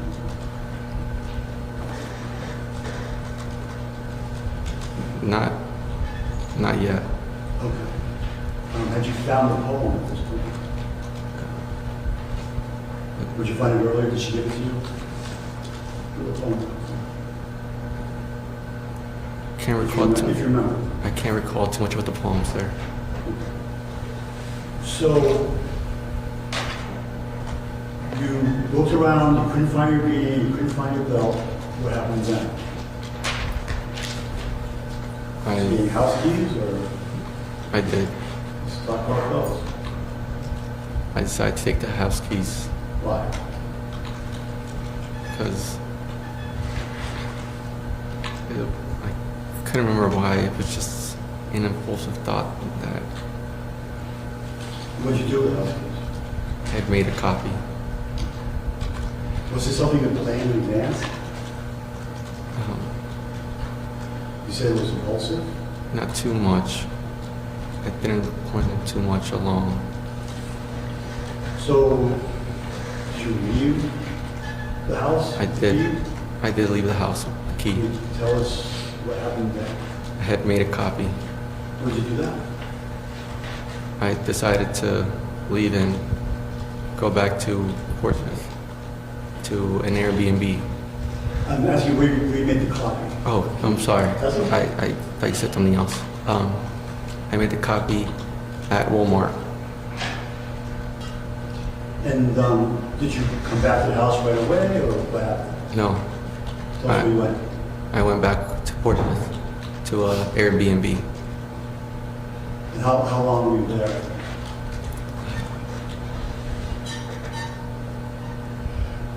I can't remember when. I can't remember too much about it. I did stay there for hours. Is your memory completely clear on what happened? Not too much there. You- I didn't sleep too much during those days. Had you slept at all since you drove up? What was that? Had you slept at all? No. Roughly what time had you left Pennsylvania? I had left Pennsylvania around 11 at night on Sunday prior. You drove all night? Yes. Okay. And did you get any sleep when you got here? No. So then you went into the house, got the key, went to Walmart, made a copy, went to your Airbnb. Did you get any sleep there at that point? No, not yet. Tell us what happened then. You went to Airbnb for a period of time. Yes, I was mostly on my phone. With who? Just scrolling through applications, I remember, sort of, and getting food, and just walking in Portsmouth mostly. Did you walk around Portsmouth? Yes. Did you at some point return to the house? Yes, I decided to return later to return those keys. And where'd you put the keys? Did you not be open, or did you remember under the table? If you remember. Under the table, sir. And did you do anything with the video or the camera at that point, or what did you do? Tell us what you did when you came back with the key.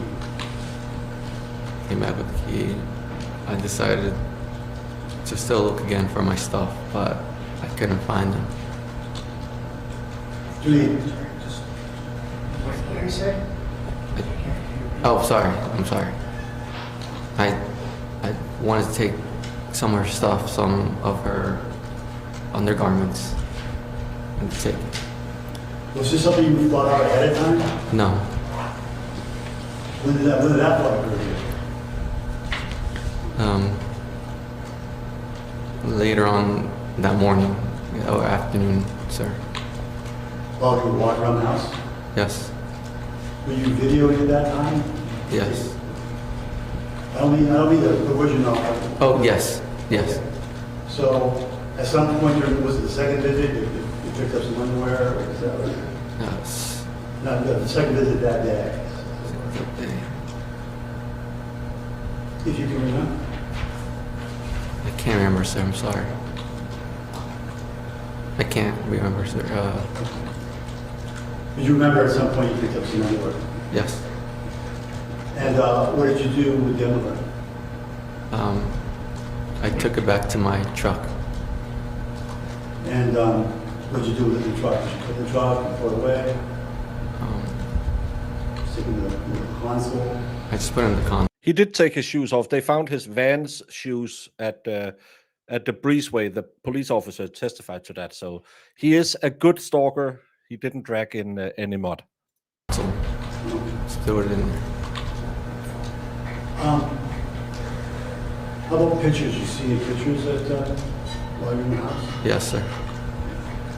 Did you know these pictures were there? When I say there, I mean where was you found them? Yeah, they were just there in the living room, mostly. Did you know you were finding there? Did you happen to find them? I just happened to stumble across them. When you look at the pictures, what happened? Did you recognize the pictures? Yes, I recognize the pictures. What was it about the pictures that you recognized? Mostly Rachel's pictures from years prior.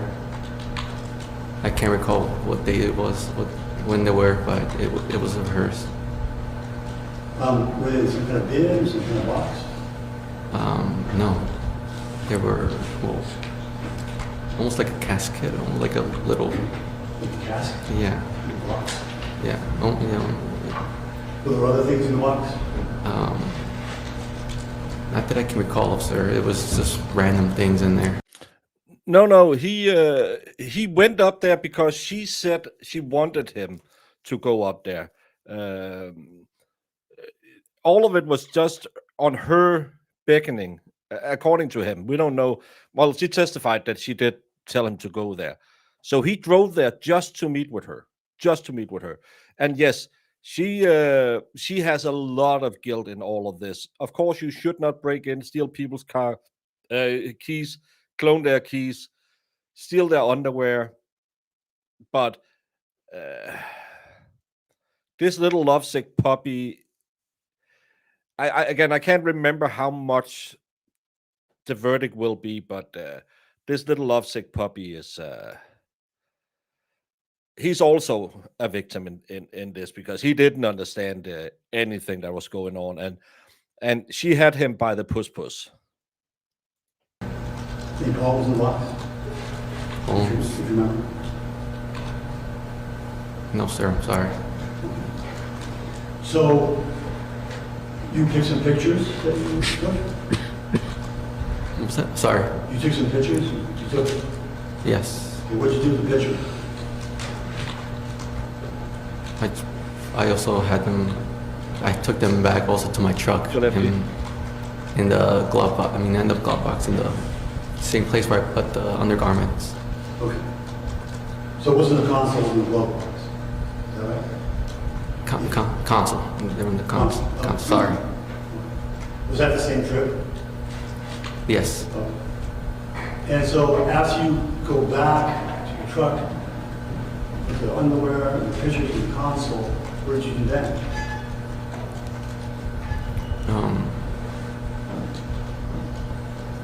I decided to. I was hungry. I started to become really hungry, and I went to McDonald's and got breakfast. Well, what time is this? 10. Had you talked to Rachel yet that day? No, Texted her, FaceTime, anything? not yet. After breakfast, after you go back, did you go back to the house after breakfast? Yes. Did you bring her breakfast with you? Yes. Tell us what happened then. I decided to walk in through it was, sorry, through the back door, of the house. And when I walked in, I just went upstairs. And Did you have the key by then? yes, but You didn't have to use it. I had to use it.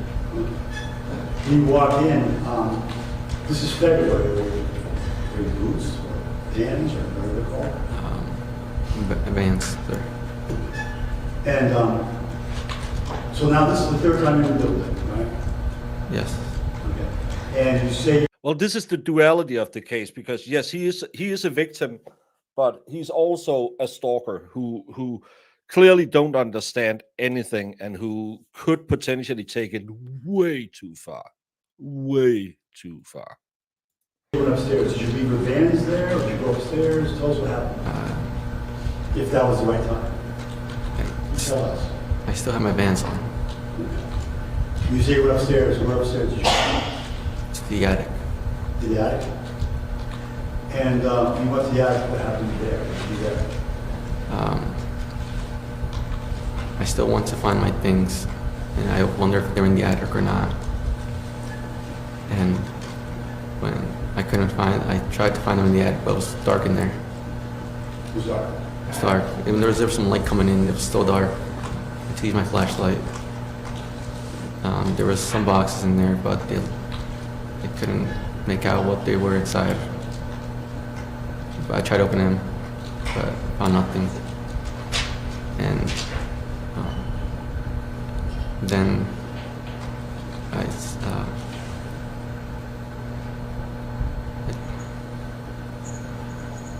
sorry. I'm sorry. Can't really do too much about that. This is still on the 7th? Or is it on the 8th now? This is sorry. The B&E is a problem. And maybe because there was photos of the lady. Is this all real clear in your mind? Not too much, sir. I wasn't thinking straight during those times. I wasn't thinking straight. I'm sorry. But as you sit here now, is your memory real clear about exactly what happened? When It's not too much still. It's still very confusing to me, sir. It's very confusing for me, too. It's very confusing for me right now. So, can you tell us what happened on the 8th? Are you still in the, did you spend the night in the attic? What happened? I didn't spend the night in the attic. Oh. What happened then? On the 8th, I was still in my Airbnb, and Rachel decided to call me, was texting me, and I was telling her not to, that I didn't want to, and we were arguing about it, that I didn't want to text me, and I told her to stop, that I blocked her, and I tried to block her, and I had unblocking her again, and we FaceTime, and she said she missed me and wanted to see me again. You're actually in the house at this time, or your Airbnb? I was. He did steal the graham crackers. You can say whatever it is, but he did steal them. He stole underwear from her, and I don't know what rule taking the pictures of the tuna can falls under, but they mentioned something about it in this motion to dismiss. So he did steal from them. So that's the problem.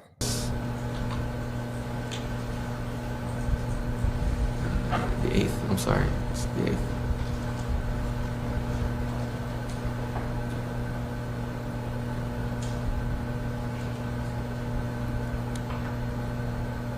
Well, the loss is the loss.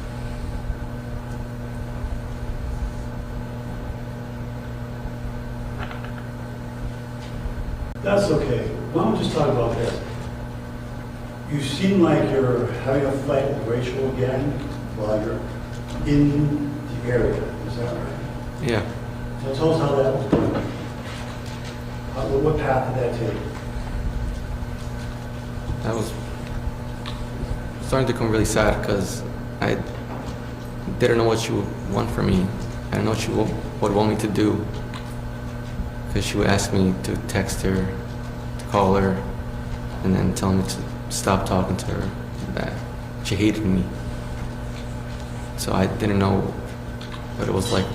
I don't know what she would want from me to do or to say to her. Kid, welcome to your first relationship. You will never ever find out what women want you to do or say to them, because if they want that Monday, they will not want that Tuesday. And women, welcome to your first relationship. Whatever signal you're sending your man, unless you're slapping him on the cheeks with his with your tatas, he'll be, I don't think she likes me. Men and women shouldn't be on the same planet. At some point, you had the ability to meet up with her. Yes. How that? She had told me she would be happy if I was up there. That she would be really happy if I was there. And I told her I was. And we FaceTimed. I showed her that I was up her street. And she sounded excited. She told me to wait and to park somewhere else. And she told me to park almost right in front of her house, up the street, in front of a fire hydrant. And I did, and I waited a couple minutes. Did she like where you parked? Not really, but I didn't know. I didn't know where else to park. What'd she say about the parking lot? That I couldn't get it. She felt it was too open to. She felt like everyone could see her. What was going on? So you picked her up at some point? I didn't pick. Well, what happened? I parked my car and she came to my truck. Sorry. And she just came out again in a rope, and I had the blanket in the back for her because it was snowing. It was not snowing, but there was snow outside, but it was really cold. And I had a blanket in the back for her. I told her to use it, but she didn't want to. And then she talked. Did you stay parked in that place, or did you move? I stayed in that place. Okay. And you remember about what time it was when she came out? Around between 11 to 12. And so you had actually been to the Airbnb prior to going to see her that night? Yes. You go there, you park, and she comes out. Yes. When she came out, you talked? We talked more than that. What was he doing there? Again, how was the drive? How I was, and that she couldn't believe that I was up there again to see her again. Did she seem happy to see you? Yes, she did. She seemed really happy. She kissed you? She did more than that. She started to give me. You some sexual contact? Yes, she started to give me oral. Oh. And how long did that go on? A couple minutes, sir. Ooh. And then she stopped, and I was fine with that.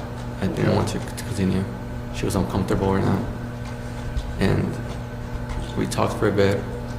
We talked about I should go home, that I couldn't be there, and that I really need to get home.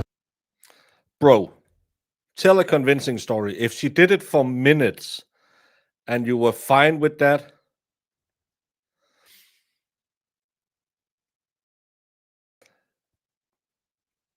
then she wasn't talking right after. She was spitting, because if she had done it for a couple of minutes and you were fine with that, ain't no way a 19-year-old kid was absolutely fine with, oh, yeah, it was 2 minutes. And then, yeah, we just started talking about the weather. Don't bullshit a bullshitter. I know from a lot of movies I have watched that that's not how it works. Yeah. Well, I know after a couple of minutes what would have been sensitive on this kid. And he wouldn't be thinking about discussing what route to take on his way home. I'm just saying. Well, she said 5 seconds. He said a couple of minutes. You always add ×3 to anything a woman tells you. So if she has slept with 3 people, it's 9 people. And if a man has, you always subtract it by 3. So if he has slept with 9 people, he slept with no one. So that's man and female math. And that I had, She tell you could never come back there again? yes, she told me that not to come back again. She made ever or just the house? You know? Just the house. Just the house. But I didn't know to take it as to leave or still stay because I was still in thought of her telling me to come back again later on, or saying that she would miss me or she would get angry at me for leaving. So I didn't know what to do. What did you do? At first, I stayed outside her house. I stayed outside her house, and then I waited 5 minutes, and I decided to drive away. She saw me drive away, and I was just a couple blocks down, and then I decided to turn back around and wait to wait for her to text me to come back again. And did that happen? No, I waited. Okay. I waited. She never texted you to come back at that point? No, sir. So what did you do after you waited a while? I just waited on my phone. Also listened to music for almost, I don't know, like an hour or so. Did you expect she might text you again? Yes. Yes. That would have been typical, right? It would have been, because it was always an hour after I left, she would have texted me back to come back to see her. And after she didn't send you a text or a call to call you back, what did you do? I decided to go in. Decided to wait. I decided to go back in to her house. And how'd you do that?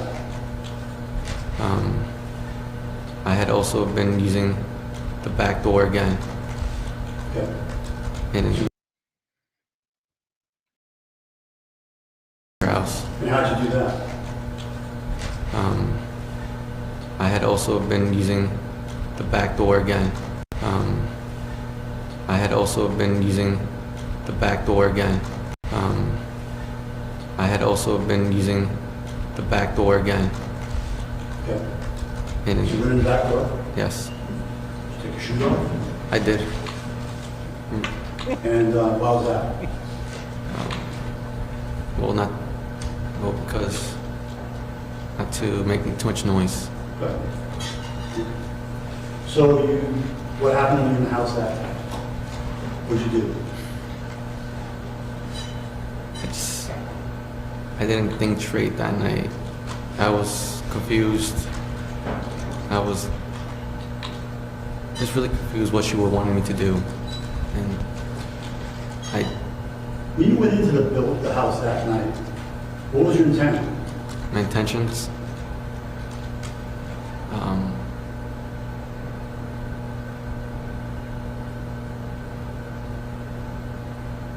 just to talk to her again and maybe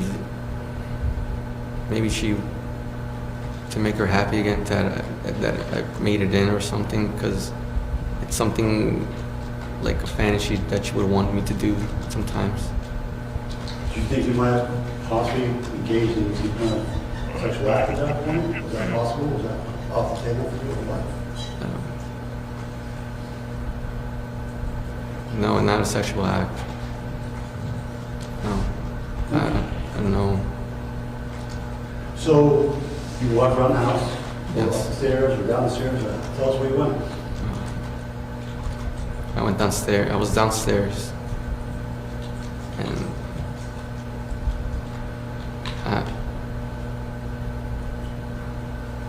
Did you go upstairs? I did go upstairs. I did go upstairs. I heard some noise in her room, some phone going on. It was ringing a lot. And when I checked the call, it was a number. You checked the call on your phone? Yeah. Did you recognize the number? No. You concerned about someone calling? Yes. Did you consider your girlfriend at that point, or not quite? It was. Did you wish you were a girlfriend? What do you think is going on? What do you think? If you know. I think she was my girlfriend. I thought she was. Thought she wanted us to be together. I believe. I knew. It just felt real to me that she would want us to be together, and that she was okay with me doing these things. Because. Do you go in her room? Yes. What did you do in her room? First it was. Yeah, I don't think the last day that phone ringing. It was in the floor, in front of the bed. I tried to tell her I tried to tap her foot to be like, hey, what's going on? And I checked the number, and it was some random number. And I decided to call it, see what it was. No answer. You started 6'9". Yes. And what did you do then? I found out it was this person that she knew.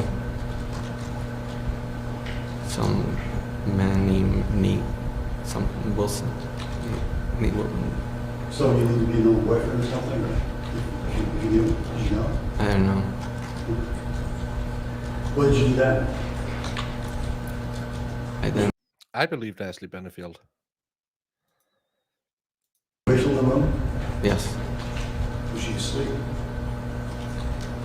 She was. Did you see Wes in the room? I did not. What did you do? I believe it was just a game of ours that she wanted to do, and so I decided to take a picture of her vagina. Come You again? say a game you played, you actually had receipt pictures of her before, like that, right? Yes. Come on. Yes, it would pictures that she was sent to me. And you were sending pictures of yourself to her, right? Yes. So you take the picture. What's she wearing, by the way? Just the robe. Say robe? Same robe, that's it. Robe that she had on when you got. Yes. Okay. What happened after you took the picture? I wanted to leave. You wanted to leave? Yes. Tell us how that was. I wanted to leave, and then I heard someone call out, "Wow!" And Someone called out? Yeah. And Do you know who it was? it sounded like Rachel. And when I went to go back, she tried to gasp, and I was scared, and so I went. She did like a loud gasp, and I went up to my room. I went up to my room. You said I went to my room? No, not my room. I'm sorry. That's what you said. Yes, but I'm sorry. Just I went up to the attic, and I didn't know what to do. I wanted to leave. And I heard someone say cops, and so I wanted to leave as soon as possible. Did you get a text from Rachel? Yes. When did you get the text from When did you get the text from Rachel? It was minutes after that. Minutes after? Yeah. Saying, "What are you doing? I just saw you." And yeah. Did you answer? No. Did she threaten you if you didn't answer? I knew she would. Did she threaten to call the police if you didn't answer? She sent you a text about that, right? Yeah. Right, Council, we need to recess for the day. So we will resume. Folks, Poor little simp boy.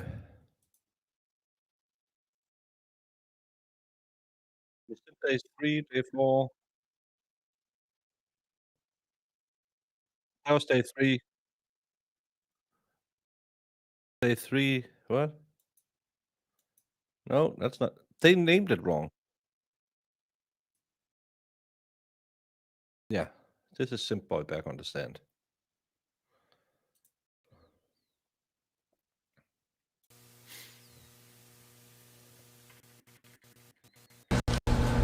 December 7th, we'll talk about December 7th already. That was your first trip up to New Hampshire, is that right? Yes, sir. At that point, had you already given the fireplace and the TV set? Yes, sir. After you and Rachel, well, you didn't go in, but you saw Rachel and stuff, is that fair? Yes, sir. After that encounter, did she say anything to you about what she could do with the TV set, the fireplace, if you remember? She had, I don't recall, but she told me that she had it in. If I were to show you the text message, you think that might refresh your memory? Yes, sir. Yeah, this is a really, I like this. This is a good, that the stripe on the tie fits with the shirt. That's a good look.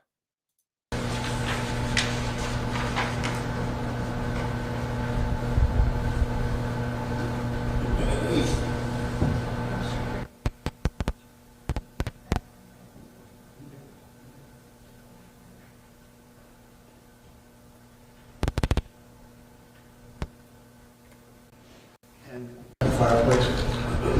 Yeah. What'd she have to say about that? That I could have it back. You'd have them back? All right. Yes.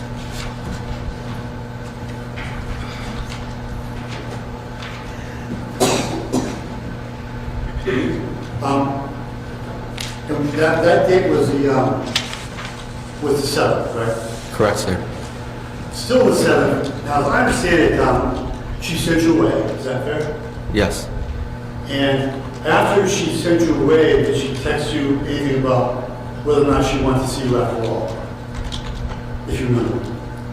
Yes, she wanted to. Do you remember what she said? That she wanted to see me and that it was hot for me. May I lead you on that text message? I can read briefly. Well, you can refresh his memory with it if you wish. May I proceed? Yes. I should the text message exchange that refresh your memory? Yes, sir. Thank you.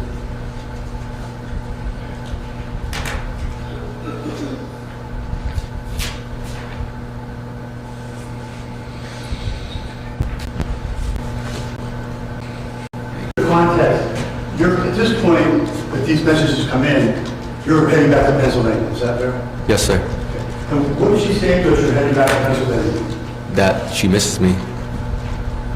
She said anything about seeing you? Yes. What did she say about seeing you? She said that I should come back, but I was already halfway there, so I said I couldn't. The next day, now, understand that on the 7th, you came up unannounced, is that right? Yes, sir. And she reacted to that so negatively? Yes. Did you continue to text and talk about that the next day on December 8th? Yes, sir. What did she say about how she felt about you coming up like that, if you remember? That it was hot for me to do that. Objection, asked and answered on Friday. Right, so overruled, but we are replowing some similar grounds now, so let's try to move it on. Okay? Did he just say we are replowing some similar grounds? Even the judge is making fun of this. This last week? You did. All right. We'll move on. Sorry. That's right, go ahead. And that was on the 8th. She said something along the lines of, it was hot when you came down, right? Yes, sir. Then the day after that, the 9th, did she say anything else to you that was a little fantastic, if you remember? You I can't remember, sir. May I proceed, Mr. Yes.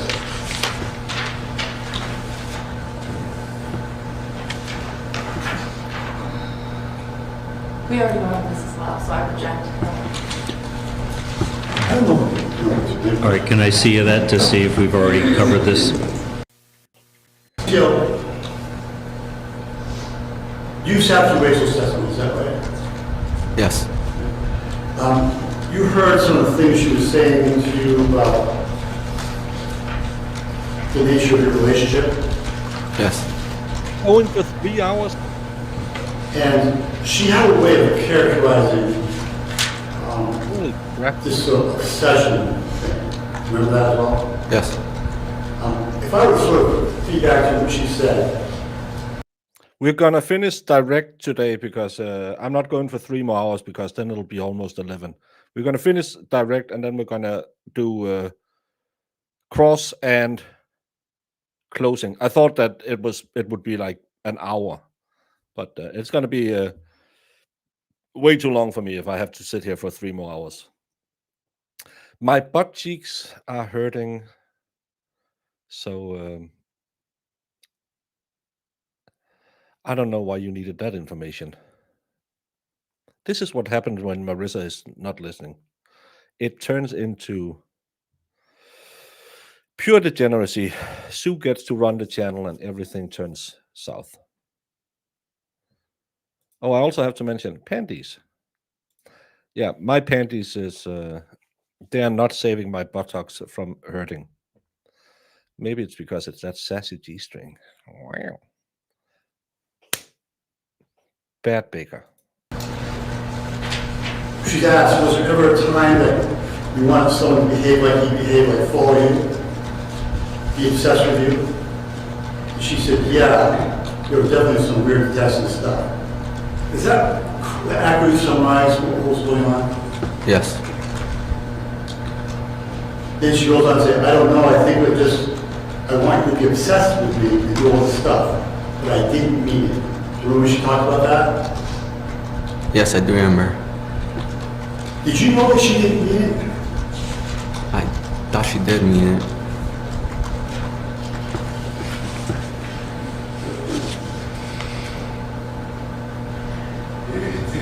She,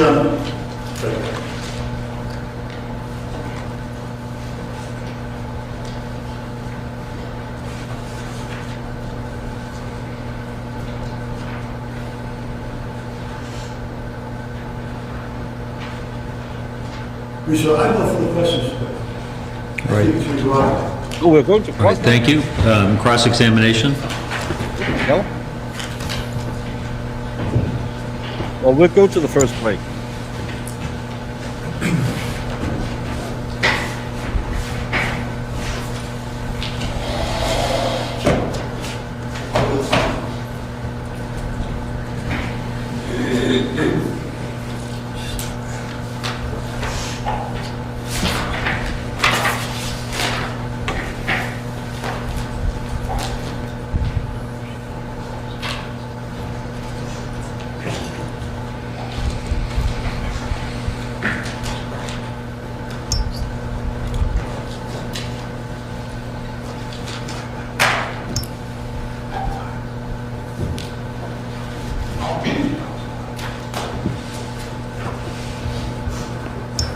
Good morning. Good morning. You want me on water? Can I have some more, please? Of course.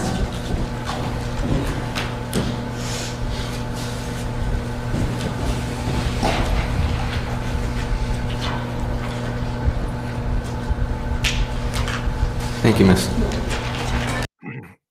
Celestial says, it's a clapping cheeks kind of day.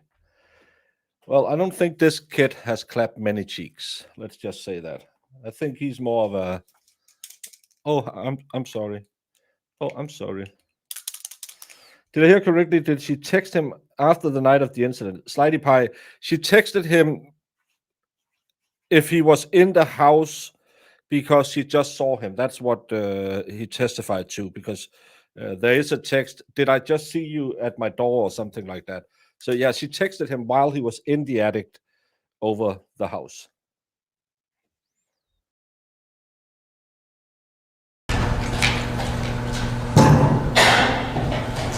So I'd like to begin by asking you a couple questions about some things that you just mentioned on draft.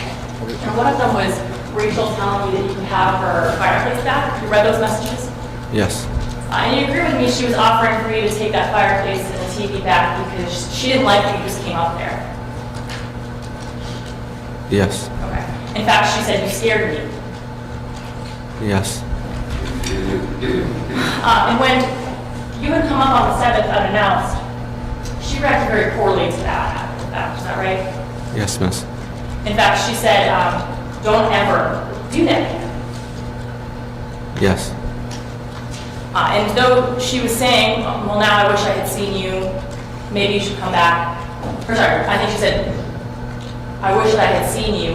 You said, should I come back? And she said, no.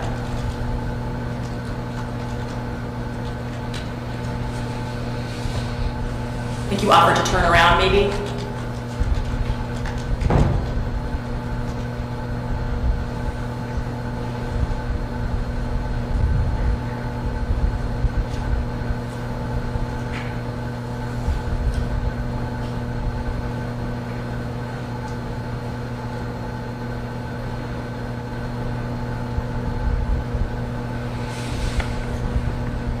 Yes.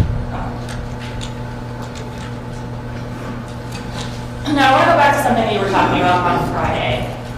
You had said that it was your belief that you thought Rachel wanted to break into her house. Yes. So your claim to this jury is that all of the entries you made to her house, you thought were okay. Yes. But you'd agree with me that in the 3 months that you and Rachel had been corresponding, she never once invited you into her mother's house. No.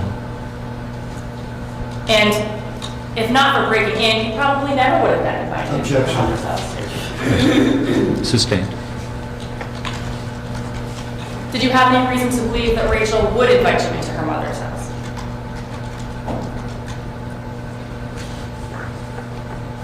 Can you repeat that, please? Sure. Based on how she had treated you all along, you had no reason to believe that she would ever invite you into her mother's house.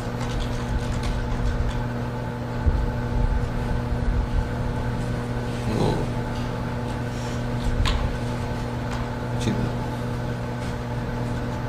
sorry.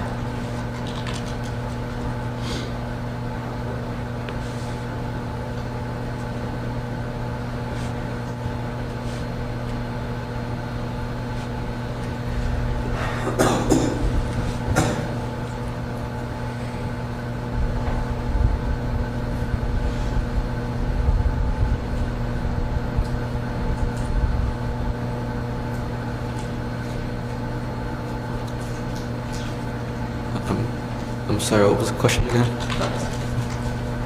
Based on the text messages she was sending you and your interaction with her all along, she was never, there was no reason for you to believe that she'd ever invite you into her mother's house. Isn't that right? Right. In fact, she had specifically said when she was moving back in with her mother that now you guys could never hang out. Yes. And she had made specific comments about you not being able to come by because it was her mother's house. Is that right? Right. And I think the night of the messages that are in evidence, she was upset with you because she said, this is my mother's house. You just can't come here. Right? Right. And you said, I know, I fucked up. Yes. So this was something that you knew, that she did not want you in her mother's house.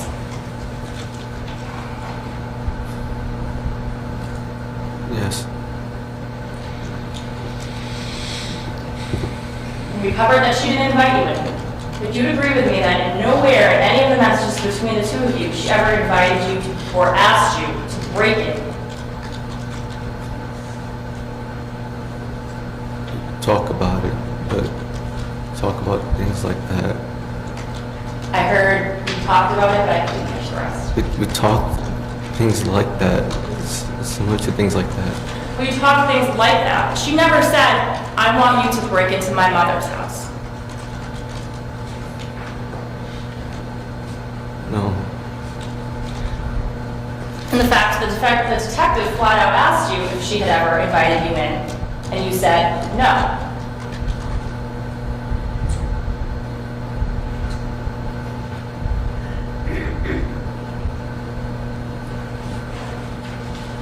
Repeat that, please. Sure. Captain Sunderland asked you specifically if she had ever invited you into her mother's house, and you said no. I'm going to object. May we push? Yes.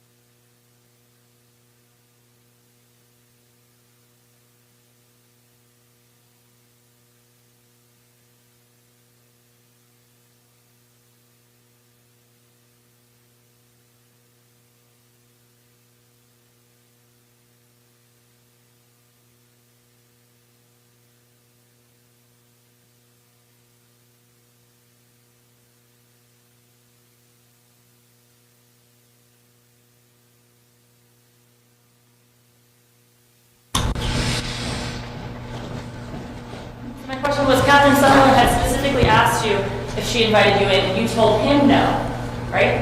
Right. And he specifically asked you if she had ever invited you or asked you to break in, and you told him no. That is right. You never mentioned to him that you had talked about some sort of mutual break-in. I'm going to object from the question. I'm not sure I understand that. Wait, can you rephrase? Sure. During the interview that you had with Captain Sunderland, where he gives you the opportunity to tell your side of the story, you never mentioned to him anything about thinking she wanted you to break in.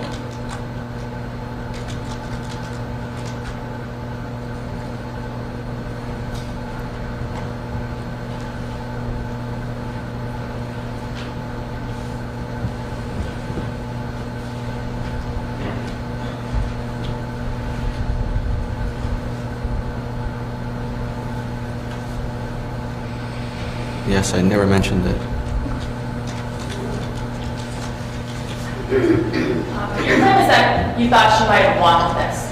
But you agree with me, breaking into someone's house is a pretty dangerous thing, right? Yes. For instance, if she didn't know that it was you, she could have hurt you in some way. I'm going to object as well. Well, it is speculative, so sustained. But you were, did it ever occur to you how dangerous it would be to break into someone's home? I'm going to object to him. You coach? Well, he said she was lying when she said she only gave him a mouth hug for a couple of seconds. It was at least a couple of minutes. Come on up. Correct. Yes. But you did this, and you did this repeatedly because it's something that you thought that she wanted. Yes. I want to talk about, we talked for a brief second about the interview that you did with Captain Sunderland. I want to talk about the interview you did with Officer Lefebvre. Do you remember that when you were initially arrested? I can't recall much from that night. Okay, but would you know what I'm talking about if I said that interview with Sergeant Lefebvre? Yes. So when you're initially arrested, you told Officer Lefebvre that you were in there because you wanted to take the fireplace and TV that you had purchased back, right? Yes. And her giving you permission to be in your house, that's a pretty significant factor, I think, or something important that you want to share, since you were being charged with burglary, right? Well, objection. Legal speculation, he doesn't know that. That Ms. Stacy, he had been charged with that part of it. I'm sorry. I think the objection is that there's a factual assumption that he had been charged at that point. Attorney Starbridge is saying he had not been at that point. So I don't know the answer, but why don't you rephrase? Sure. Let me rephrase. The officer just arrested you, right? Yes. And she wants to give you the opportunity to tell your side of the story, right? Yes. And you don't mention anything about her giving you some sort of permission to break in?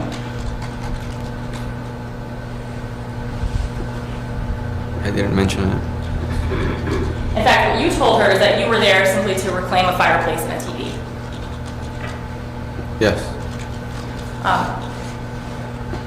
And when she comes to arrest you, you run away from her, is that right?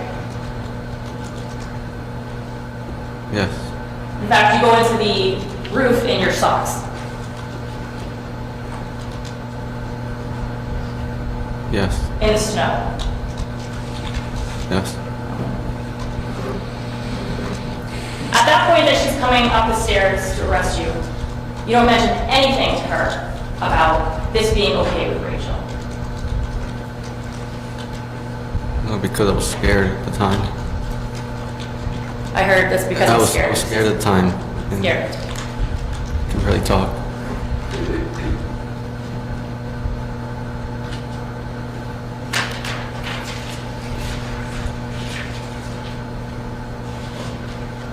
I want to talk for a minute about the note that you wrote when you were in with Captain Sunderland after you had given your interview. Remember that? Yes. And that was a letter to Rachel. Hey, Wiki. And yes, go back and enjoy.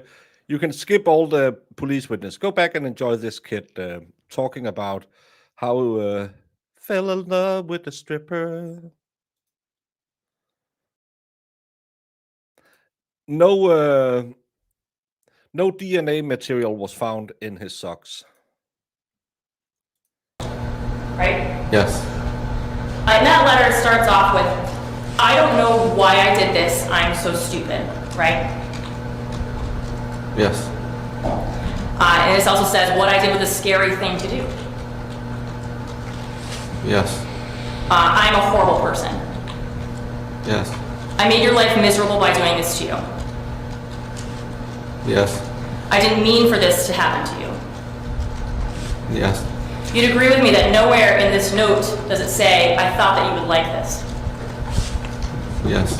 Nowhere in this note was, I was doing this because I thought you'd find it sexy. Yes. Nowhere in this note does it say, I thought you'd be happy.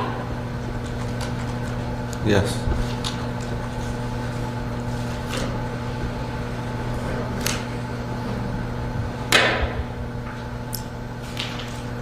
So let me ask you, if you were doing this because you thought she wanted it, you were doing this to make her happy, is that right? Yes. And you thought that when she found out about you breaking in that she'd be pleased. Yes. Well, so I want to go back to the January 20th entry, okay? You'd agree with me that after the January 20th entry, you never... I'm going to object. Again, this refers to facts or not evidence. Please come forward. You came up to New Hampshire, right? Yes. You drove 350 miles to come to Summerford. Yes. Takes you like 5.5 hours without traffic? 6. 6. And you didn't tell Rachel you were coming? No. You never told Rachel you came? No. You never told the police officers that you came?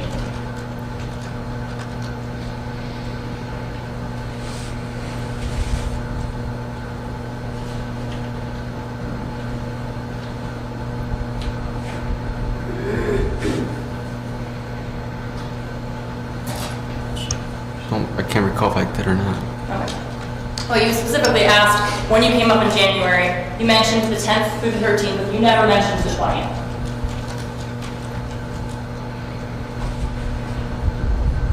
I can't recall. I can't recall, miss.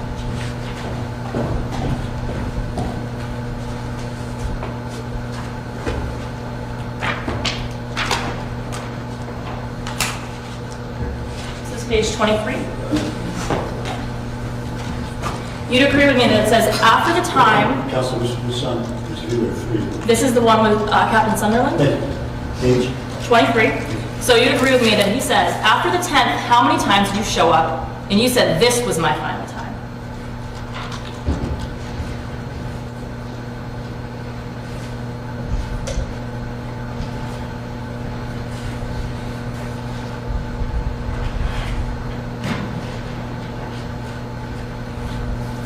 the question? Sure. You never mentioned to Captain Sunderland that you were here on the 20th. No, I did not. In fact, you specifically omitted it during your interviews.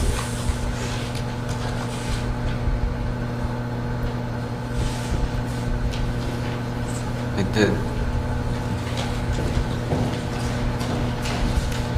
But you were here on the 19th and 20th, right? Yes. Yes. And while you were here, you came in through the back barn window into Rachel's home. Can't recall those days, miss. Well, I can refresh your memory.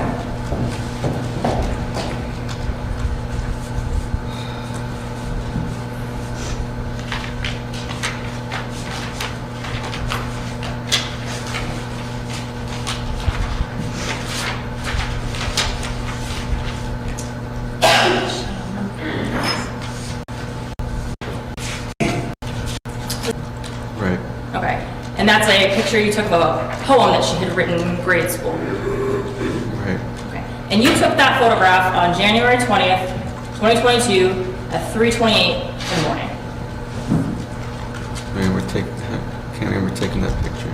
You can't remember taking that picture, but you remember something significant like breaking in, right? No. Can't remember that much from those days. And you can't remember that much from the days.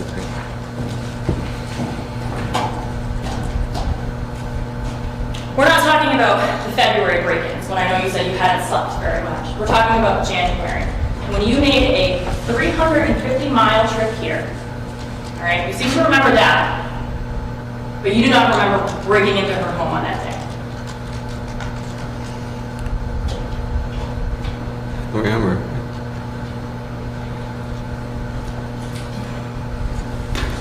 Do you have any reasons to believe you didn't break into her home in January?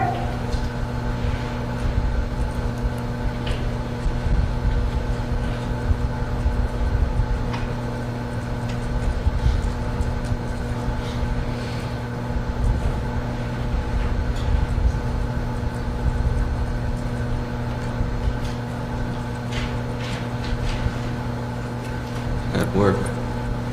I'm sorry. I had work. You had work? Yeah. What do you mean by that? To go to work in the morning. So, do you have any reason to believe that you didn't break into her house in January?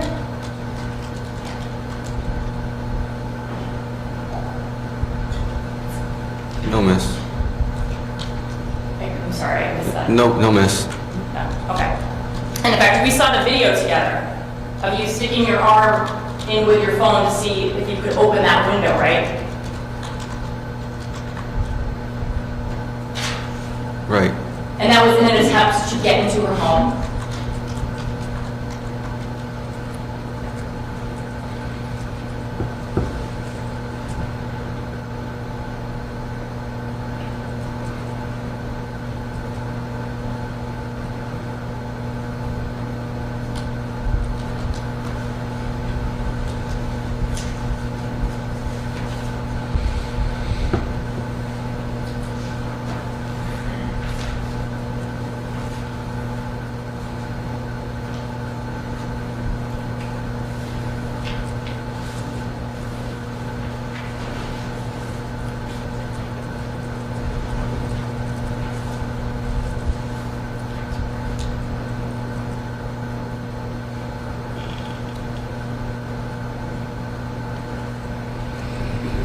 Could you repeat that, please? Sure. Talking about the video, where you reached in and you were trying to get the window open. You were doing that because you were trying to get into her home, right? Right. And you ultimately did get into her home, right? Right. And once you were in her home, you went through her blue or red tub and you went through her items, right? Yes. And you photographed a poem that she wrote in middle school, right? Yes. And you did all that in January when you came up without telling her, right? Right.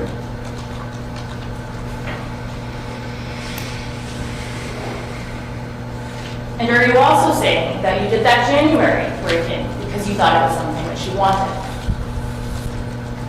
Yes. but you never told her about it. Yes. All right, let's move into the February break-ins.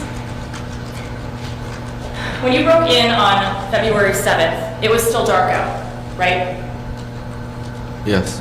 Well, it's the only chance they had to try and go up and put a human face on him, because what he did is stupid, and he will get punished for that, I'm sure. But he's also just a kid who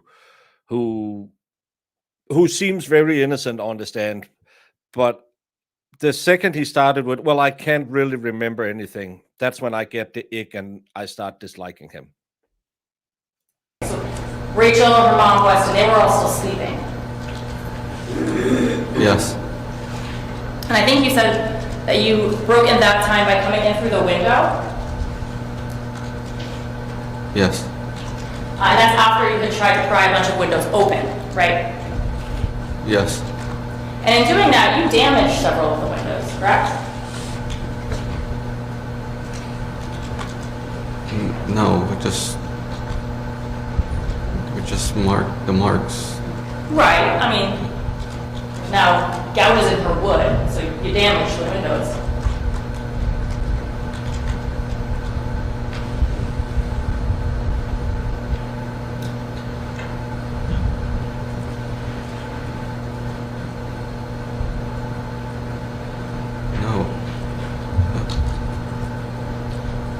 No, you don't think you damaged the windows?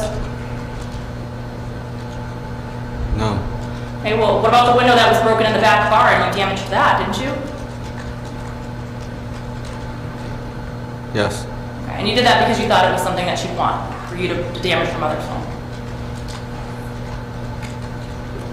Yes.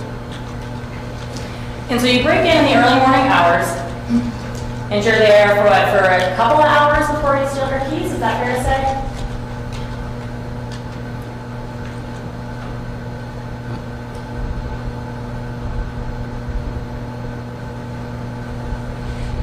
Yeah, she did act badly, but no, nothing she did was illegal.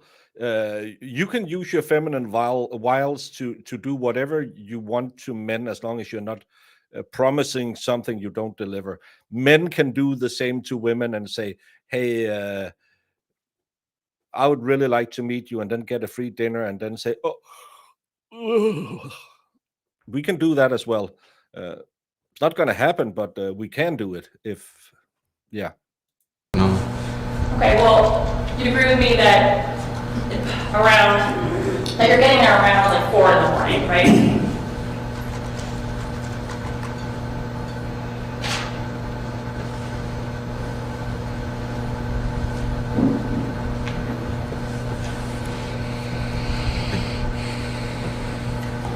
I don't know. Well, if the location data puts you around there at 4 o'clock in the morning, do you have any reason to doubt that? No. When Victoria said her keys didn't go missing until around 8 a.m., right? Yes. So you're there for several hours waiting to steal those keys, right?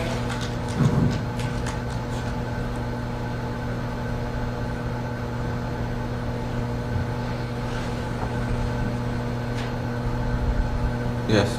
And are you hiding in the attic at that point, or are you in the back room area?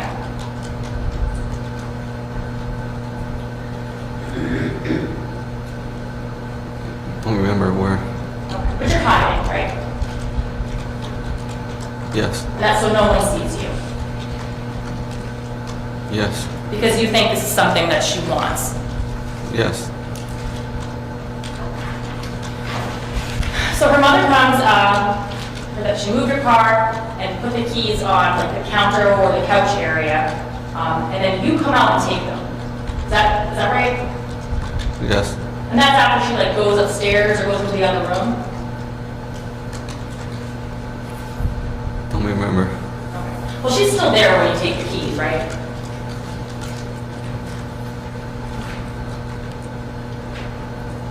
don't remember, miss. I don't remember. Well, you'd agree with me that that morning when you're in there and you're taking the keys, you don't let anyone know what you're doing. No. And later that day, you said you broke back in to return the keys, right? Yes. And before you did that, you waited until they were sleeping, right? Yes. And when you enter the house, you make sure not to make any noise, right? Yes. And you return the keys because you don't want them to catch on that something's going on, right? Yes. And while you're there, you go upstairs into the hallway, right?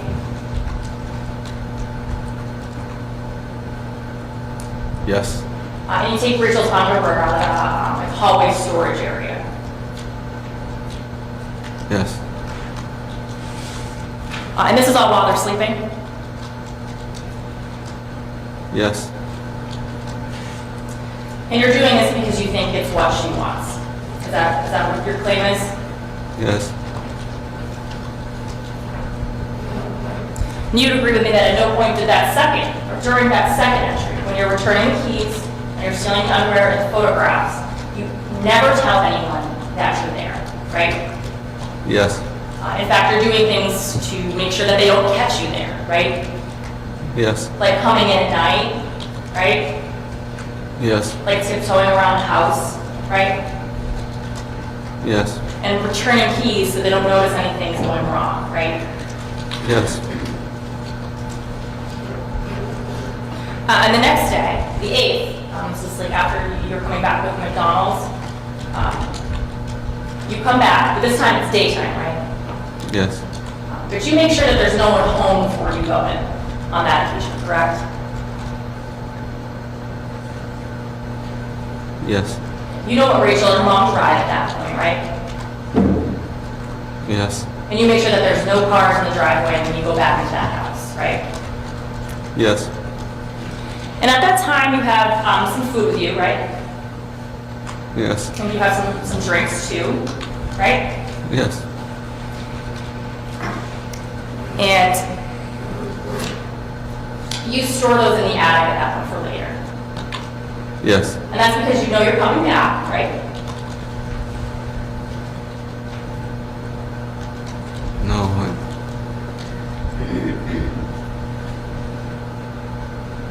No. No? Well, why would you put food in the attic if you're not coming back?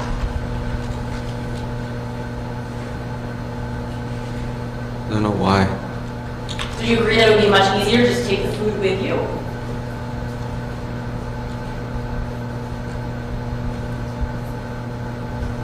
I don't know. And while you're there in the house, Rachel's texting you and specifically asking if you're in town, right? Yes. And you tell her no, right? Right. And she specifically says, I wanted to make sure you weren't here because my door looked weird. Remember that? Yes. And your response is, I'm at work, right? Yes. I think your response was, I have business to take care of. I don't have the time to drive there for a girl that doesn't like me, right? Yes. So she asked you a couple times if you're there, and you deny it each time. Yes. And you'd agree with me that if this was something you were doing in order to make her happy, you had to tell her at some point, right? Yes.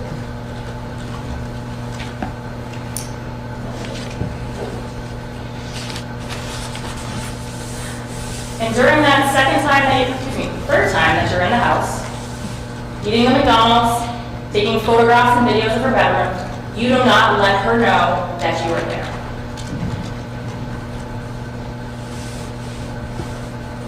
Yes.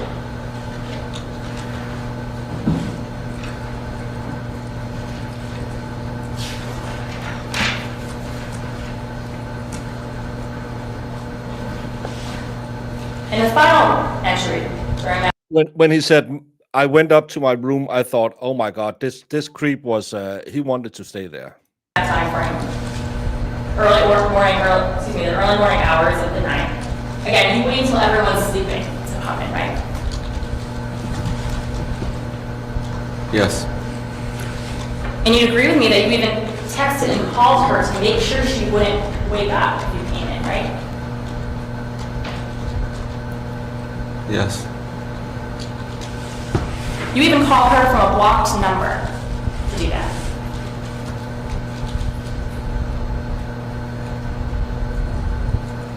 Is that right? Yes. So you wait till everyone's sleeping, and you go in around 2 a.m. Is that fair to say? Yes. And you're in there for like roughly 2 hours. Is that right? Yes. And during the entire time that you're in her house, you never once wake her up and tell her, hey, guess what, I'm here. No. In fact, you're making efforts to make sure she doesn't know you're here. Is that right? Yes. Did you take your shoes off so that you don't make much noise? Did that? Yes. And when Rachel does wake up, around 4:15, you bolt out. He was only there for like a day and a half, and the most of the time he spent cloning keys and stealing crackers. I don't think that there was any signs of, because he just jumped into her room, lifted up her duvet, and got the kitty cat on cam. Right? Yes. And when she texts you, are you in my fucking house? You don't respond. Yes. You don't go into her room and say, yep, it's me, surprise, aren't you happy? Do you?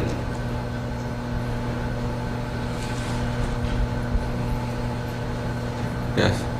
Instead, you go into the attic, right? Yes. You go up onto the roof in your socks, right? Yes. You even cut a hole in the screen so you can get out there.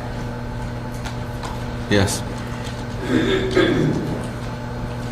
Okay, so isn't it true that you really didn't actually believe that she wanted you there? No, I did believe she wanted me there. But I just don't know what she wanted from me. Well, if you're doing something very drastic, like breaking into her mother's home, right? Yes. Wouldn't you want to be sure?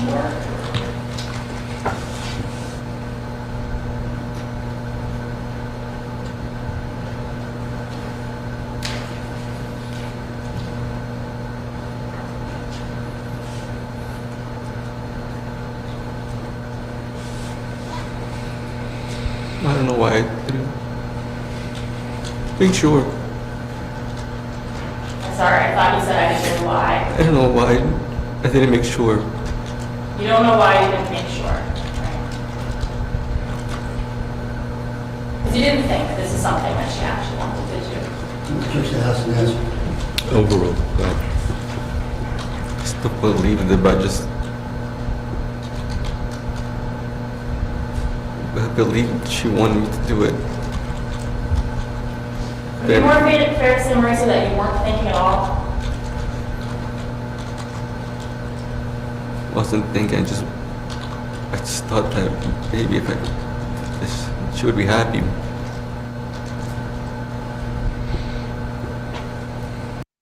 We are always saying, oh, I don't see no tears. I don't see he seems sad and a little, but it also seems like it's more of I better show these emotions than I have these emotions. Not like my honey poo, Ashley Benefield, who was crying on the stand, innocently convicted. I believed her. Well, that's because you're a massage therapist. Wouldn't I then disbelieve her and believe this guy? I don't care, you're a sex pest. That she would want me to do this. But do you see how that if you're not telling her this and you're taking active steps to hide it, that doesn't make any sense?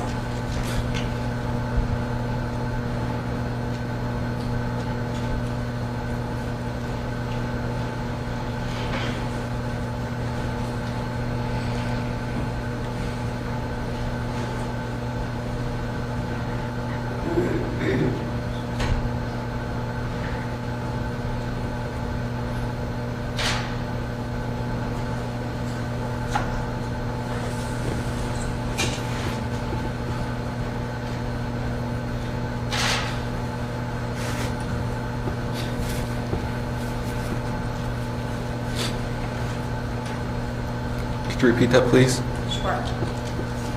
No. You're saying, I thought she would be happy, I thought she'd like this. But do you see how, when you're trying to hide everything you're doing from her, and you're telling her that's not hide it, that excuse doesn't really make any sense?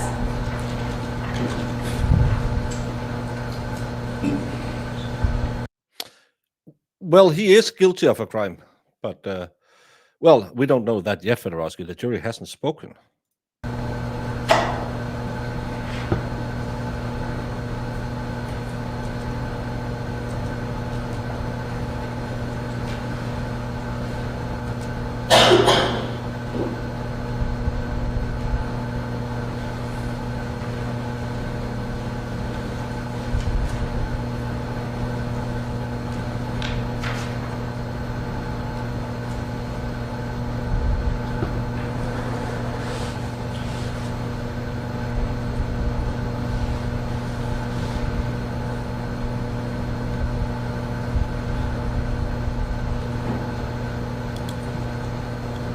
I'm sorry. I'm really sorry. Can we repeat that again, please? I can put it maybe a different way. If what you're doing is supposed to make her happy, she would have to know about it, right? Right. But you made all these efforts to make sure she didn't find out about it, right? Right. So do you see how that doesn't make any sense?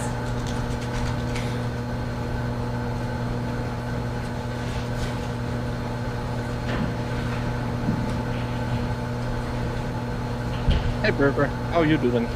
Right. Well, not all of it was panties. He also stole some swimming trunks.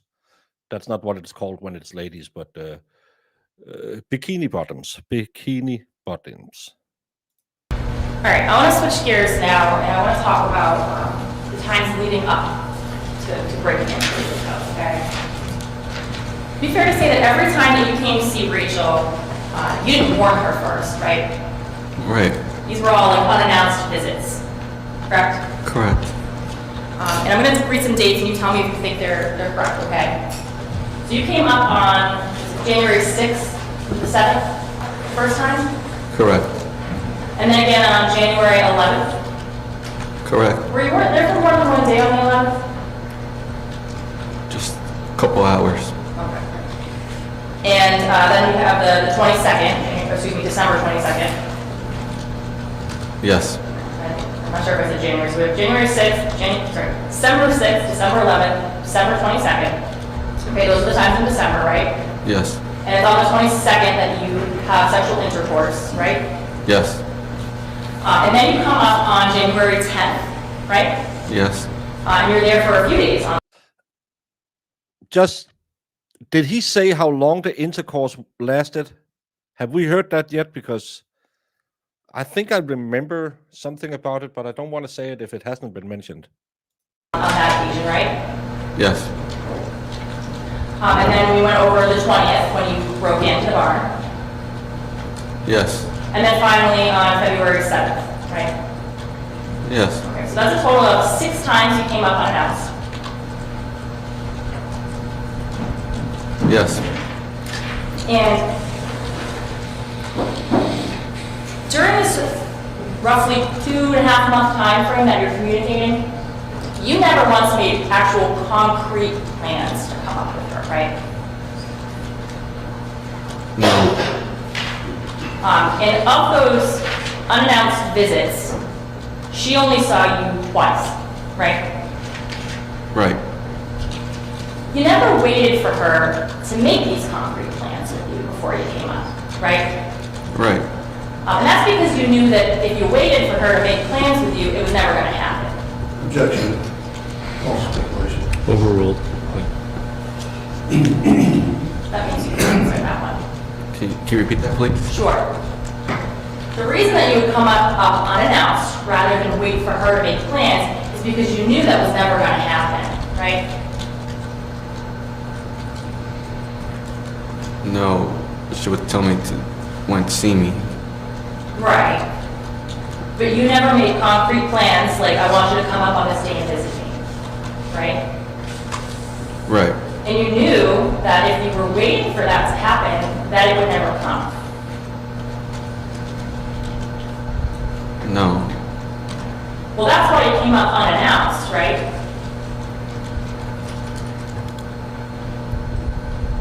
Yes. You testified that you thought that Rachel was manipulative. Yes. Don't you think that's a little manipulative, Mauricio?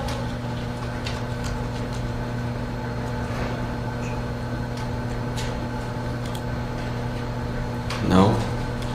You don't think that coming up unannounced, rather than waiting for someone to make plans with you, maybe makes them feel like they have to?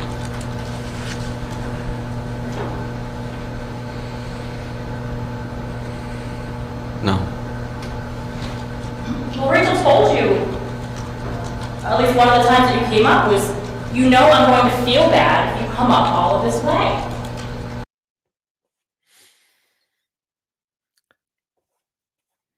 Ma'am, I have to ask you to not use language that I can interpret sexually. We had not strong enough to get it up. That was a warning. Then you had took my shoes off and it went in through the back door. And now you said, and Rachel said, you know, I'm going to feel it if you drive up. Lady, you're on thin ice right now. I have to do the disapproving granddad. Stop making this sexual. It's a Wednesday. There's a long way to Saturday, and I'm single, so nothing will happen on Saturdays anyway. But stop it.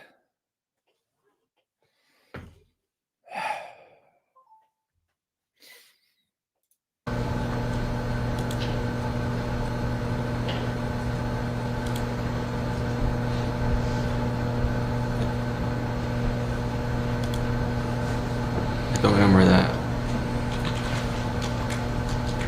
Well,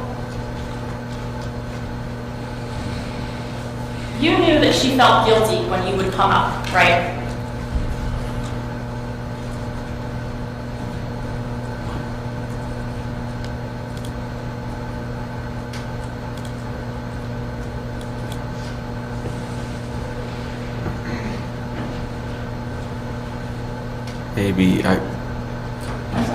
Maybe, I don't know.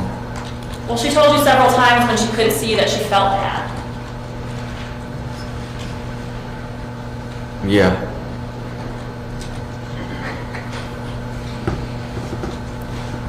And you'd agree with me that every time that she showed up unannounced, other than the times that she agreed to see you, she was not happy that you did that.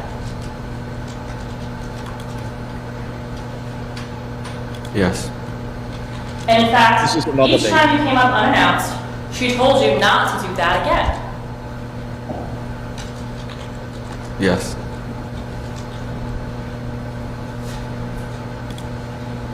And in fact, the first time you came up on December 7th, she found out that you were planning to come up and specifically told you not to do it a few weeks before. Yes. But despite that, you came up, right? Yes. And she couldn't see you, and she told you that she felt bad about that. Yes. And so you left her $500 on her windshield on that occasion, right? Yes. And then after you left, she was sort of nice about it to you, right? Yes. She continued to talk to you.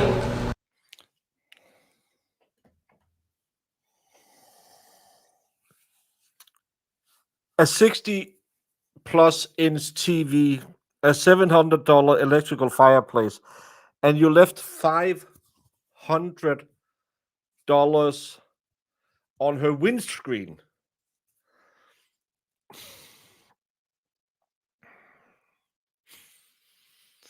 Brother, please cup your ears. I'm talking to this kid. If you go into the description of the channel, there will be an email address. Marissa has access to that one. She's running a union for nighttime ladies that works in close personal contact with their clients. If you gave her 500, she would at least send you 5. And trust me, bro, they wouldn't just put it in there, move it around 2 times and said, no, this is disgusting.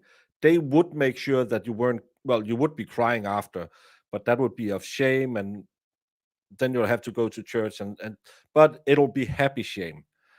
So you're 19 years old, you spent over $1,000 and you didn't really get your dick wet. I'm embarrassed as a man, as a representative of the same gender as you, kiddo. I'm disappointed. Imagine the quality of nighttime companion you could have bought for $1,000. Not some skanky 24-year-old drunk OnlyFans girl. You could have had a pretty high-class, coked up massage therapist. Jeepers Christ. Ladies, I hope you raise your sons better than this. This is what happens when moms say, no, you can't have those dirty magazines. $1,200 plus a TV. And she just did the Tootsie Roll and spit it out and said, nah, not for me. Oh. And she was blown out on cheap wine. She's probably just been rattling the tuna can live on camera, and she couldn't even feign enough interest that she gave you an ending. Oh. Yeah, high-class massage therapist. That's what this kid need. I don't even think that the shaft was filled, because apparently, according to her, she just had it in there for 2 seconds and then said, this is disgusting. And this is a lady who, on camera.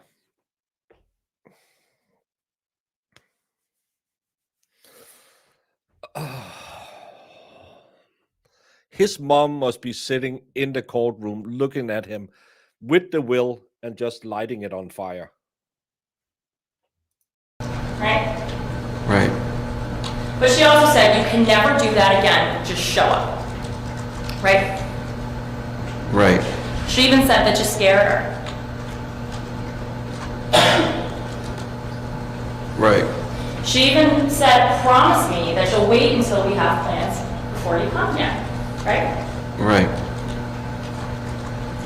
And then, in your continuing conversations, she would tell you at times, please don't show up here. Right? Right.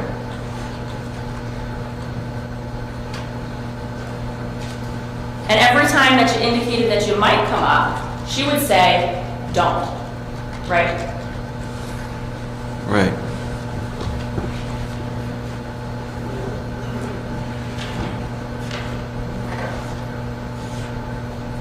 So Okay, you were asked if you thought that you were in a relationship with Rachel.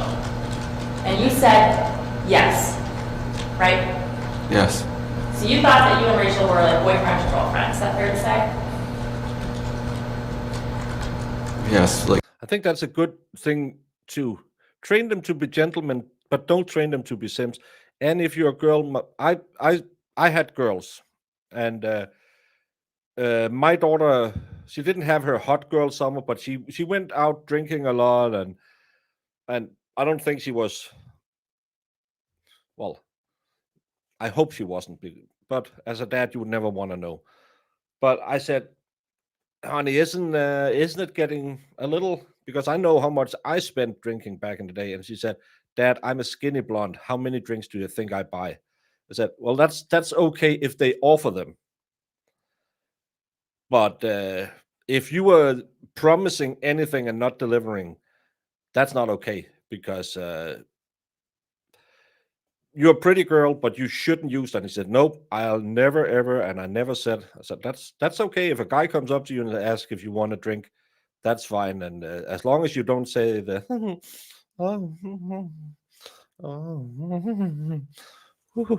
I don't know what you say to guys. I've never tried it. I never had a girl do it to me either. So, but teach your boys to be gentlemen, but also teach your girls to be ladies, because that's a thing that I think a lot of women also have forgotten, that we want all the things, but then they forget that they should also act in a certain way. Not that they have to, but they shouldn't. They shouldn't wave their panties around just to get things and then put them on when they have what they want, like this girl. Proud of you, twin Jessica. Yeah, we have twin Jessicas. We have double bacon. We can have a double bacon Jessinator. That sounds nasty. I shouldn't have said that.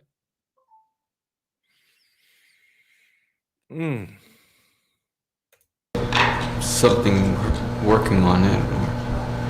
And you thought that this kind of gave you the right to come up here and make sure she was okay when she went out with her friends? Oh, I've seen those videos where they want a guy to buy takeaway food for their kids they have at home. No, no, no, no, no, no, no. Again, there's a reason why guys says, I would rather beat off to whatever I can find online instead of going out in this market where they have 7 kids with 8 different men and none of them pays child support, and you can't tell anything to these kids and you have to bring them gifts. No, no, no, no, no. That's what I mean. Guys should be gentlemen. We should be hold the door, buy drinks, pay for dinner. But ladies should also remember to say thank you. Don't do the, hey, why aren't you buying? I want the lobster. Well, I took you to Red Lobster because of that. Yes. And you thought this made it okay to check who's calling her on her phone? Yes. You agree with me that being in a relationship with someone doesn't give you the right to go through their things? Yes. Being in a relationship with someone doesn't give you the right, I guess, to monitor, to stop them, does it? Yes. But sadly, that's what it's become these days when you hear about these horror stories. Of course, there's a lot of. I have taken ladies to a sushi restaurant, and I hate sushi, but sometimes I'll have to swallow too. Stop it, Marissa. You need to behave. And then we can go to the theater, and then we can say have a great night. You can do that, but when you see these stories where the demands they are putting up there and they're bringing their kids, and it's you should. What's wrong with saying, hey, you want to grab a cup of coffee, and then you can take it from there. It doesn't have to be well, I have these 37,000 demands, and then you go back to your Instagram and say, why can't I ever find a man who loves me? Well, because you don't accept the men who's out there, and you don't have that leverage that men want to. And you agree with him, Marcel, Oh, I could eat a loaded baked potato right now. Oh, carbs. Oh, that in nowhere in any of your conversations does she ever refer to you as her boyfriend?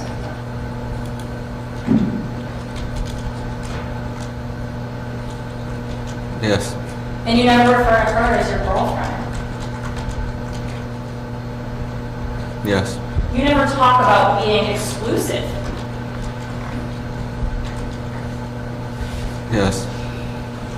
In fact, there are times when she's talking about how she had seen or hooked up with another guy.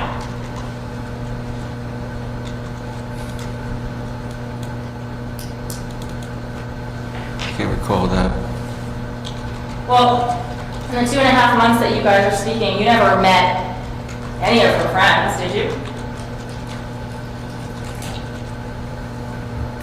No. You never met her parents or her brother? No. You saw her son on FaceTime, but she didn't let you see him in person, right? Yes. And we already talked about how you never actually made concrete plans to hang out, right? Yes. And in the 3 months that you were speaking, you only spent about a total of 2 hours face to face, right? Yes. And that was the 22nd when you had sexual intercourse, and then February 8th in your truck, right? Yes. why does she say sexual intercourse as if it's poison? So a total of 2 hours roughly together. Marcia, do you realize that you spent over 66 hours driving to see Rachel? Yes. And she only let you see her for 2 hours? Yes. And you sent her gifts and money, right? Yes. Expensive gifts, like hundreds of dollars, this fireplace and TV, where is that right? Yes. She never sent you any gifts. She was planning to. She never drove out to Pennsylvania to see you. No, she never did. You got her some items for Christmas. Yes. She didn't get you anything for Christmas, right? No. She wouldn't even make plans to see you. No. And she had actually blocked you on multiple apps. Snapchat, Instagram. Yes. Marcia, isn't it true that you wanted to be in a relationship, but you weren't actually in one?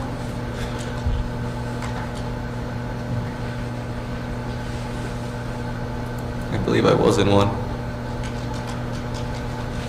You believe that even though over the course of 3 months, she only let you see her for 2 hours, you were in a relationship?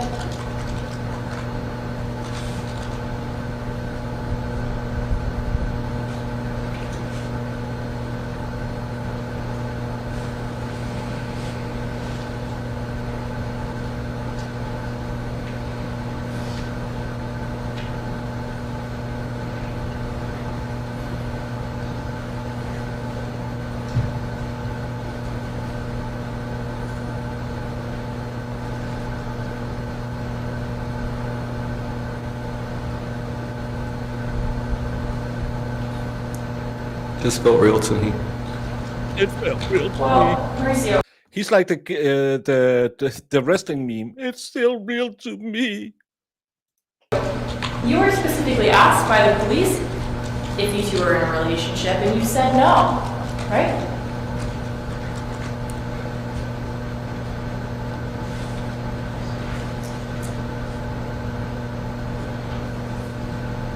And it was... I can't remember what I told them. Well, Officer LaFayette specifically asked, are you two in a relationship?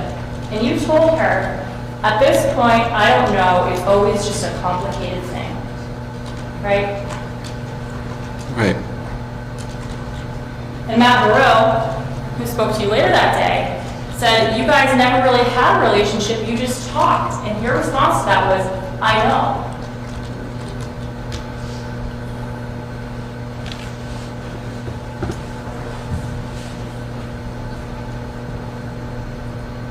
Milorowski, some ladies like to play hard to get, and they like the stalker, grape, attic living, cup peeing fantasy. That's one of those basic fantasies every lady out there has, that they just nothing really gets the motor running like a guy peeing in a cup in their attic. I've been told. I remember saying that to them. Well,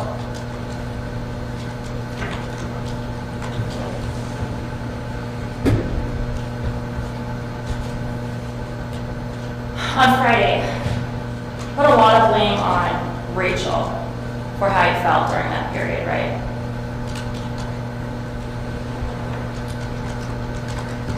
Yeah. You specifically said that you thought she was manipulating you, right? She was. But Rachel told you over and over again that she was not in any sort of space where she could be in a relationship. Is that right? Right. As far back as November 5th, she specifically said, I don't want to lead you on.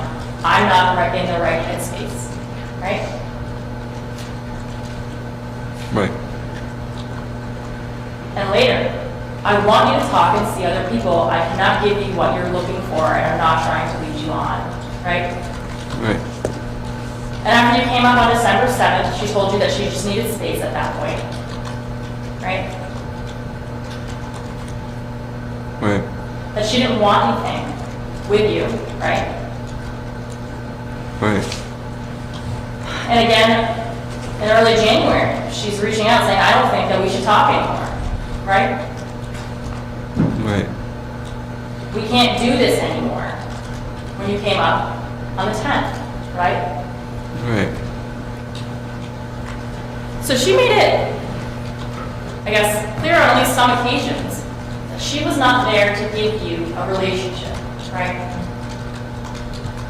Right. And in fact, it was really when she was drinking that she would be nice to you, right? No, not all the times. Well, you told Captain Sunderland during the interview about what you had with Rachel, right? Right. And you said, at first she would be like, I want you here, come over, stuff like that. And then it'd be like when she was on her phone, like when she was drinking. And some of the times I couldn't tell because I don't know her when she's smashed, like drinking, right? Right. So you knew that when she's saying these things to you, because she had been drinking, right? Not all the time. She's driving. When she's doing something else. No.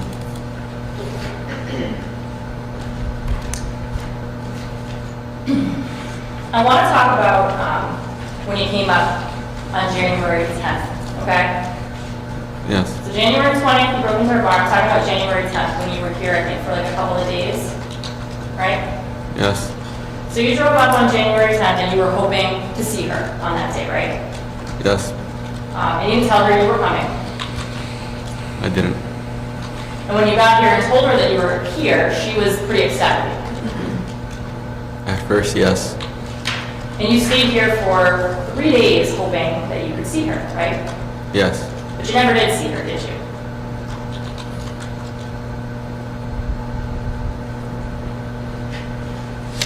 Yeah, it would be cheaper and he would have gotten more We action. were planning to, but at the end, no. I think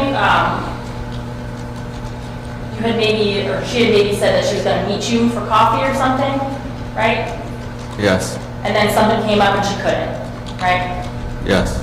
Detective Sunderland, or Captain Sunderland asked you specifically about that. Remember that? Yes. And he said something like, maybe she's making excuses and didn't want to see you. And you said, Most likely, yes, right?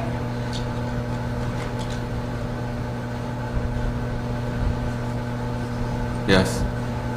And after you came up for that period of time, she tries to kind of end things, right? Maybe. She says things like, do not ever speak to me again, and you literally cause me anxiety when you do this.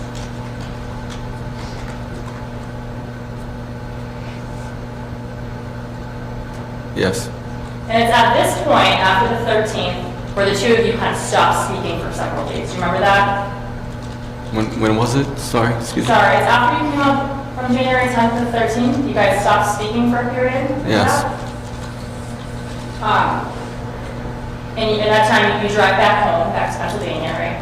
Right. And I think what you had said on direct was, I was done. Yeah, there should be a certain discount because he really wanted to give her that fantasy. He didn't just break and enter. No. He went on the roof, pried out a window. This kid, he's in love. At that point, right? Right. And on January 15th, you're searching for burglary tools?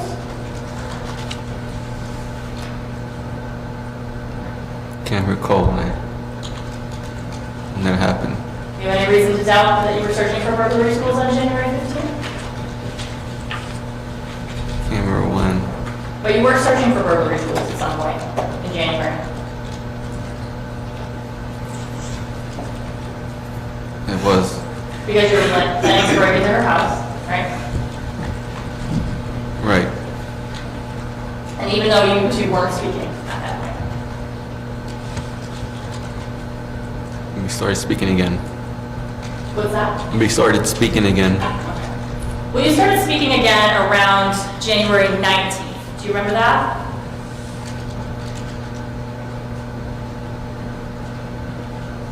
Somewhat. Well, that's when she gets a hold of you because she has some concerns about you hurting yourself. Do you remember that? Yes. But after she reaches out and you start talking again, she makes sure that you're okay. She says, I still don't think we should talk. I just wanted to make sure you were okay. Right? Yes. And you agree that's around the 19th of January?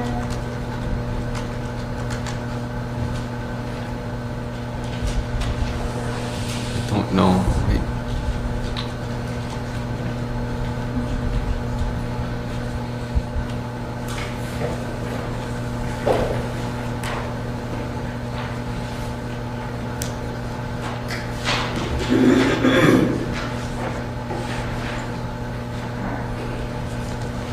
I have those messages, and maybe this can help you remember. It's page 1775.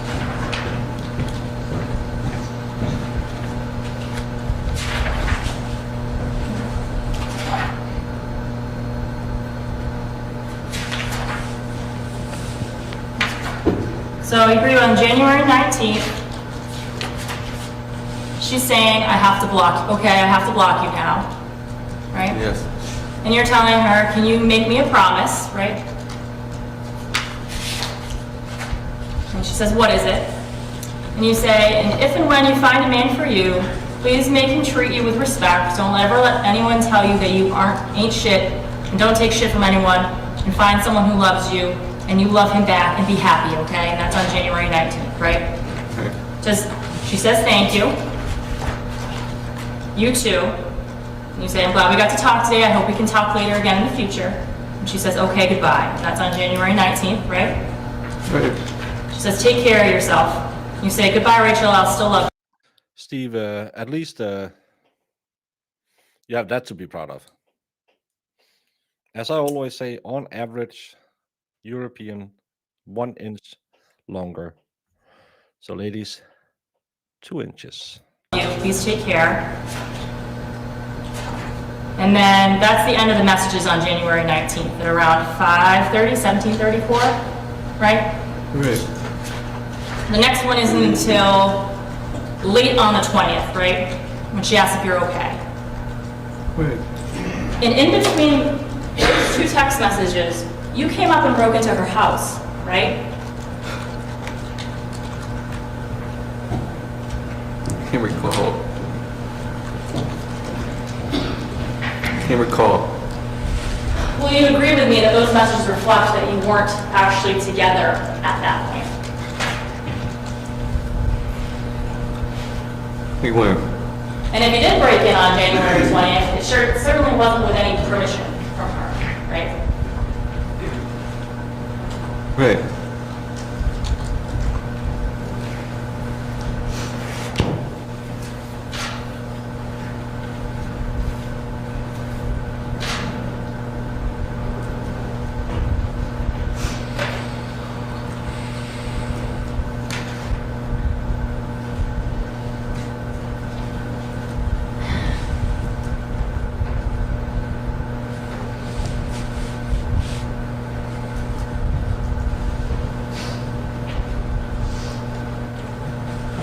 Attorney Garrett, it's 11:15. Why don't we take the morning recess? Yes, let's take a recess and then finish this in the morning because it's almost 9 o'clock my time, and I like ending it at about this time. But tomorrow we will do the rest of the interview with this poor kid. They don't bring any other witnesses. And then we will do the closing arguments, skip straight through the jury instructions, and then get to the verdict. So it's probably not going to be the longest day tomorrow. So tomorrow, class, the homework will be, what do we call the slam box, the axe wound, the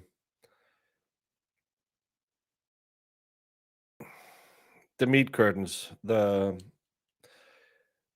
penis fly trap, the Arby's.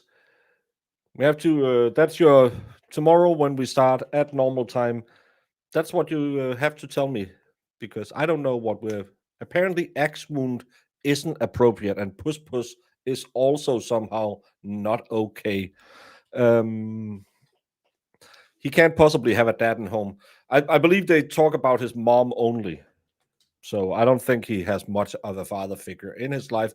But that's also sad, because that's actually, I believe, how most kids grow up these days in a one-parent household. And it will have its effect because they don't get to learn how to be a man. Well, you can't say that in 2025. Well, they need to learn. You have to.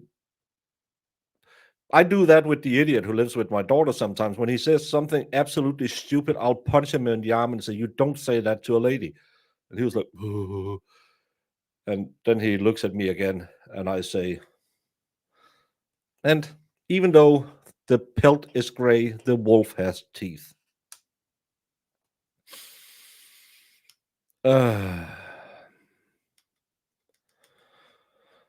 Bonnie says, "My heart breaks for this creep." Yeah, he is a creep, but he's also clearly not capable of understanding that little game between the mouse and the cat. And by that, I mean, you know what I mean. What is Crispy going to say? How dare you end the stream right when Crispy starts telling us about her Christmas bush? What? What?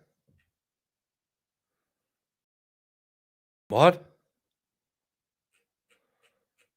Who? What's wrong with Puss Puss? I don't know. Everyone, that's why you should join the Discord. Well, we're not that many people here today. You are probably in the Discord. Well, you are probably in the Discord because we're not that many people. What's the start time tomorrow?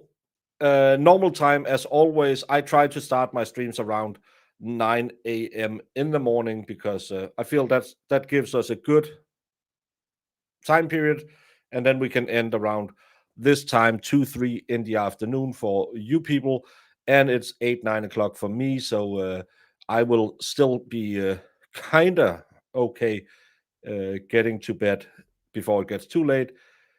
As always, it's been a little bit rough the last 5 days because Aiden has been running his long ass streams. But I will, as always, if I wake up, try and do the night show. I don't know what the night show will be about. We talked about it the other day if I should try and do one of those spaces so you can have that as a call-in function. I don't know if it's a good idea. It's probably not a good idea to do a call-in show at midnight, but I can't really. The only other way I can do call-in is to bring you on screen, and for some people that's a little bit daunting. And so maybe we're going to try that tonight and put up a spaces where you can, if you have anything to tell me. Topics will be Baker, you suck. Baker, you're horrible. Baker, stop talking about titlets. No Baker, bad Baker. So that's what we're gonna have. 9 o'clock, 10-4. Yeah, roughly 9 o'clock. I normally start a 1:45, but we do the chit chat. Hey, how's everyone doing? Who has an outdoor bush? Just to get to know each other. Hey, I'm Crispy Bacon. I like the 70s. Hey, I'm Marissa. I'm gonna beat Baker for saying all of these weird things. The standard things we say when we meet up. And thank you, Money. Well, I just got them today. I don't know. They look kind of like my old glasses, and I thought they were blue, but apparently they're brown. I'm thinking, did I choose to? Because I was pretty sure they were two-toned as well, but that's not important. You can't see them, and hopefully I won't notice. But I feel like I have had an easier time reading all the stuff, and that's what therefore I don't feel as tired as I did. What's that giant long box behind you? That's a cabinet.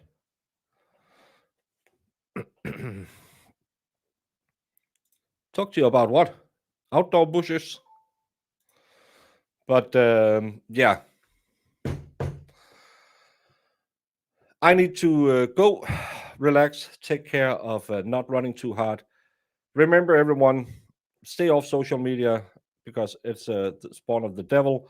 And stop asking Crispy about her bush. It's between her and the gardener, and maybe her husband. I'm Jimmy. How y'all doing? I know English is your second language, but you don't word It's your my questions third, carefully. but I'm still better at it than you. You are the most important people in this case that everybody seems to have forgotten in this room is the